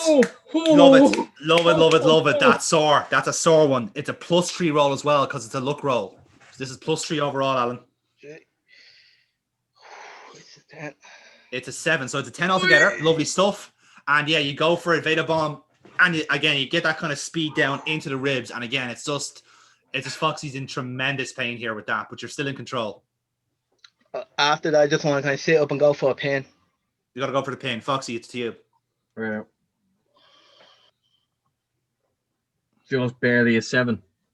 So it's 1, 2, grab the rope. You're right beside the rope. You grab onto it, and it's like, you needed it. And again, it's not enough. It's not enough to take advantage either. So Casey, it's back to you.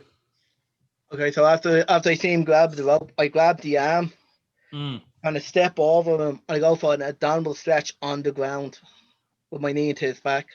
Work roll, Jerry. Oh, motherfucker. And can I spend 2 momentum on it? You can. Okay. So it's a +3 altogether. Okay. That's a 13. That's a 13, and you've just upset James Rage at the top of the cards. Holy shit! So, yeah, how about that? Now, James, I'm sorry. No, you're not. No, you're Don't not. you dare lie. You're not. You So, liar. so you're doing that. The abdominal stretch is on the ground, and again, you kind of drag him into the middle of the ring a little bit more, so he can't really reach for it all together. So he's in tremendous pain here. You're focused on the weak spot. The crowd are swelling up here. They love what's happening here, and now it's the Fox to try and get out of it. Oh, thank Christ. 11. 11, right. So you're going to scramble out of it. You're going to scramble. You're going to get your toe on the rope. You get your foot on the rope then proper, and the referee breaks it up out of that then. And we'll treat that as a separation because I think Foxy needs it. After that fucking vicious thing, yeah. Like honestly, like this, it's pretty rotten for you so far, Foxy. So, Foxy, first of all, what would you like to do to try and get back into this? So, finally have a bit of separation. I'm using the ropes to get myself back up. Like one arm is pulling myself up, but the other one is clutching my ribs, like the fuck, like. And so I'm just taking my time. Now, if he's gonna try and go for me, I'm gonna powder out because I'm gonna try and get away. Yeah. At the moment, because I need time. If he does, I'm gonna try and run. I'm gonna try, but I'm constantly like just clutching my rib with anything that I do from now on. So Okay, interesting. yeah, I'm on the back pedal at the moment. Okay, and Casey, how about yourself? You need to stay in the offense here. If he's near the ropes, like I want to kind of run behind him, dive out, grab his hand, land on the outside holding it, just looking up at him, and then kind of slam it off the apron so his ribs are slamming off the middle rope. Oh, I like that. You pulled him into it, yeah. Oh, Jesus. So, let's see which roll wins out, lads. I'm gonna treat it as a reel for Alan, and I'm gonna treat it as a straight roll for Foxy, because he is just trying to power out with it. Fuck, 4. Well, yeah, there you go. It's an 8 for Alan Morph then. So, Foxy, you're gonna try and escape, but Alan Morph's gonna pull you in. And again, he does exactly what he said. He pulls your arm in, and your midsection just hits the fucking apron, and you can hear the tunk as well. And it's just more and more agony on that side. So, Casey, you're in control. Okay. After I do that, I want to do a cheeky thing to the camera. That's gotta hurt. And then roll back in. And I want to go for me finish. You're going for the finish? Yeah. Okay, right. Roll him in, and you're going for the Fiat Panda. Yeah. Right. And how much momentum do I have? You've got momentum check overall. Alan Murphy have 6. Foxy has 4.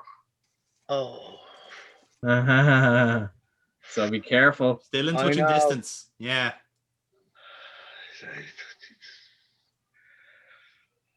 Fuck.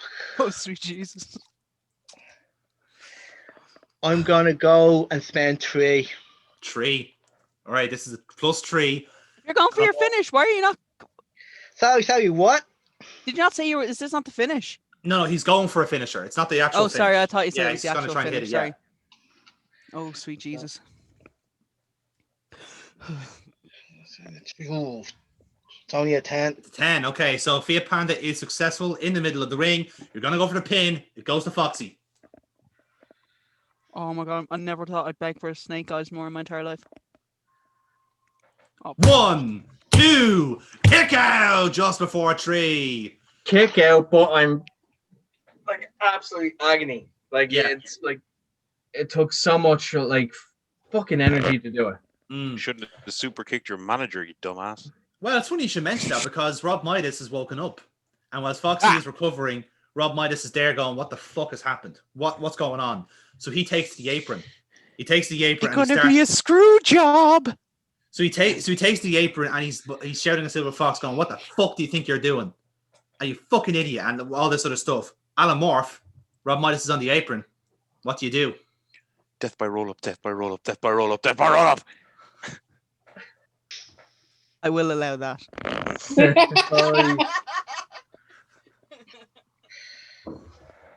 want to see Alan win. I'm sorry. Like, I have a favorite here. Where's Foxy at this moment? Foxy's still in the middle of the ring, sat on the ribs. Like, he's kicked out, and he's just in bits. Like, he's not taking. Oh, he's not acknowledging Midas yet. He can't see. He doesn't know what's going on. Like, he's just like too focused on the ribs. Okay. Midas is just like apoplectic at the apron.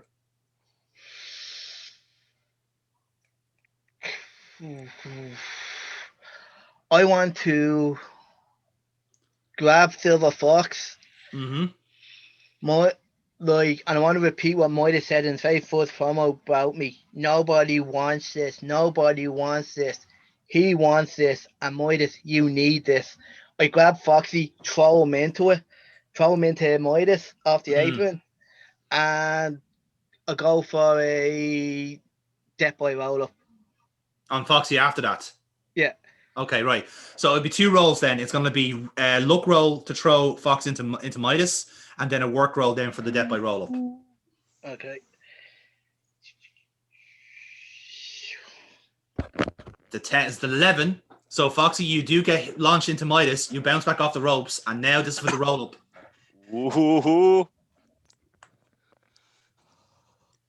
It's a 8. Not the best in the world. Foxy, you can get out of it. Oh, fuck! Snake eyes, snake eyes, snake eyes. 1, 2, kick out. I won. Kick out. So Motherfucker. So we're gonna treat this. Call attention. Yeah. Tension. So we're gonna. Oh, treat you this got your as fucking tension back, didn't you? Fuck you bastard. So we're gonna treat this as a separation. Casey, what do you want to do to keep the pressure on? Okay, as he kicked out, I want him to go over to be concerned about Midas. Mm-hmm. Backstabber into bank statement. Interesting. Oh! I like it. I like it. I like it. Foxy, how about yourself? So Roll over and give Al the win. Who said that? Who said that? shut up, Kratos. You want another fucking concussion? I don't care. I'm leaving. Hold on. I'm getting out of here. What are you doing but being Midas's bitch boy? Hold on, you won't be allowed on a plane if you have a Yes. concussion. You'll be fucking staying. Sorry, we're not leaving straight away. Anyway, Their whole life. after the kick out, I get up. Now I see Midas. He's trying to get onto the apron. Mm. So I'm just like, that's when I first acknowledged the fact that he's back up. But again, I repeat what I started. I fucking clock him right in the face. You hit Midas again. I hit Midas again, leaves me wide open for another pin. Interesting. All right, then. So give us your rolls, lads. It's going to be a luck roll for both of you. Plus ones.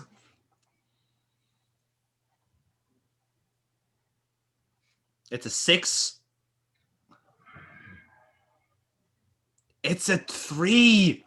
Oh, right then. So again, I think this works both ways. This works both ways. So you go to Rob Myers. Rob Myers back on the apron. Fucking Foxy hits him, but immediately Alan Morph takes advantage with the backstabber. You hit him with the backstabber. So then Casey, now this will be a roll down for the bank statement. So give us a work roll for the bank statement to follow this home. Oh, for the love of God and all that is holy in the world, give him a decent roll. 7. Okay, it's enough. You're in the bank, Foxy. You're in the bank statement now. So it goes to you, Foxy.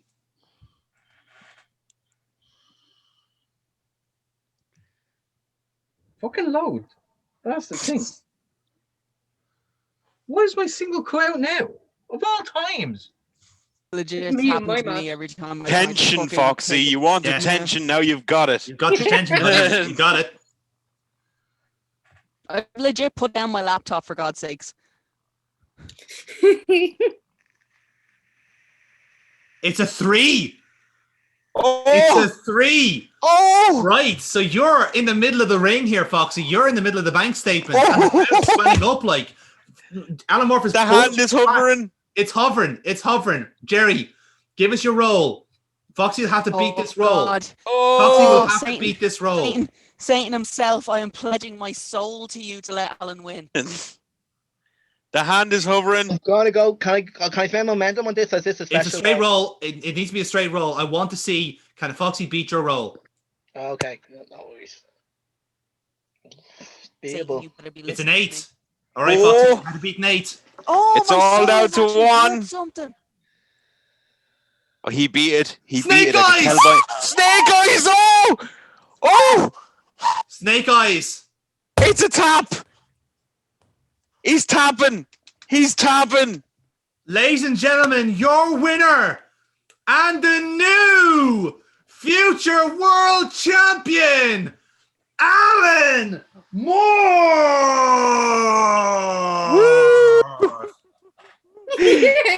Amy's screen has frozen in the best possible movement. Ladies and gentlemen, I thought Amy's screen just froze like this. Just unbelievable. That Is it back is now? absolutely incredible. This crowd has erupted. Alan Morph is the future world champion, Kratos O'Neill. I cannot believe it. And he's made it by tapping Silver Fox out. This is the greatest. Can I just ask? Was Silver Fox ever defeated? no, No. Oh. Yeah. not in a singles match at least. No. Not world champion. Not world champion, Yeah. no. Yes, exactly. So the reign of Silver Fox is over. And again, there's just stunned looks around the arena. Like everyone just cannot believe, but they're just so overjoyed. And even Alan Morph can't believe it. The music is playing out. Alan Morph, what's happening with you here? Fuck it. Oh, I'm just shocked. Like I let the obviously release the hold, just roll over. hands on my face. Just shocked that I won. So So I take the belt, go up to the top rope, take it, and just both hands in the air. Fantastic. And again, the crowd are chanting your name here. You've reached the top of the mountain. All the while, Rob Midas in the ring with Silver Fox. What's happening here, Foxy? So I'm slowly getting up, and Midas is like, "What the fuck? What? Why? Why? Like you could have had him. You could have easily had him. Mm. It was nothing." Again, just like selling the ribs. I look at Alan. I look at the crowd. I look at myself, and I just stitch Rob Midas the loaf right in the face. Just boom. Send him down. Like Alan Morph is like he's torn away from me. Like so he's looking away. But I walk over, I grab the belt from him. I'm looking at it. Well, there you have it. Look at the conflicted mind here of Silver Fox. Like he has been our only future world champion as of now, Kratos now. But let's not forget as well the situation that Rob Midas put him in. Remember the mask versus mask. Like this is the end of Silver Fox as we know it, Kratos, because we have never seen Silver Fox like this, like as unmasked. He has always had that persona. And now, because of Rob Midas pushing everyone too far, pushing Silver Fox too far, he's essentially destroyed everything that was Silver Fox. And you can see it in his eyes. The emotions are so torn right now. So, still looking at the belt, but I look at Alan Morph. I plant it over him. Raise his hand. Oh, there you have it. That is a sign of I respect. let him go. And I look down. Kick him into the dick. What is it with all the dick shots tonight? I don't want him to go face. Angry. The mask is coming off. It's coming off. Yeah, this is it. This is it. Imagine there was another mask on underneath it. Oh my god, his hair is blue! What the fuck? You earned it. Can I take that mask? Mm-hmm. Look at it. Wipe your ass with it. Chuck it out of the ring. Mm-hmm. Go on, reach under roll out. Go under the apron. Put out the actual old one, not any of the replicas that were born. The actual old one. The original. And just says, "This was always yours."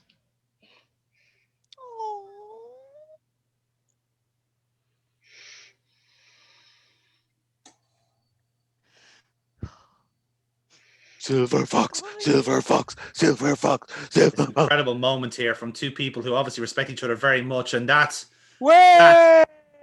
is much more like it. The crowd are applauding here. It looks like Silver Fox hasn't lost everything. We are back to Silver Fox is back to where he was when he started this journey. And even though he may have to start from the bottom rung again, at least he starts off as himself. He's not under the thumb of anyone here. He is now his own man again, just like he was when he started off as future world champion to begin with. And it's so fitting that it's Alan Morph that showed him that, because again, as we mentioned earlier in the show, Kratos, these two faced off in the first ever episode we had, and we end the season with these two fighting for the future world championship. But unlike that first match, it was Alan Morph who ended up victorious here against Silver Fox. So you're saying Rob Midas needs a new client? I think that's exactly. Oh shit! So Foxy, I'm a sucker for powerful men. So Foxy, I take you're taking your leave here, yeah? Yeah. Very good. So at that point, then the confetti starts raining down. Alan Morph is celebrating with the world title, and people start coming out to celebrate with him. Violet Storm comes out, rushes down, and so Violet, obviously, you must be delighted here with this. Absolutely lovely. Yeah. All good. Yeah. Ah. Hey, there you go. Aww. So we see, Very good. so we see the whole gang. We see Kratos. We see the whole lot. Everyone kind of obviously kind of like celebrate clapping Foxy leaving as well. But it is all about Alan Morph now at this point. So Alan Morph, send us off here. What's going on? Well, like, you know, Violet comes in. I'm a bit skeptical because I know she has that title shot. I'm aware that not Kratos, fucking apologies. Cutter wants a piece Oh, of me. Kratos is there though. Don't worry, Kratos is Yeah. there though. Oh, am I there? Yeah, we Anyway, all came down to the ring. We all came Yeah. down. So yeah, Celina is Okay. limping with like her hands to her head, just been like, just give me the Tylenol, just give me the fucking painkiller. I don't want to be overly enthusiastic about it. I'm still a face, but it's more the slow kind of clap thing because of what I said earlier. exactly. So like I said, the roster's kind of coming out to show the respect. Again, sounds a few like of the heels. You can imagine like the Morris and Rage won't be there, but the usual kind of suspects. You've got your Cyruses, your Cutters, and kind of Dekker at the background doing the whole kind of like, you know, the Paul Tracy routine at the curtain. And it's just that kind of feel good factor of Alan Morph finally being world champion. Okay. Remember the idea I pitched to you a while back? Are we nixing that or? No, Can I think you can ask everyone to disperse if you want to. Yeah. Okay. Well, no, they can still be in the ring, but I want then Demi Leveau to come out. Yeah.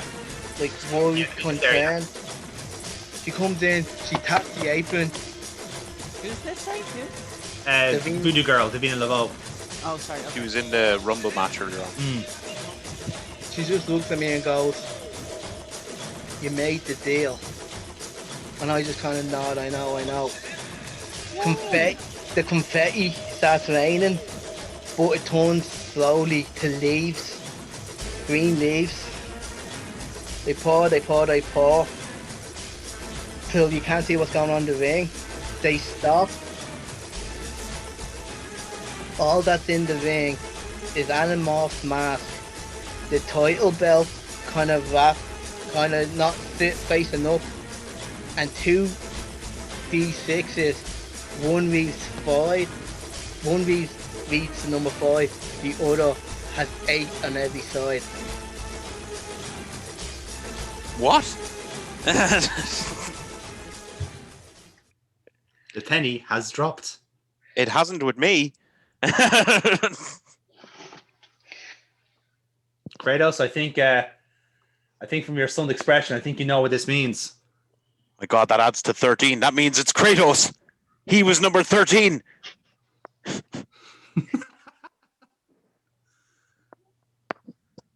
Are you fucking kidding me right now? This is not what I was told was going to happen. Can somebody explain to me what the fuck is happening? Has he Why? turned heel? What's going on? Why would a dice have 8? What? It's two It's dice. 2 dices. One has 5 and one has 8 on every single side, which means you would get a 13 on each fucking roll. A load of dice. Yeah.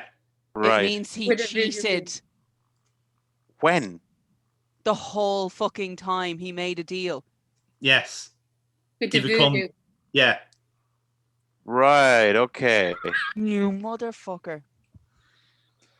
This is Kratos disappointed in you. This isn't Amy disappointed. This is Kratos disappointed.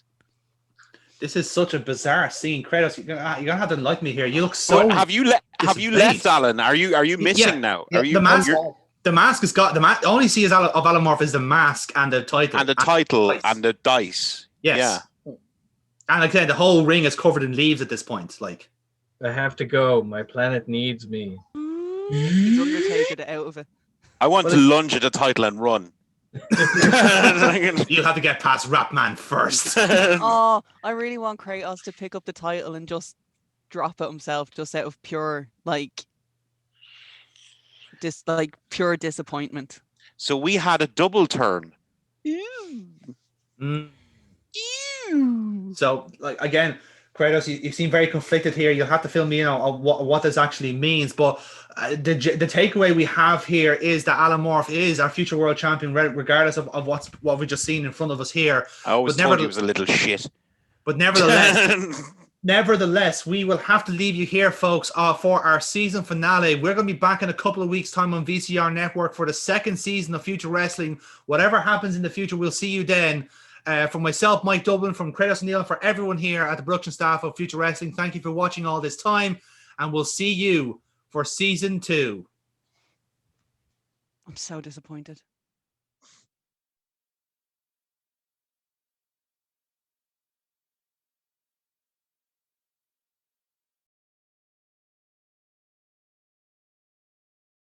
And that's all I really wanted to say to you guys. It's been a bit of a roller coaster at times, highs and lows, but all the same, it's been a blast working with you guys. And really, I think I'm going to miss you all. So, does that mean drinks are on you tonight? No. Keith's going to cover it. I am? I am. Yeah. I'll catering for everyone. Relax, Keith, relax. VCR's covering the bill for this one. Thanks for a good night's profit. So, with that in mind, here's to the second season of Future Wrestling.